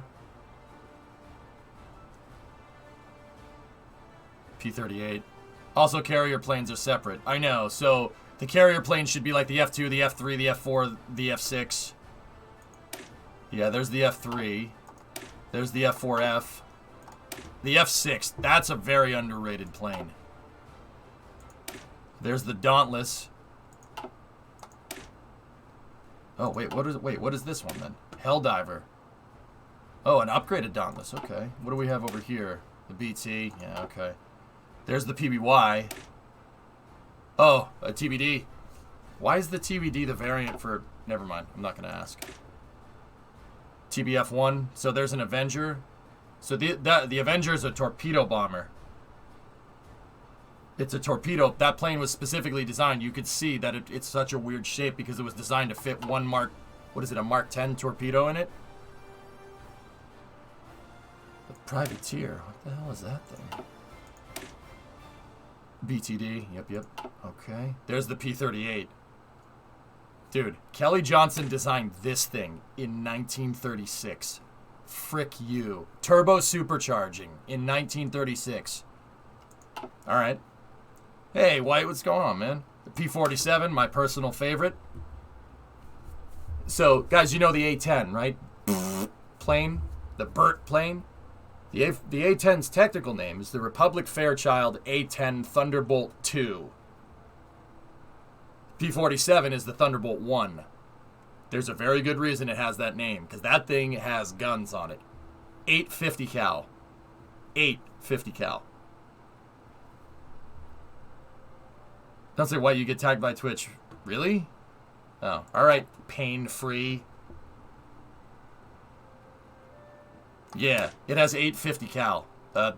Yeah, it was designed for close air support. I don't know why they have it in as a heavy fighter role. But it's a CAS plane. But they did end up using it as a heavy fighter. And then there's the plane that replaced it, which is the P-51 and the Spitfire. To an extent. I don't think the U.S. used the Spitfire, but we may have. I'll allow it. Yeah, this thing has a bomber engine in it. That's what made this thing cool. The bomber engine, these Wright Cyclone motors, made insane amounts of torque. And the name of the game with propeller planes is how much torque how much torque the motor makes. Horsepower means nothing. If you want to make torque with airplane engines. I mean, that's the case with propeller planes to this day. The reason why is because if your engine makes more torque, you can have a bigger propeller. And if you have a bigger propeller or a bunch of smaller propeller blades, you can move way more air and you can carry way more stuff around in said air. There's a reason why turbofans nowadays have a lot of blades on them. Pretty straightforward stuff. So this thing wasn't the fastest.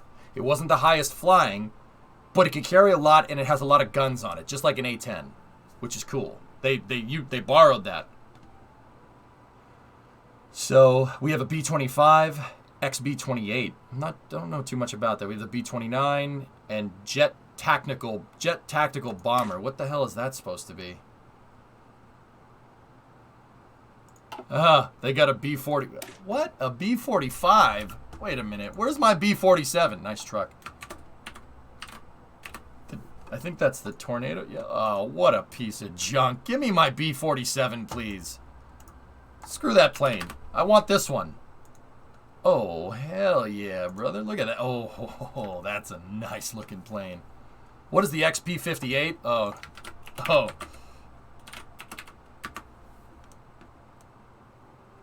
The XP-58. Chain lightning.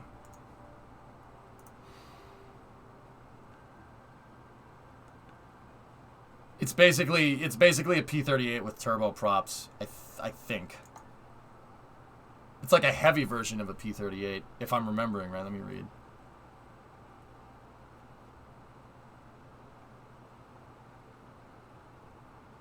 Oh no, no turboprops, not yet. Nah. No, you don't mess with the Chad tier. Nice truck. You don't mess with the Chad tier P-38 design. Do not screw with Kelly Johnson stuff. That's a fool's errand. So we have a P-80, and then we have the F-86, which is cool. I don't know why it makes us use the B-45. That thing was a piece of junk. Cool plane, but B-47 really was the right thing. Actually, you know what that should be? That should be a B-36, but whatever. Probably just out of scope. Joe, the B-47 was flying. If World War II had kept going, the B-47 would have flown in it. We had that. I guess introduction 1951. They were testing it in the late 40s. No, the B-36 is what happens if somebody makes a plane in Kerbal and then decides to make a bomber out of it. That's a B-36 on the right. It has 6 backward-facing propeller engines.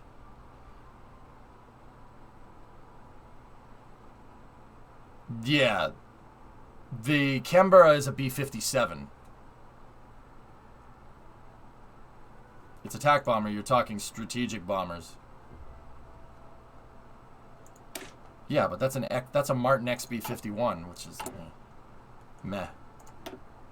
All right. Well, I want the P-40, so I'm going to research that. What else do we want here?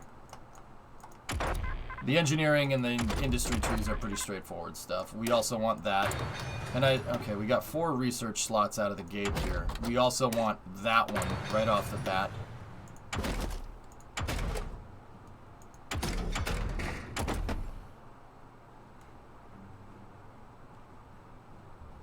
Yeah, anesthesis. I took over most of Europe, but we tallied the numbers up. I took over most of Europe, but I took way too long.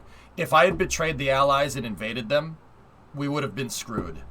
We wouldn't have survived. They had too many planes. Now I could have played it out, could have kept going, but I decided not to. All right, I want the B-17. Yeah. Dude, how the territory ended up getting divvied up made this thing look like a freaking. It looked like leopard print. There were just countries all over the place, and I could have fought them, but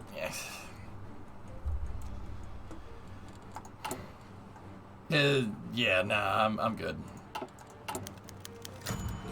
Opposition suffers defeat in the Senate. A motion to censure Franklin Roosevelt has been defeated in the Senate.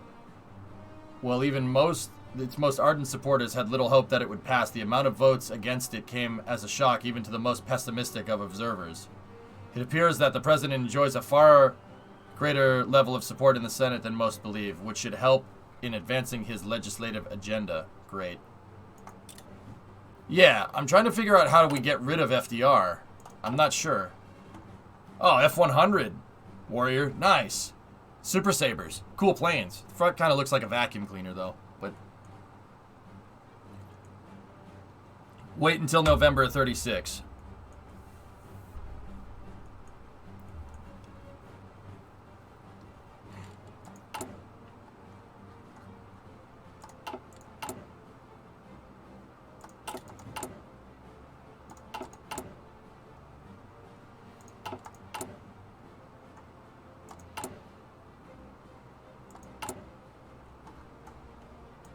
Yeah, we gotta build up that gun deficit there. Anything else? Jeez, man, look at all this stuff. Yeah, Yorktown. Okay. We got 2 of them being made. Oh, that's kind of neat. That's pretty neat.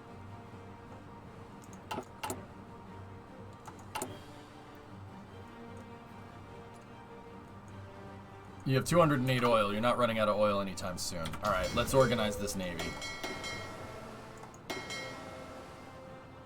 All right. So I want this to defend the coasts. I want patrols on the coast. So. Oh, hello. Hey, what up? Texas, hell yeah. Northampton, heavy cruiser, the Houston. Oh, Pensacola's in there. Sweet. Chicago. Nice, nice, nice. Anything else we got in here? Yeah, we got Clemson's. All right. And then there's an Omaha in there. Omaha! All right, what else do we got here? Okay. Got a bunch of submarines there. Ooh, Barracuda. Yep, all right. That's a bunch of destroyers in the Pacific Fleet Reserve. Omaha! Yep. You got subs. Atlantic Reserve destroyers. Atlantic Reserve submarines. Okay. Dickerson, the Herbert, and the Dahlgreen. Alright. So more Clemson's. Alright. S-42, 43, 44. Okay. What else we got down here? Got the Augusta, the Marblehead. Okay, this... wow, this is not even close to what the U.S. ended the war with. What can you do is to group everything together and balance the groups after. Yeah. How do we make a new fleet? Oh, those guys are forward deployed. Okay.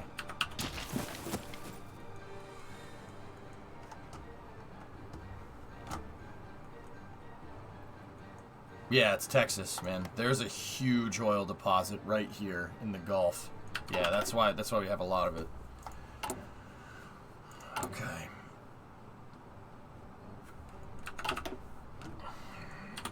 How do you make a new fleet, boys? I don't remember how to do it.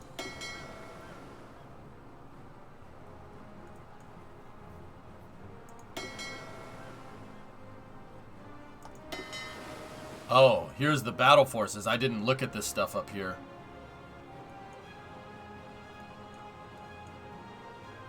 Hey, the Nevada, my favorite, and the Arizona, and the Pennsylvania, and the... oh, these are all awesome ships. We got the Tennessee, the California, the New Mexico, the Mississippi, the Idaho, the Colorado, the West Virginia, and the Maryland. All these ships got damaged at Pearl Harbor, by the way. Press on the icons, then Control F, then Control M1. What do we have here? Ranger, the Lexington, and the Saratoga. Yep, there's our carriers. Where are they at? Yep. Okay, so they're in Coronado. Got it.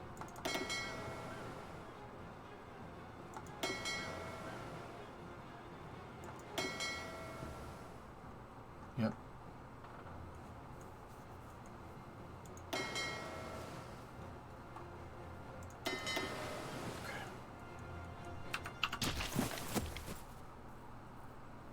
And right at the top is your favorite.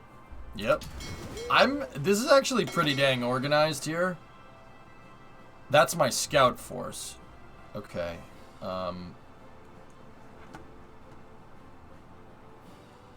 Where's the USS Rhode Island? Doesn't exist.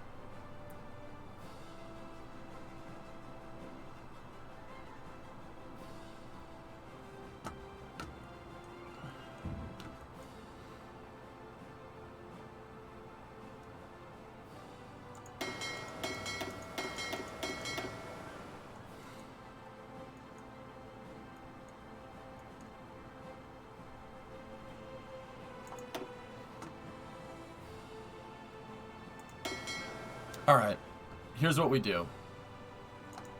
Pacific. The scouting force in the Pacific. I want these boys to train. Everybody train up. Do naval exercises. And then we'll figure out how... This is actually set up pretty nice. It's not, like, kind of in shambles like it was before. So we'll tell our battle fleet to do naval exercises, and then actually, you know what? Here's what we'll do. We need. Actually, you know what? Training right now. We're not at war. We don't need to do anything right now. Just.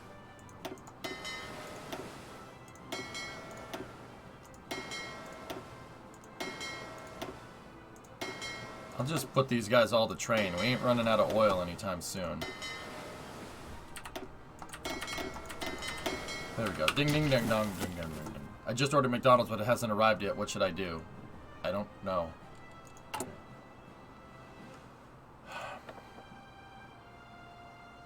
Frickin' Browder. That's funny as hell. That's also funny as hell. Nice. Taft. Gordon Hall, Roger Stinson, Donovan. Okay.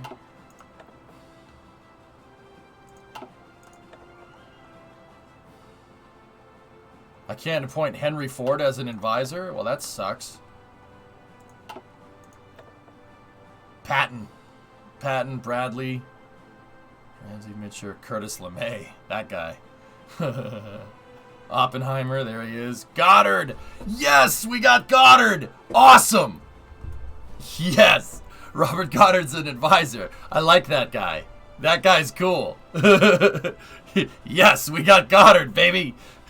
Guy that invented the liquid fuel rocket engine. Hell yeah. Hell yeah. Who do we have for staff? Mark Clark, Hodges, Stillwell, Fletcher, Spruance. Ah, Jimmy Doolittle. Hell yeah, that's cool. Claire Chenot. Flying Tigers, man. Oh, that's awesome. Claire Chenot is cool, man.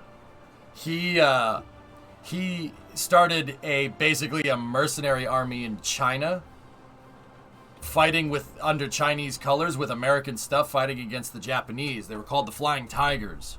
They fought for China against the Japanese. He's the guy that started that whole thing. That's cool. We have Kincaid there. Or Kincaid? Yeah, Kincaid. John Cannon. That's cool, man. All right, what industries do I have at my disposal here? We have Standard Oil, GE, and GM. Where's Ford? What the hell is this crap? Ah, there we go. Hell yeah. Oh, I got Springfield and the Rock Island Arsenal. Oh, this is cool. I like this. Who do we have for aircraft designer? North American, Lockheed, Douglas, Boeing, and Grumman. Sick. There's Norfolk Electric Boat. That's in Connecticut. The Electric Boat's still around. GE Electric Boat. They make submarines. We have Newport News, and we have the Brooklyn Navy Yard. Where's Boston? What do we have here? Marmont Harrington, Chrysler. Yeah, Chrysler, big defense contractor for the longest time. The Detroit Arsenal, hell yeah. Army Ordnance, Tank Destroyers Board.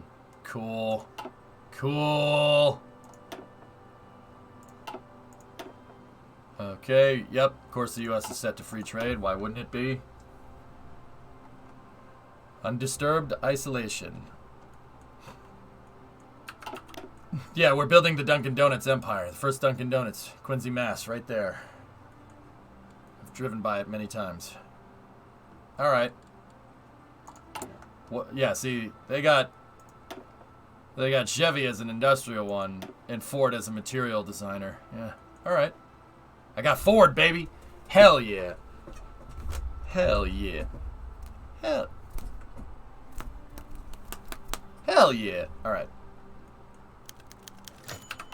What is this? House hearings into presidential misconduct.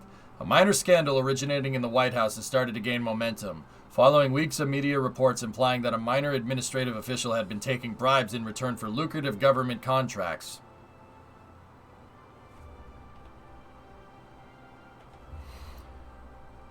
The House Committee on Expenditures in the executive branch has begun to hold hearings to determine if the president was aware of this. Stop it! Stop it now! While most observers don't believe that this will lead to any major trouble for the president, it will no doubt mean that many of the president's supporters will have to lay low for a while. Uh-oh.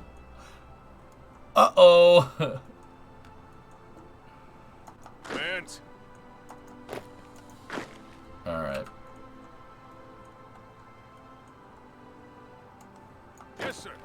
Yes, sir. All right. So, all right, let's set this up like All in. this. Go like this. Army 1 right here. Bro, Patton's skill is 7. 7, 3, 2, and 4. Holy balls, dude. 7 attack. Yep, you know what? That's about right. Who do we have? We have Hodges, we have Truscott, Kruger, Leslie McNair. There you go.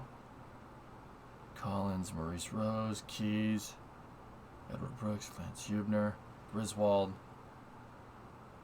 Wainwright, General Stilwell, Ike, and Mac. That's cool.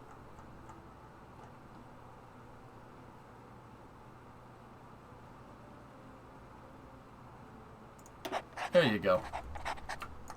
Those guys are going to be able to fight. Ready to All right. move. So Yes, sir.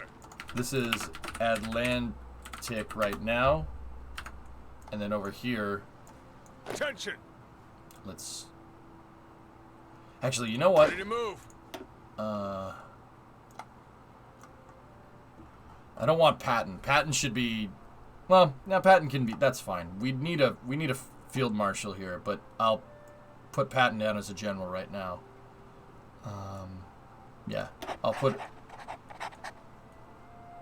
Actually, no, that's not what I wanted. I wanted Patton, you stay there. He's currently disposed because he's Orders. moving around, because he'd probably hate me for doing that. Doing what I just did. Bradley right there. Okay, cool. And then...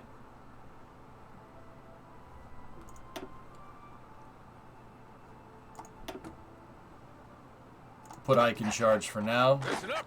and put them both under Ike. Alright, what can we do here?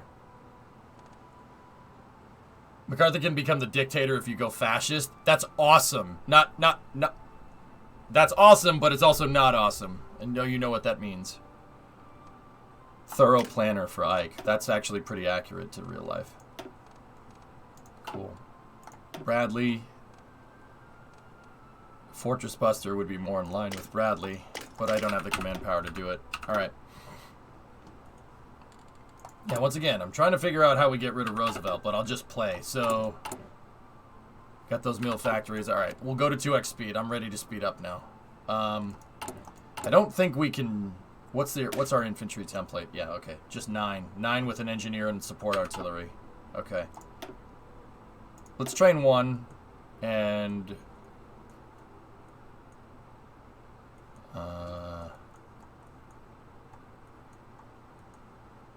let's just put them in Ohio. Always has been.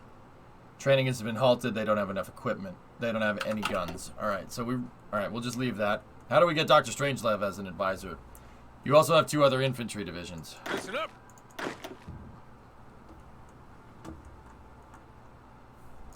All in. Ready, sir. I'm going to keep Bradley on the left for Pacific and Patton on the right for Atlantic. We should have guys up in Alaska Yes. as well. All in. And we have guys out here on Attu Island. Alright, Pacific. There we go. Yes, sir. Oh. Okay. Jeez. All in. All in. I think that's everyone, unless we have guys in the Philippines. Lance? Yeah, we do. Okay. You know what? This army is going to be Pacific. And I'm going to All switch in. Patton to...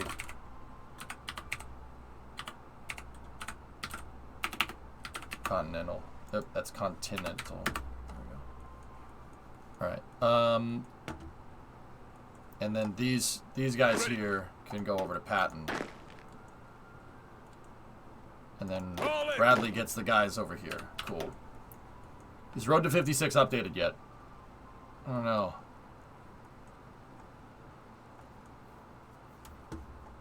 National Guard and something else. One of them that don't require that much equipment.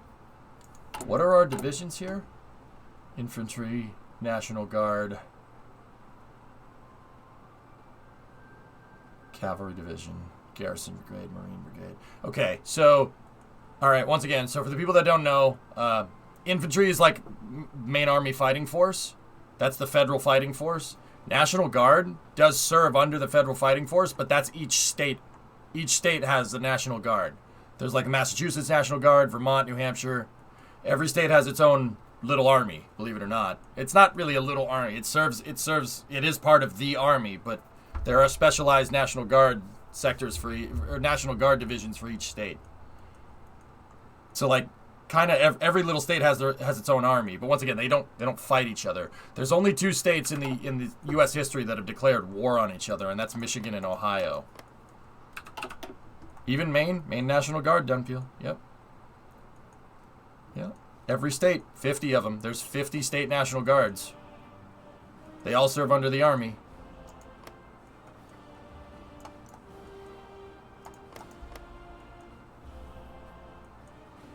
And we redeclare it every year for a football game. That's right. All right, how about Patton? Patton would be a Panzer expert, but I don't think I have enough telephone to do that. Okay. And Ohio won. Yeah, Ohio traded the Upper Peninsula for Toledo, which is... Okay. Alright, that's fair, I guess. Fair enough. Okay. Yeah, we got a little bit, Steve. I used to work at the National Guard's national headquarters in Arlington. Read that again, think about it. What's up, Pete? Yeah, I know. The National Guard serves under the federal Army, but each state has its own National Guard, and the governor can call in the National Guard if he needs to, if something goes crazy.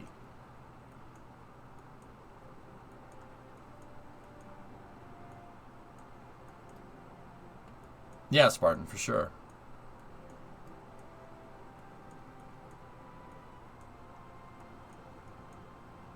All in.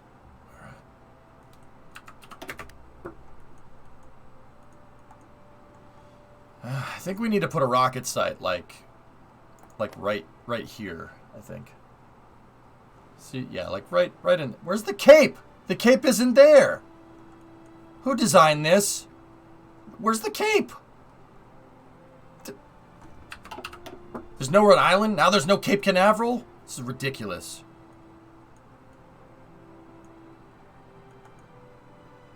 Never has been. Oh, jeez. Literally unplayable, right?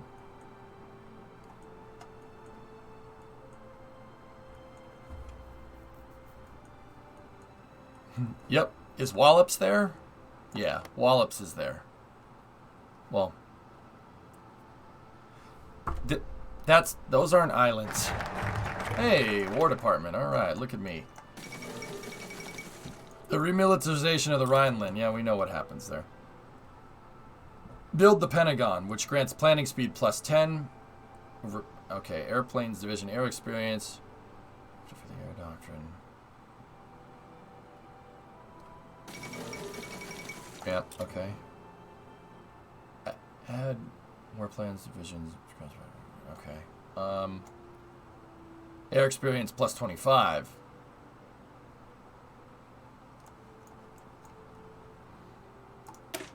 Yeah, let's get the Warplanes Division figured out. Speaking of that, what do we have for airplanes?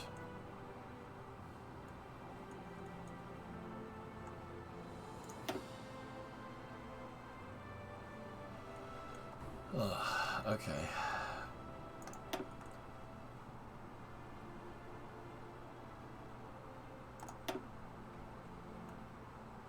Oh. Okay.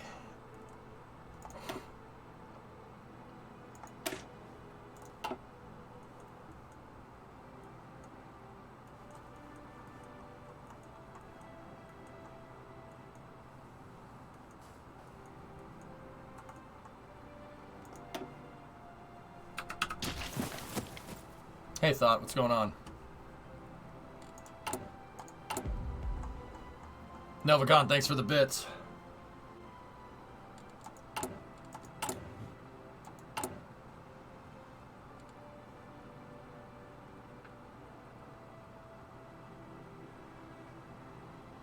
I'm guaranteeing the independence of Canada? Damn it!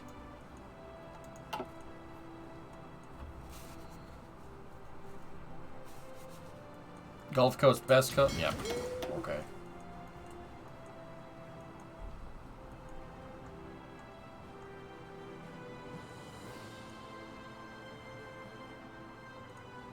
Why is there an air base on Oahu?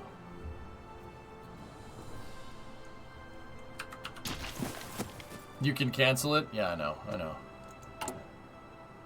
Okay, they finally got some guns, which is good. We're overcoming that terrible weapons deficit.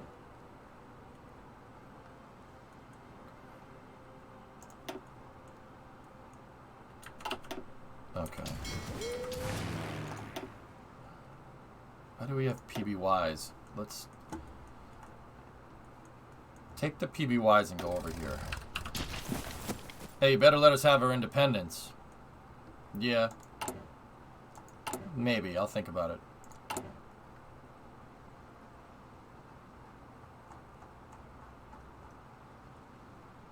Alright.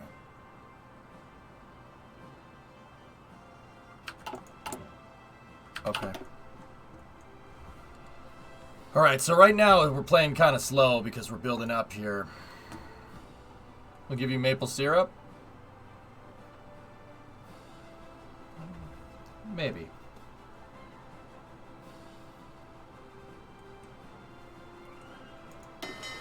Ding dong. We should assign some admirals here. Main battle force. There's Nimitz, Halsey, Spruance, Arleigh Burke. I'll put Nimitz in there.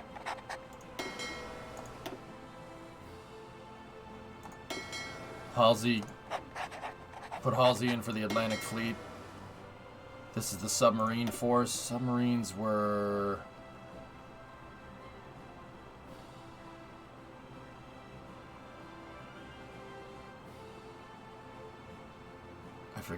I forget who was in charge.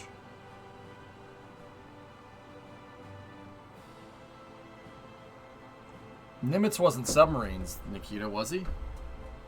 King in the Atlantic. Yeah, that's what I thought.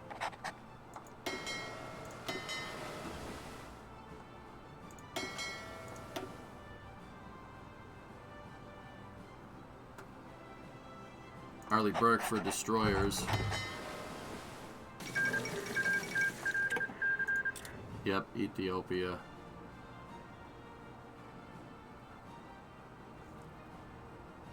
Undisturbed isolation plus Great Depression wreck your industry. They'll need to be tackled in order to build enough hardware to intervene anywhere else. Okay.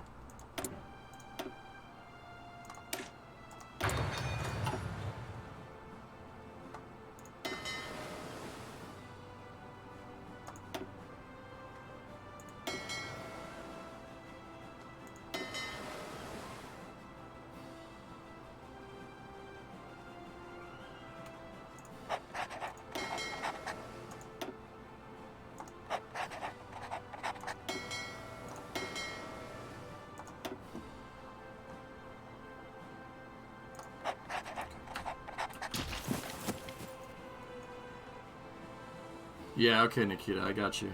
I may have assigned it kind of wrong, but that's alright. Look at it, dude, we have negative political power. Holy crap, dude. How the heck are you supposed to build up enough political power to even do any of this? I'm sure there's a way, but... Okay. All in. Yes, sir.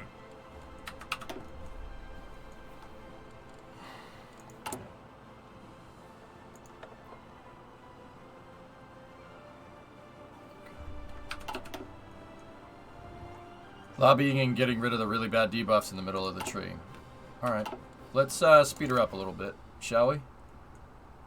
Yeah, Adriatos, I had to give a civics lesson at the beginning, or at least I wanted to show people that you need, like, if you want to change laws and do stuff at the federal level, you need support. Now, we do have Senate and House support right now, but it's not enough to do anything crazy. This is enough to pass small stuff. But Yvette, are we doing the US today? Yeah, man. Yeah. People wanted me to do a US playthrough because they know that I can explain all the different events and stuff. That at least that's what chat was telling me. I like when I play the Soviet Union or Japan, I don't I don't necessarily know like exactly what everything is. Not as well as the U.S. I don't think I need to say why, but yeah. Blue Peacock. What is this? Oh, I started as the U.S. Yeah, it's a new game.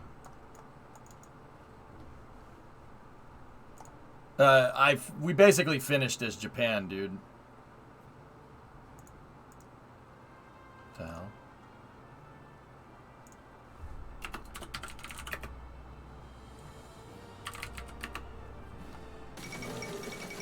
Naval treaty. Hang on. Something went wrong with my scenes here. There we go. I know I'm like switching back and forth. OBS is being weird. There we go. Alright, what is this? I ain't a magician, but I got a couple Twix up my sleeve. Alright. Hi, Heason. How are you? Senator votes for government proposal. In a recent vote, a senator surprisingly switched sides to vote for a government proposal. While the issue itself was fairly minor, the public vote of support from a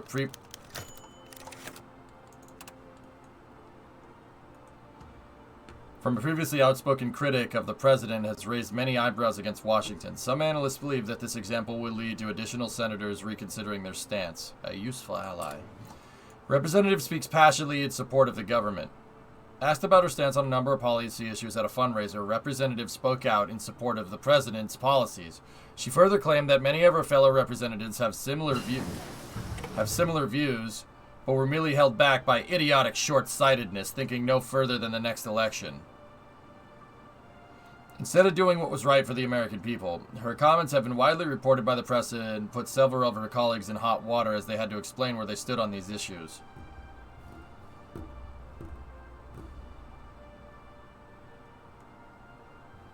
She's right, you know.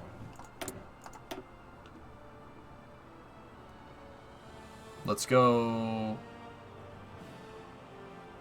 I'll go with construction. I don't know, Aces. I'm still trying to figure this out.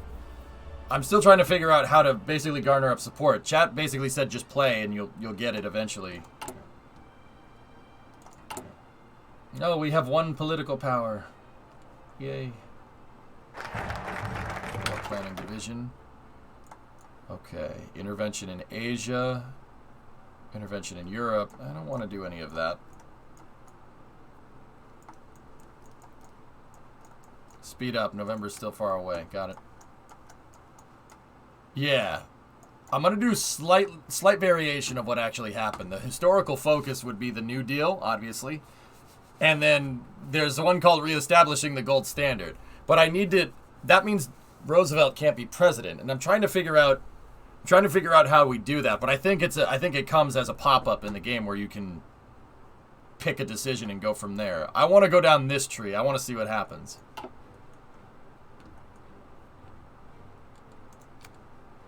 In the meantime, I will make sure that we build up more industry here. Build up in Texas. California's already super industrial. Go to Wisconsin.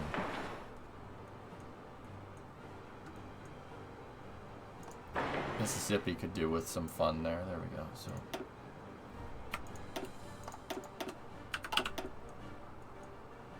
it's gonna kick soon. Got it. We have Army or Navy doctrine.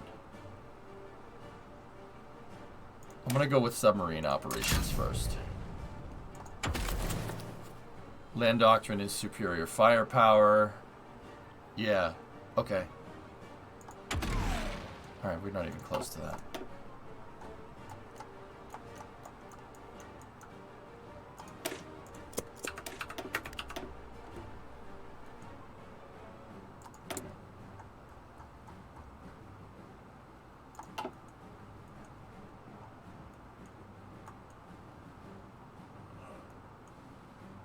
He dies in 1944, Hezwa. Or no, was it yeah, 44, yeah. Truman took over after him. Harry Truman.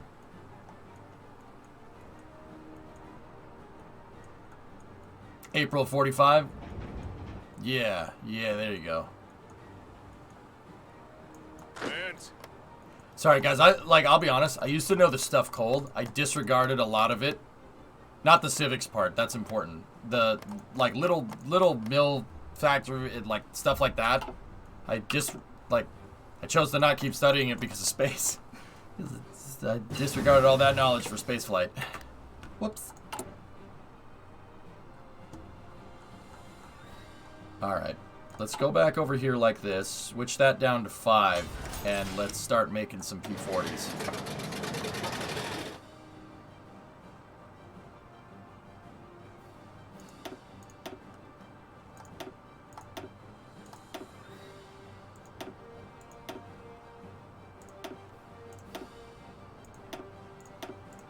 There's a lot of destroyers being made.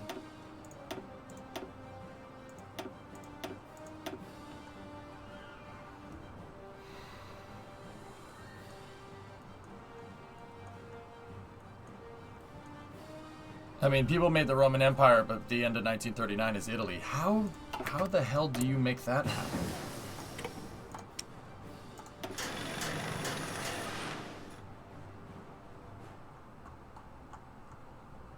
Yeah, pretty much Cajun.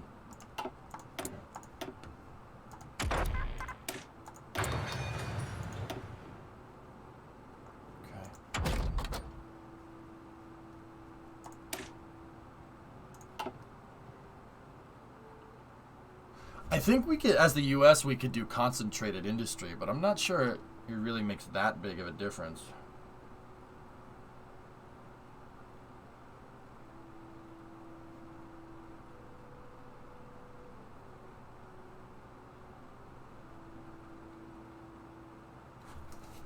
Why are cruisers and battleships extinct nowadays? Heavy cruisers are, Alexis.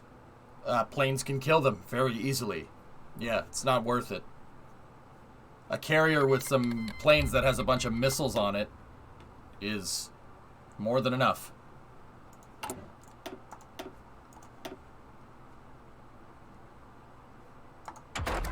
But that's still, you still have carrier escorts and stuff, but submarines are the new battleships. Basically battleships became irrelevant. You keep your firepower under the water where people can't see it.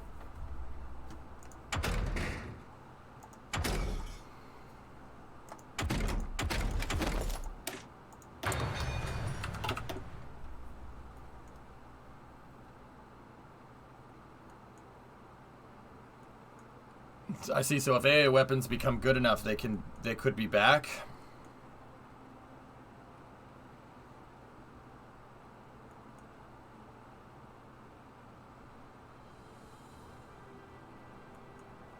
It would take some type of catastrophic military event to bring the battleship meta back, because up until World War II, it was literally who can just build the biggest ship with the biggest guns. Then like I said, one plane with one torpedo could take out a battleship. That's it. You could take it out with one shot. So it's not worth it. It's not worth it. Make more carriers. That's what the U.S. did. Guys, the U.S. made 150 aircraft carriers during World War II. Now keep in mind, not all the carriers were the big ones. The big ones that you hear about, like the Essex class, like Intrepid. We made escort carriers like the Bogue and Independence class, which, you know what's funny, Alexis? They're literally heavy cruisers with a carrier deck on top. Yep. 150 aircraft carriers in World War II.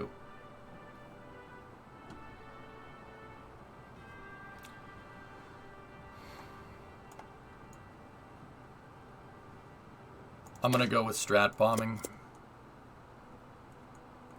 Didn't some battleships also launch planes in World War II? Battleships have a scout plane aboard, Bandit, or at least they did, until the helicopter replaced it. There's the 1936 Olympics. Jesse Owens. Alright, what do we have here? Asked about her stance on a number of policy issues at a fundraiser, a representative spoke out in support for the president. Alright, we already had that.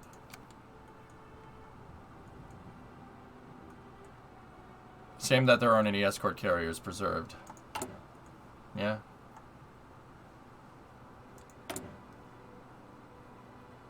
All right, what do we have here? We have some political power here. Amend the budget. Requires 49 senators. What does it do? Consumer goods factories -5.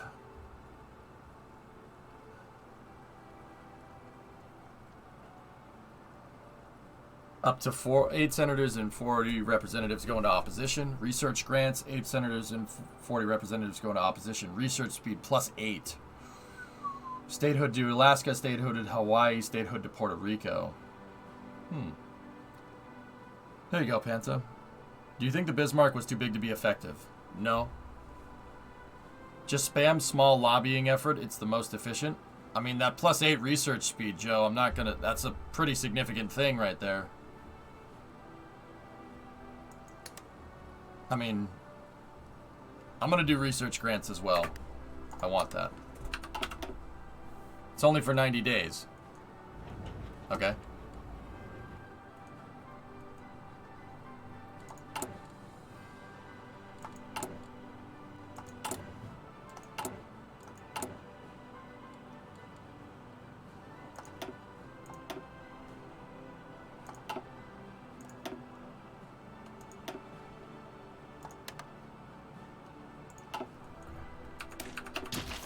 I mean, freedom wagons, that's right.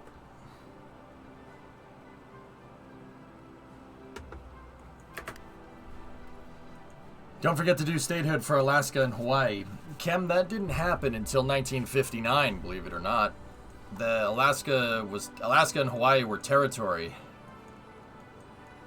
Puerto Rico, over here, still is territory to this day.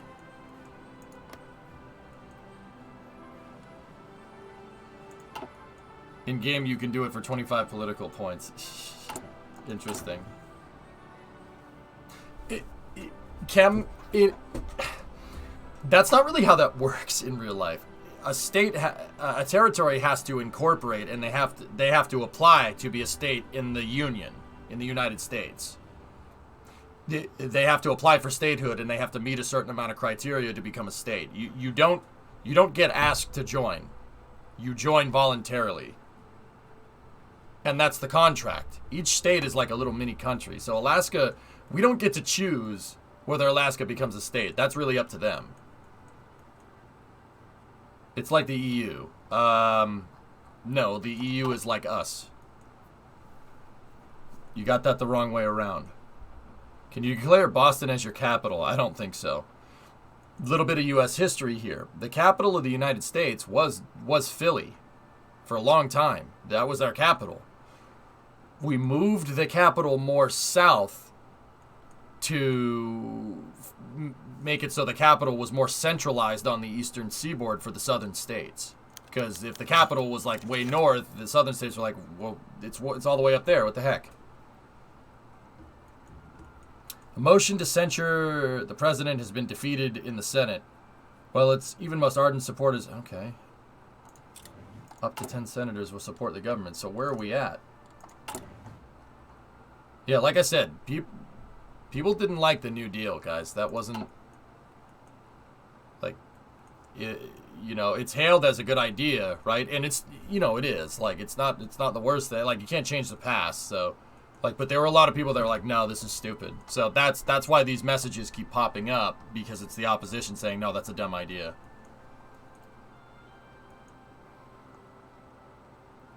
I don't know, Dak. It'd be kind of funny to have the capital, like, in, like, Wichita, because that's, like, right in the middle of the country.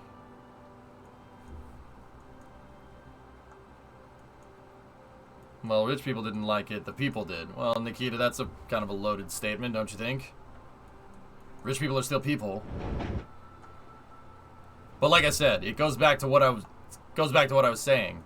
You know, it's someone's always going to disagree, and it's hard to change the system. Everybody has to agree, and everybody likes disagreeing. Once again, our system is implemented by design like that. Radio detection. Take that research speed.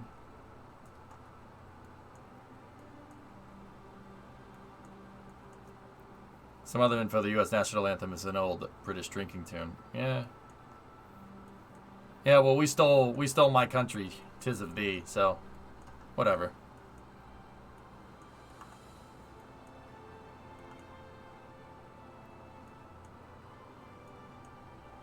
Geographic center of the United States is Lebanon, Kansas. Thank you, Taradra. Well, actually, it's free dockyards for you, Jim.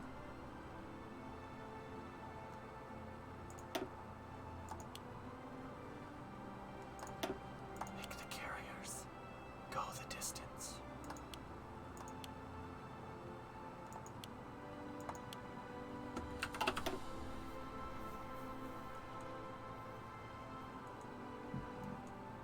I know, I just like FDR, a distant Dutch cousin of him was my first doctor. Yeah.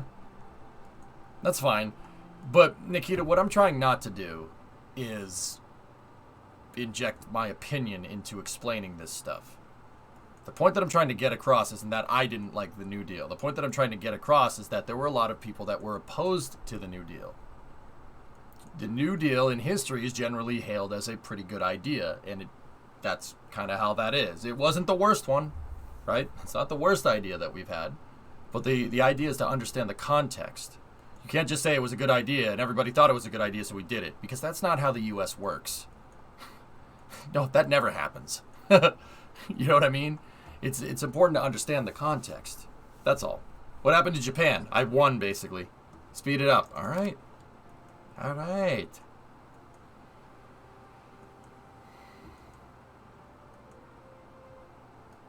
What was the New Deal? The New Deal was a big government program that basically established Social Security, Medicare, and Medicaid for U.S. citizens. Basically, a little bit. The federal government's increased its taxes a little bit, and everybody pays a little bit more. And then basically, when you retire, you get Social Security, and the state basically pays for your retirement. Now, don't get me wrong. That doesn't mean that you can't do things on top of that too to help make sure you have money when you retire, but that was the idea. The New Deal also, like, a lot of people had a problem with that, but that's another story. The New Deal also, and this is the part that I like, not to interject too much opinion, this is the part that I like. The New Deal also built up a lot of infrastructure, a lot of dams, power plants down south, because even into the 30s, the southern parts of the United States weren't very industrial. All the industry was basically up here in the U.S. At this point in time. It was all up here. And the New Deal established what was called the Tennessee Valley Authority. The Tennessee Valley Authority is a government-run utility company that built hydroelectric dams, power plants, basically all throughout Tennessee and a little bit into Kentucky, Alabama, and Mississippi. That infrastructure down there allowed these places to economically thrive. So that was pretty much that's what I mean about. Some people don't like some part of the New Deal. Some people do like parts of the New Deal. Some people don't. Like, everybody's going to disagree, Nikita. That's the point that I was trying to get across. But, like, that part, I like building infrastructure. So, like, that's the part that I think is great, you know? Not to say that I don't like the other parts either, but... Literally communism. I mean... Can't have that. I mean... Last year, there's things about the U.S. that are more, like, for the people than, you know, than people kind of realize, which is, all right. But, you know, it's not about collectivism. It's about individual people, not people as a collective, you know. That's the difference. And that's why the Soviet Union and the U.S. hated each other. It's individualism versus, what's individualism versus, I forget that. I blanked on the name. Is it still in today? U.S. and Social Security? Never would have thought of it. Yeah, of course. Collectivism. Yeah, sorry. I blanked on the name. Yeah. That's the thing. That everybody has an individual right. Not it's the right of the people as a whole. It's the right of the individual person. That's the ideological difference. And that's why the U.S., you know, we're for the people, right? But we don't like communism because it's about an individual person, not the group as a whole. The individual person gets represented, even at the federal level. Even in the White House. Like, I have say in what the federal government does, which is cool. I think that's really neat. That's a really smart way to do things. Personally, like once again, not to interject too much opinion, everybody does things a little bit differently, you know? Isn't a lot of industry in the South nowadays? It's kind of dispersed, Ryan. It's all over the place. I mean, Driados, yes and no. I mean, no doubt that debate has come up again in the last couple of years. But once again, we'll just say that debate has come up again and we'll just leave it at that, dude. I don't want to get into that, man.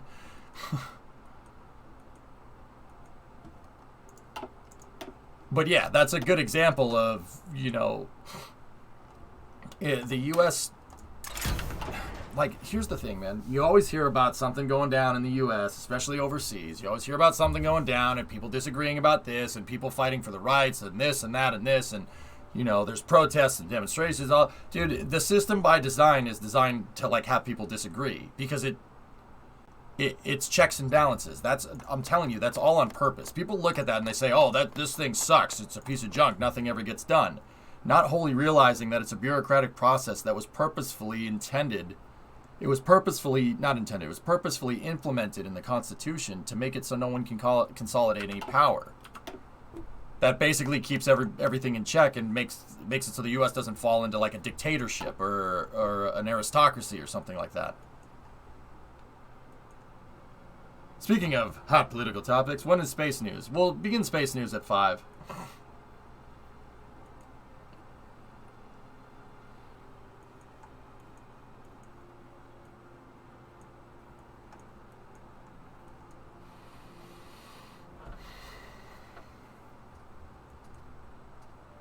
What's that in metric time? In metric time. Yes, sir. Nice.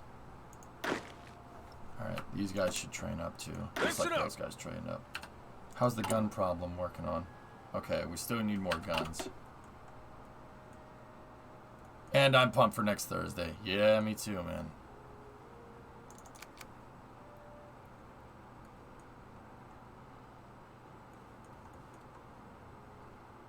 Listen up. We got strat bombing unlocked.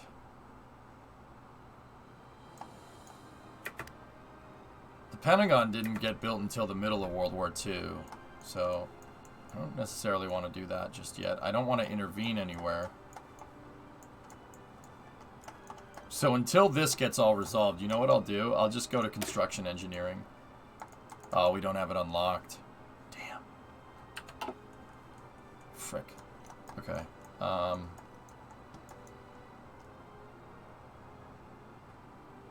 300 research bonus for the P-38. Oh. Yeah. That's nice. Would you ever play Italy and try to recreate the Roman Empire? We could do that.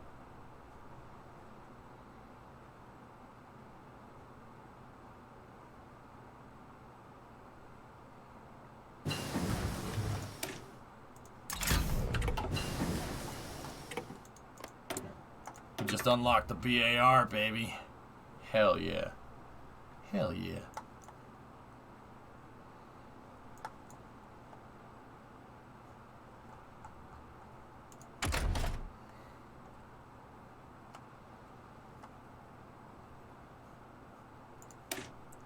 Give me the trains. Give me the trains. Yeah, come on now, give me the trains.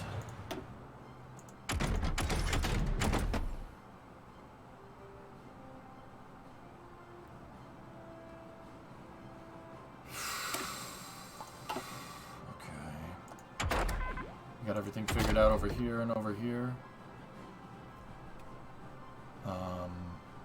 Let's get excavation. We need them resources.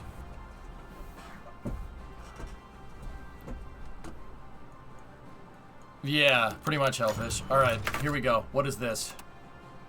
The day of the presidential election has arrived. Incumbent Franklin Roosevelt has already implemented several of the programs referred to collectively as the New Deal, intended to take the U.S. out of the Great Depression. While many of the efforts have been popular, his plans to further extend the role and power of the government have been met with criticism from his opponent, Republican Alf Landon. Coming from the oil industry, Landon wants to see a greater economic freedom, while Roosevelt wants to expand Social Security and to ensure economic stability. The election may be a close call or a major victory for the Democrats. Oh, we get to choose. I said we wanted to do a slight variation of the U.S., so I want to see what happens if Roosevelt isn't president. We're going Alf, baby! Holy crap. Dude, that would have fricked things up so bad in real life. Oh, gosh. Oh, my God. That would have really messed things up. With the new president in office now, the former opposition in Congress has largely shifted to support for the new administration. President Alf Landon can count on the support of 31 senators and 194 representatives. The people have spoken. Anime won the world, that's right. Oh my goodness, what did we just do? What did we just do? Oh jeez. Oh, I don't have support at all. Okay, lobbying effort. Thank you. Jesus Christ. We got a lot of political power, though. What did you do? I just made Roosevelt lose the 1936 election. Oh my God. What did I just do? Oh, that's hilarious, man. Oh my God, I love this game. You chose a guy that didn't have polio? Oh my God. You're supposed to bring balance to the force. Oh my goodness. Oh my God, why did I just do that? That's such a dumb idea. No, EJ, no, this is so not right. What does his photo look like now? Let me see. Alf. Alf. All right.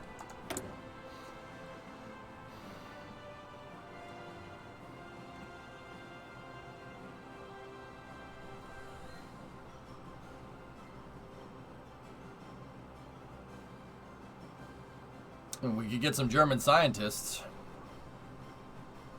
Oh, also don't drive. The roads are legit garbage. Cool. I didn't plan on it, but alright. Thanks, man. Foreign influence. Nation building in the Philippines. Thank you. Special measures. Yeah, we're gonna need some special measures. We need some support. Alright, we have free dockyards for you, Jim.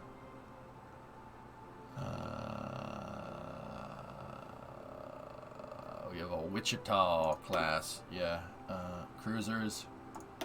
Where's the submarines? Do we have any subs? Nope. No subs. Alright, just build more destroyers for now. Did I just use stuffed ballot boxes like a pro? What are you talking about, man? I didn't do nothing. Okay, dude, I don't... Now we're in uncharted territory, bros. I have no freaking clue how this is going to play out. Now we can reestablish the gold standard. This is ridiculous. What is happening here? Alright, hold up. Hold up. Get rid of escort fighters. Let's go. Let's go here. Oh my God. Why did I do that? This is nuts. This is alright. So wait, I want to see what our modifiers are before we fast forward. So London Naval Treaty.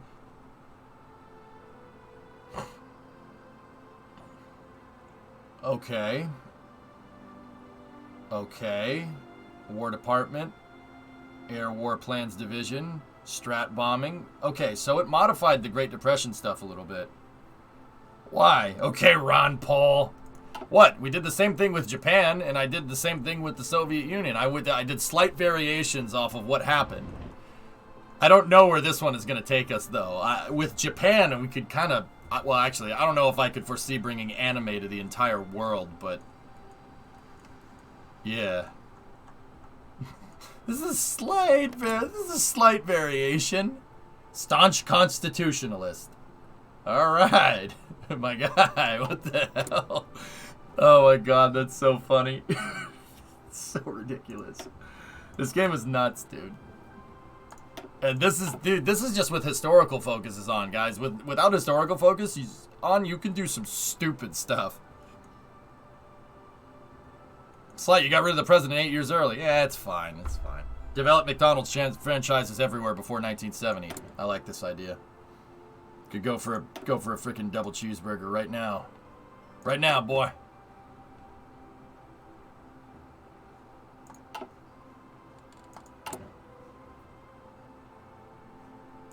Alright, we do not have support in the House or the Senate. Wow, that's a pretty strong opposition majority right there. That's pretty funny. Oh, I may have just doomed us. Let's see. Are you in control of Panama? Yes. Yes, I am.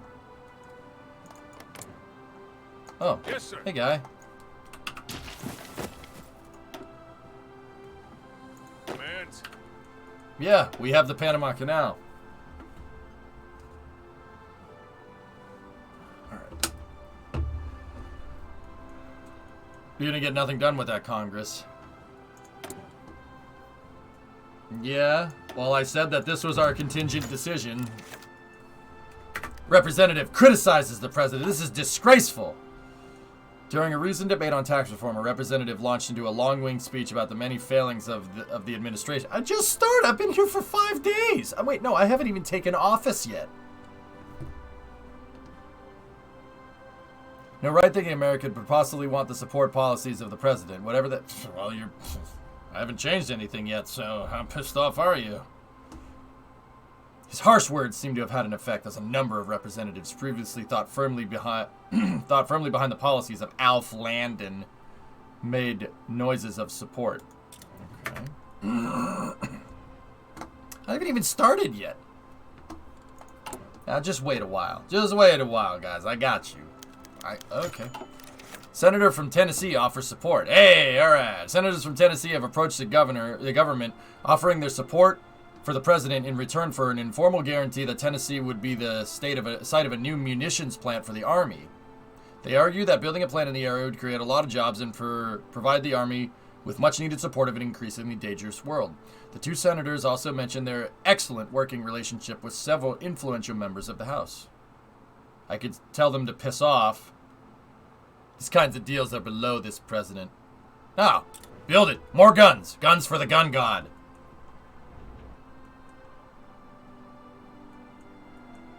Space hardware factories when? Well, look who I have as a potential political advisor.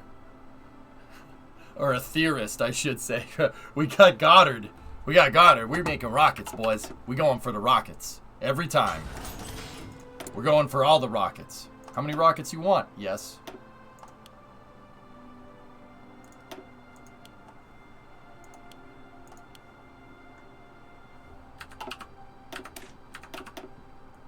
I have historical on Aardvark, yep. For that one, you need to build a factory. Oh. I need to build a mill factory in Tennessee? I mean, alright. Go to the front of the... Actually, no. Don't... Well, yeah, go to the front of the line. Screw... Well...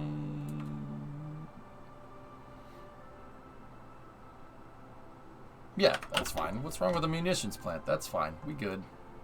Start doing spies. How about the Office of Strategic Intelligence? No, I got it. There. The Office of Central Tobacco and Investigation of Firearms and Homeland Security and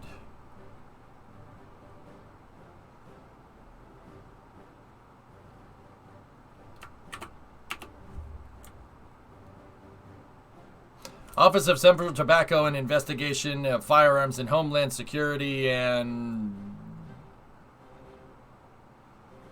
Services of Planning and Management. There we go.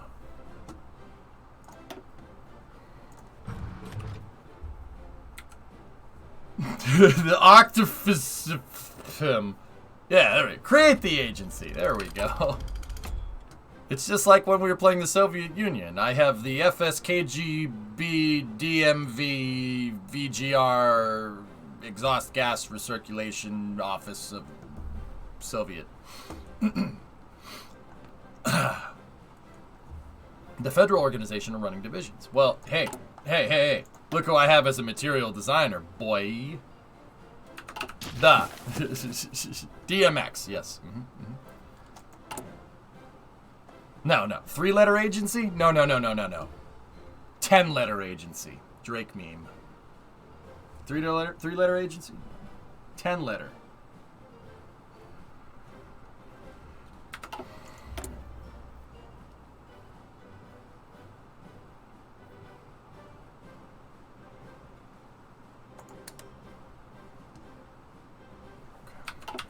So you got Ford. Where's GM? GM is over here. Oh, I have Standard Oil. Standard Oil wasn't a thing by then. Standard Oil got broken up in the early 1900s. They split it into a bunch of entities because it violated antitrust laws. We have those in the U.S. It's a curtail on capitalism, so nobody can corner the market on something. The government can say, no, you can't do that. You can't acquire that company because then you're going to be the only one supplying it, and then you can ruin the economy by jacking the price through the roof. Standard Oil was a monopoly that they broke up. We have huge laws against that.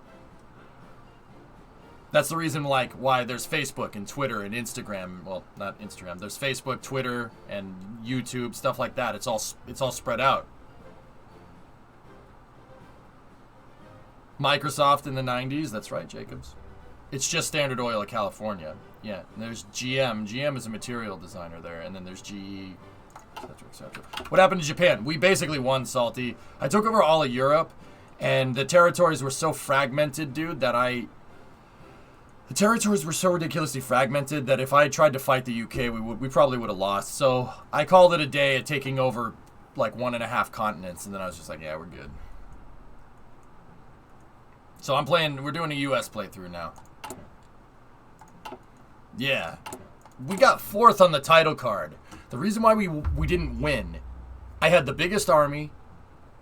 No, I think I had like the 2nd biggest army. I had the 3rd biggest air force, and I had the most land out of anybody, the most industry. But England made 7,000 planes. They made 70,000 planes, and I made 5,600. And because they made 7,000 planes, they won. Oh, great! You made more planes. Really good. I took over almost 2 continents. How does that best that? I'm confused. Oh, you made more planes than me. Oh, yeah, no, that's fine. You win. All you did was sit there and defend your island. You will never... Dude, I took over all of this.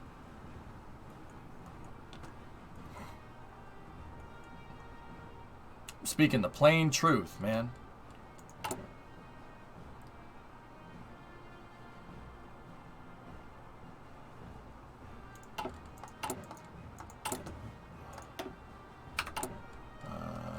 I need national focus.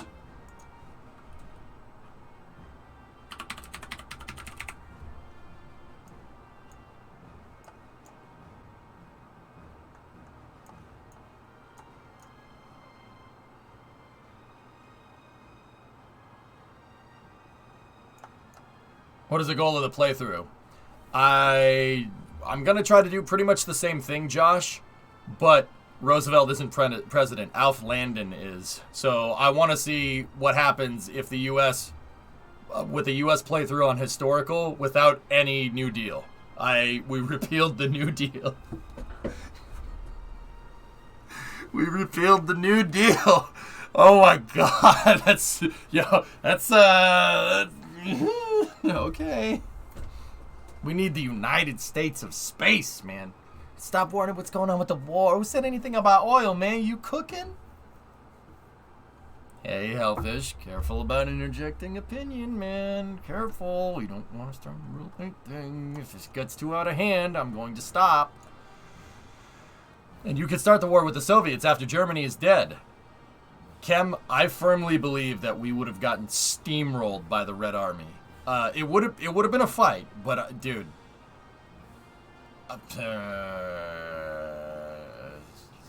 One thing we would have had on you is air superiority, but that doesn't matter when there's 1,000 freaking people running at you with machine guns.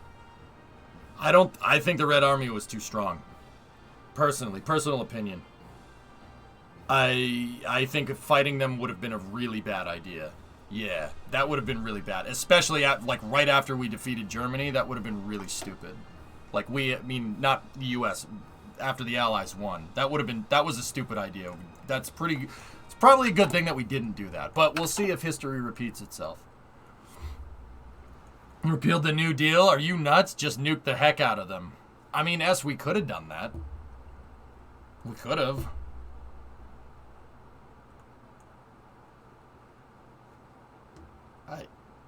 Dude, what the heck is nuking them? What are you gonna do? What are you gonna do? Nuke Moscow? Like, okay, really, what's the end game there? What's the end game there? It's May of 1945, and we decide, screw you, we're gonna BS you. Screw you, Joe. You're a piece of trash. What's gonna happen? So we nuke them. Then what? Then what? Now they're pissed, and now you get steamrolled through continental Europe. Now what? Now you're back to defending England against the Red Army? Good luck with that. The agency is still being formed. I don't think that would have been smart. How can you get to Moscow? Yeah, no. Maybe through Finland? Maybe? Like, but then what? Like, nobody wants to fight this war. You defeated Germany. Do we really want to fight the Reds? No. No. And I can't prove it for sure, but I'm pretty sure the Red Army, after they literally took Berlin street by street, pretty much doesn't want to fight anybody. I'm pretty sure both sides are just like, all right, we're good. We're good. Yeah. Oh, yes. The Office of Central Tobacco and Investigation of Firearms and Homeland Security and Services of Planning and Management. Perfect. Now we can recruit. Oh, it's going to take a second.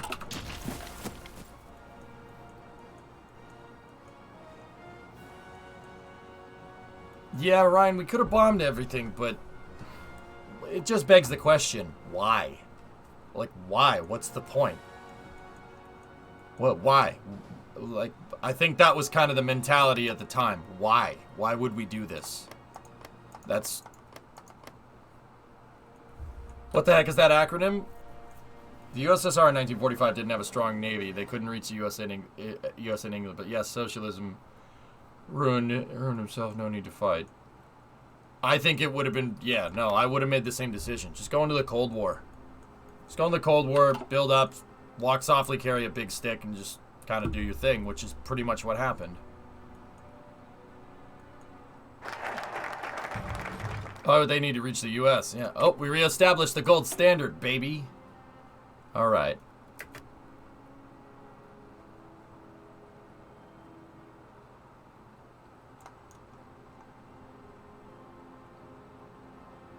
Press tilde? Why? What the heck is that acronym? I don't know. Manga management. Yeah, that's right. What is the gold standard? So Thrawn, the U.S. chain in 1970, we changed our currency to be backed on confidence. Confidence in the dollar shows like GDP growth, and what was the other one? I forget. But basically, reestablishing the gold standard doesn't back the dollar on confidence anymore. It backs it in gold bullion. So however much gold we have, the more gold you have, the more valuable the dollar is. We switched off of that in 1970. We switched to confidence. Confidence in our currency. If you have confidence in the dollar, you know, going into debt is not that big of a deal. Because you have confidence that you can pay it back. It's a system that we still have to this day. I mean, yeah, a lot of people don't really like that we switched off the gold standard and we went to confidence. Basically, the dollar since 1970 has been like Bitcoin. Just confidence in the dollar. From tangible to make-believe. Yeah, economies are weird. Yeah, it basically works off trust. So, like, if you have $100,000, I trust that $100,000 is going to be valuable. And if I have $100,000, it's equal, and we could do business based off of the trust that the dollar is going to not fail. You know what I mean? Yeah, there's a lot of it's an economic policy that some people love, some people don't.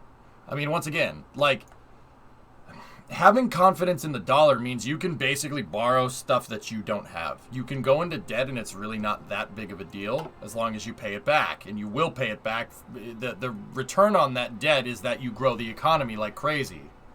So that's why everybody's all like, well, the economy isn't growing fast enough. Because if the economy doesn't grow fast enough, then confidence in the dollar goes down, and then that doesn't take you as far. You get, and then on top of that, there's like inflation and stuff that will decrease the value of the dollar. You have to combat that too. So yeah, like some people think that's a good idea, some people think it's a bad idea. All I'm doing, guys, is telling you what it is. I'm not interjecting my opinion any way, shape, or form. I don't think that's a good idea.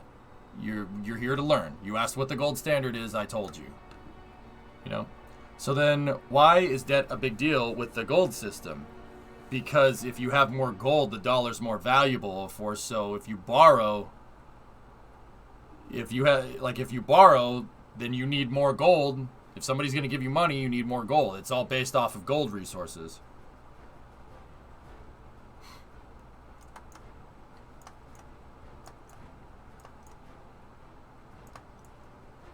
Once used to be able to trade a piece of paper currency for its equivalent in gold and or silver. Yep. Yeah, so like the gold standard is much more stable, but yeah, I mean, we basically switched to growth. Like our system in the U.S. relies on growth. You need businesses. You need more businesses. You need more jobs. You need more growth, or else confidence in the dollar goes down. You guys ever notice that okay, so people overseas, I don't know if you see this, but people that live in the U.S., you ever notice that every single president runs on economic growth, runs on that ticket? Every single one of them. Because we need to. We have to. That's how you ensure that the dollar stays as the dollar. Every single one of them. They just have different plans on how they're going to do it. But everybody runs on, we need jobs. We need more jobs. We need more jobs. We need more jobs. Every single one of them, dude, for like the past 40 years. There's a reason for that. With that being said, I'm going to do this one. Eek.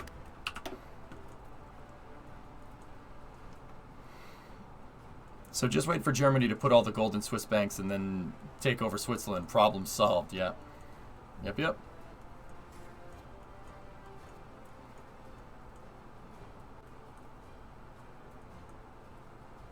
It's confidence in the dollar. It's based off of confidence and not tangible not like a physical thing, Ryan. Yeah. Been like that since 1970. That's part of the reason why I think we were able to drive the Soviet Union to break up, because they couldn't match it if we based our currency off confidence. Couldn't match that. There's no way they could match our defense spending, because our defense spending is based off of the fact that we think our money is good. Oh, our money's good, so we can spend more of it. See what I mean? Yeah, it's part of the reason why we wore the Soviet Union down economically. That's what happened. Couldn't compete with that. Doesn't matter what system they have, or they had. You know what I mean? Last, what's up? Do you want anti-one more turn mode enabled or reminders? I don't know, Tessa. Don't other countries also have confidence in the dollar to help boost it? Well, yeah, if you trade a lot with the US bandit, you're going to want confidence in the dollar.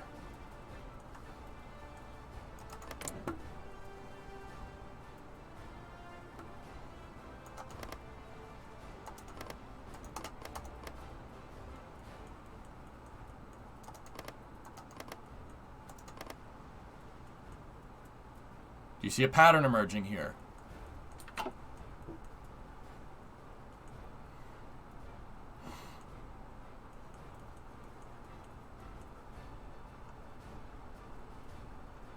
Yeah, Badger, pretty much. Oh, DV, that looks great, man. You did a good job. Really good building. We basically completed it, Finn. I got all of Europe, and I basically looked at what the UK and the US had, and I said, nah, we would lose. They had 70,000 airplanes to my 5,600. We fight them, we would have gotten wiped. So we made it all the way to France. I made it all the way over here. I started a campaign here and made it all the way there and got everything in between. So I just said, nah, we're good.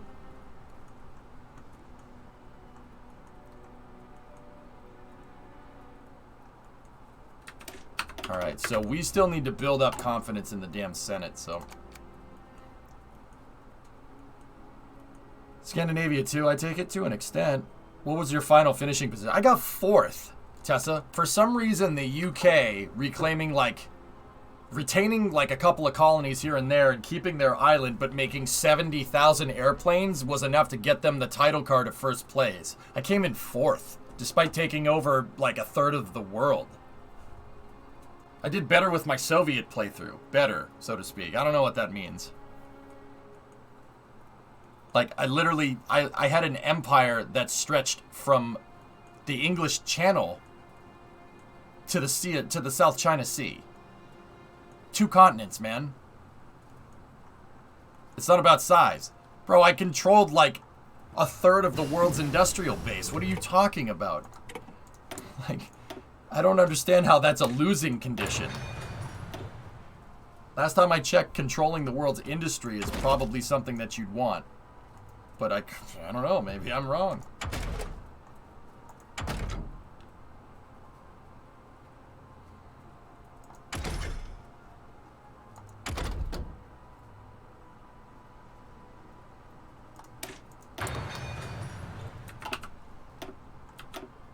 You get one in the Soviet playthrough as well. 70,000 planes. They had 7,100 points on the title card. So that means they had 7,100 planes. 7,100 for the airplane category on the title card means you had 70,000 planes. Can the campaign span into the future? And what if you do everything historically? Basically, when the finishing card happens, it happens whenever World War II ends. And that's kind of up to you. Press this, then type research all. Oh, yeah. Sorry, I don't like cheating in games that I stream. Thank you, though.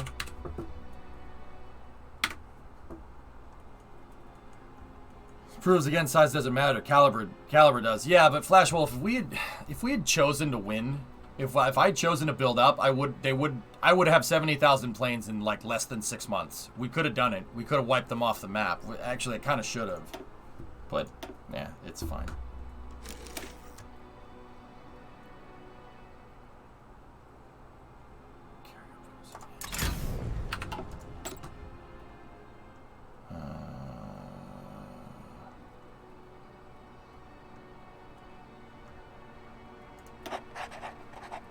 George Hatch, I need you to go over here, and I want you to figure out what they're up to.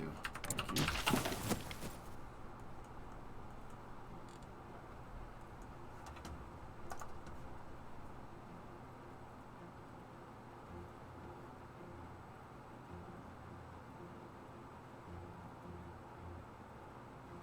Interesting, Alex.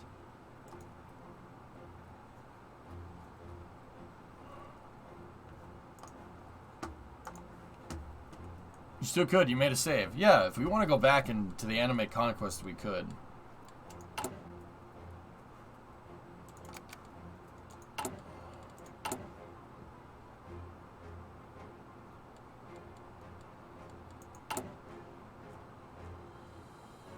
This should get us some support here.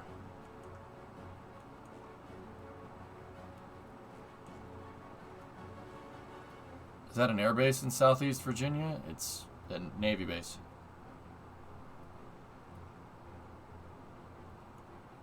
No, Tessa. I'm not doing that.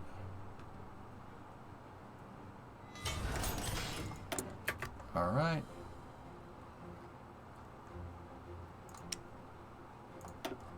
Build a truck. Lots of trucks. Pick up trucks for everybody. I'm sorry, Dave. I'm afraid I can't do that. This conversation can serve no purpose anymore. Goodbye. Did that mill... So the mill factory got built.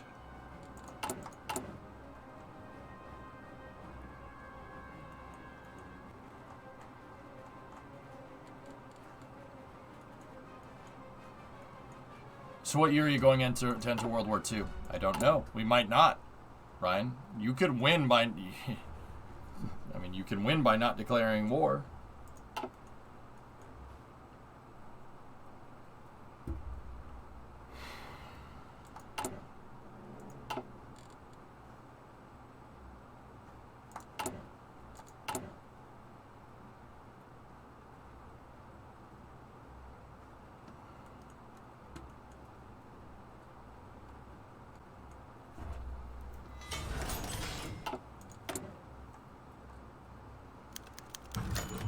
Opposition suffers defeat in the Senate. A motion to censure the president has been defeated in the Senate. While even its most ardent supporters had little hope it would pass, the amount of votes against it came as a shock, even to the most pessimistic of observers. It appears that the president enjoys a far greater level of support in the Senate than most believed, which should help in advancing the agenda. Okay. Are we in? Hey, all right. Oh no, we do have support. 90, yeah, that's right, 96 senators, because Alaska and Hawaii aren't states. Boom. We got Senate majority, bros. Just by a little bit. All right. All right. All right. And we're green. Not bad. Is there a win condition besides surviving?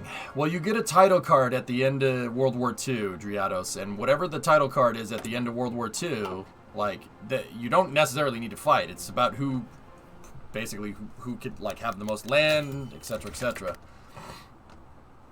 House Committee supports presidential policy.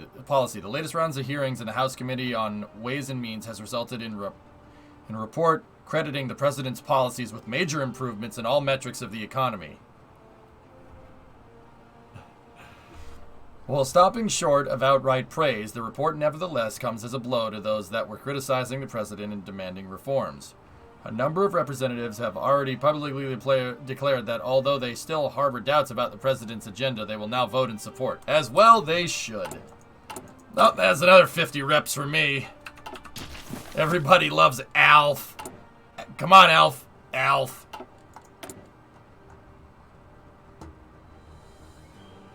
All right. Build ships.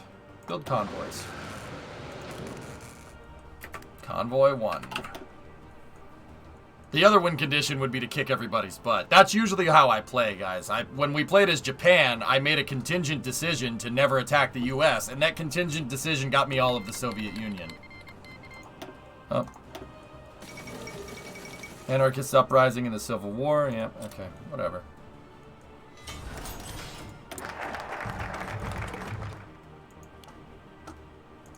Okay.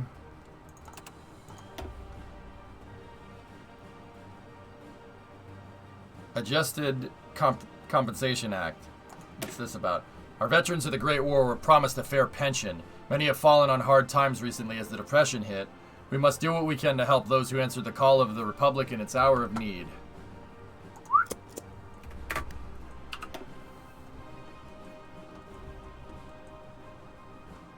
No, I'm not gonna go full fascist in this one, dude.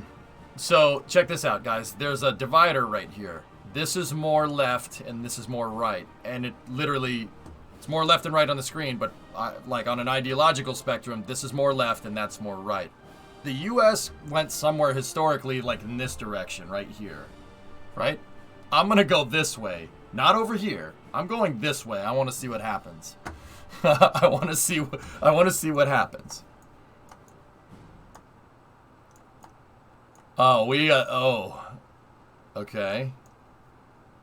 Okay. This is...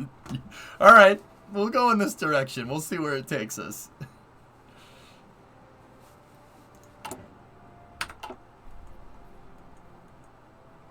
That was my change. Just like when we played Japan, the major contingent decision that I made was to not attack the U.S. and invade China instead, and just stay over there and not screw with the U.S.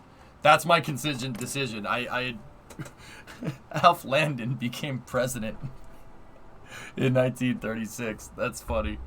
All right. I think you need to go neutrality after to get more industry up and running. Yeah, this one gets rid of the Great Depression modifier, though. Replace the Great Depression with slow recovery. And then which one did you say? Yeah, you could do either one. You can keep the U.S. as a representative. Hey, Casper. Gifted a sub to Pasquale. Thanks, man. You can either stay a democracy, which is kind of like in the center here. You could go center right or center left, or you could go super far left and go commie, or you could go super far right and go fascist, which is funny as hell. That's hilarious. You can ally. You can ally with the Soviets. That's really funny. Wait a minute. If I go down over here. Hold on.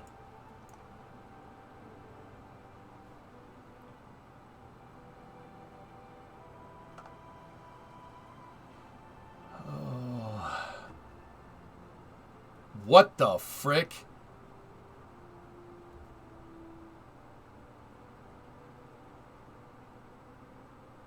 Oh. Huh. Wow, you can really... There's some hot button stuff in here. Jeez. Okay. There's some really... Wow. All right.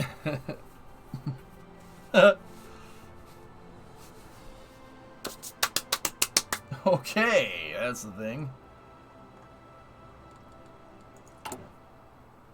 Be like the Fonz. Be like the Fonz, chat. Be cool.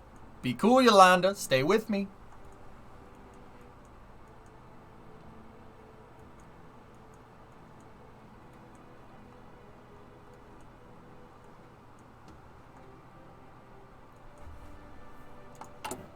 I told you, I'm not going too far down that tree, okay, dudes? Here, let's speed up again.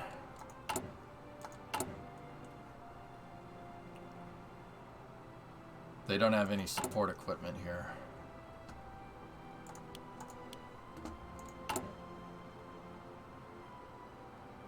Okay. Say yeah. All right.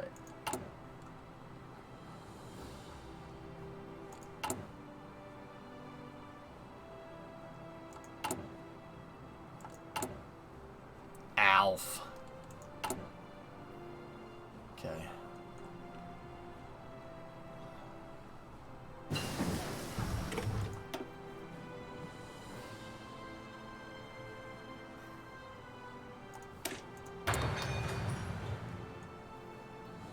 Space news time? Oh, yeah. Okay. Okay.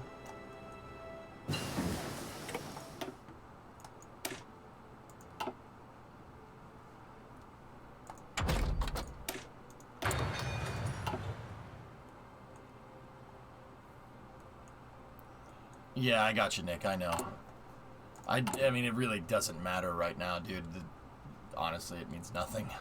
I just have a division training for the sake of having a division being trained.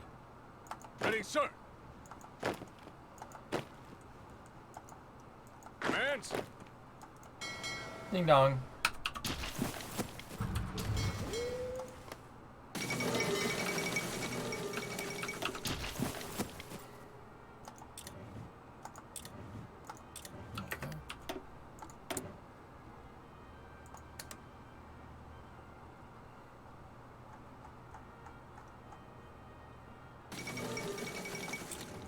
Just said that.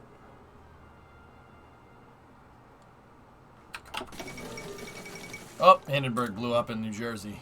Oops.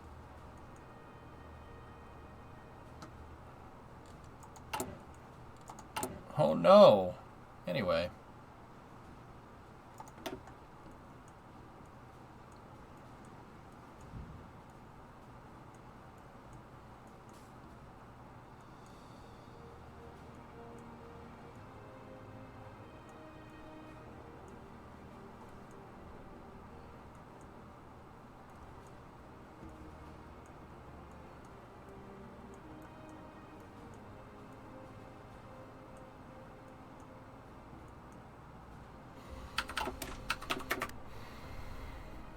Yeah, of course, Ryan.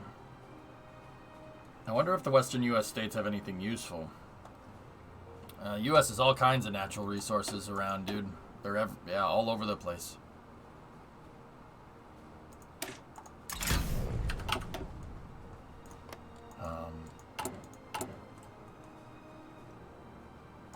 Like, you want to build out infrastructure, see? Up in the Rockies, there's all kinds of stuff. We got a crazy amount of oil right here. And then, yeah, see, up here in the Midwest, crazy amounts of steel. Pittsburgh, right here where the Three Rivers converge,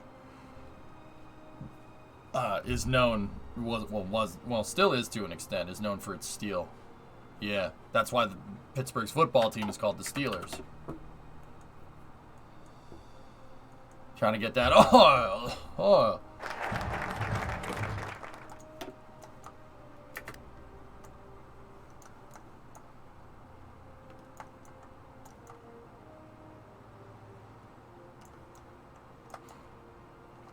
All right, let me read.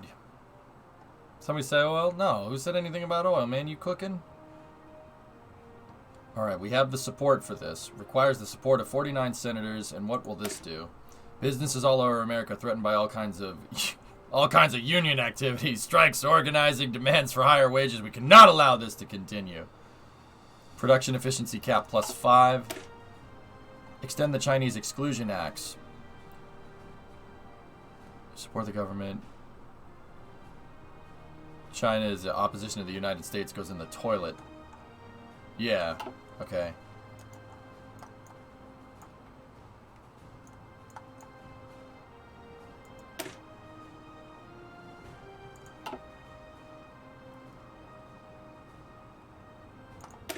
This gets us way more support. 30 senators, 125.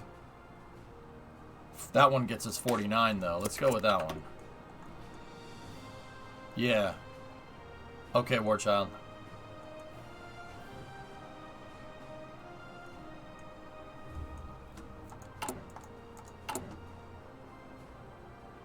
Okay.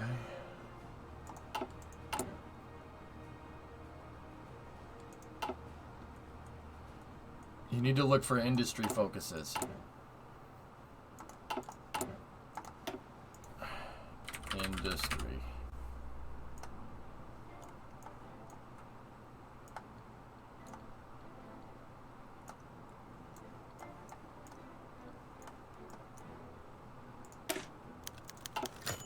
Opposition suffers a defeat. Good. Screw him.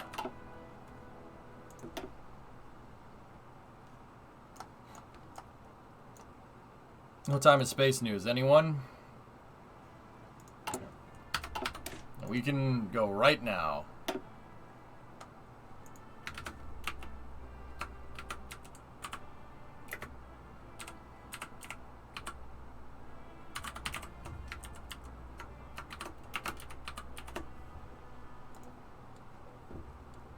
Dolph Lundgren is president. Yeah, see? There we go. See, just because I wrote it like that, that's what that means. Alright. We'll go for industry next time we play Hearts. Cool. Okay, guys. I'm going to take 5 here. And we are going to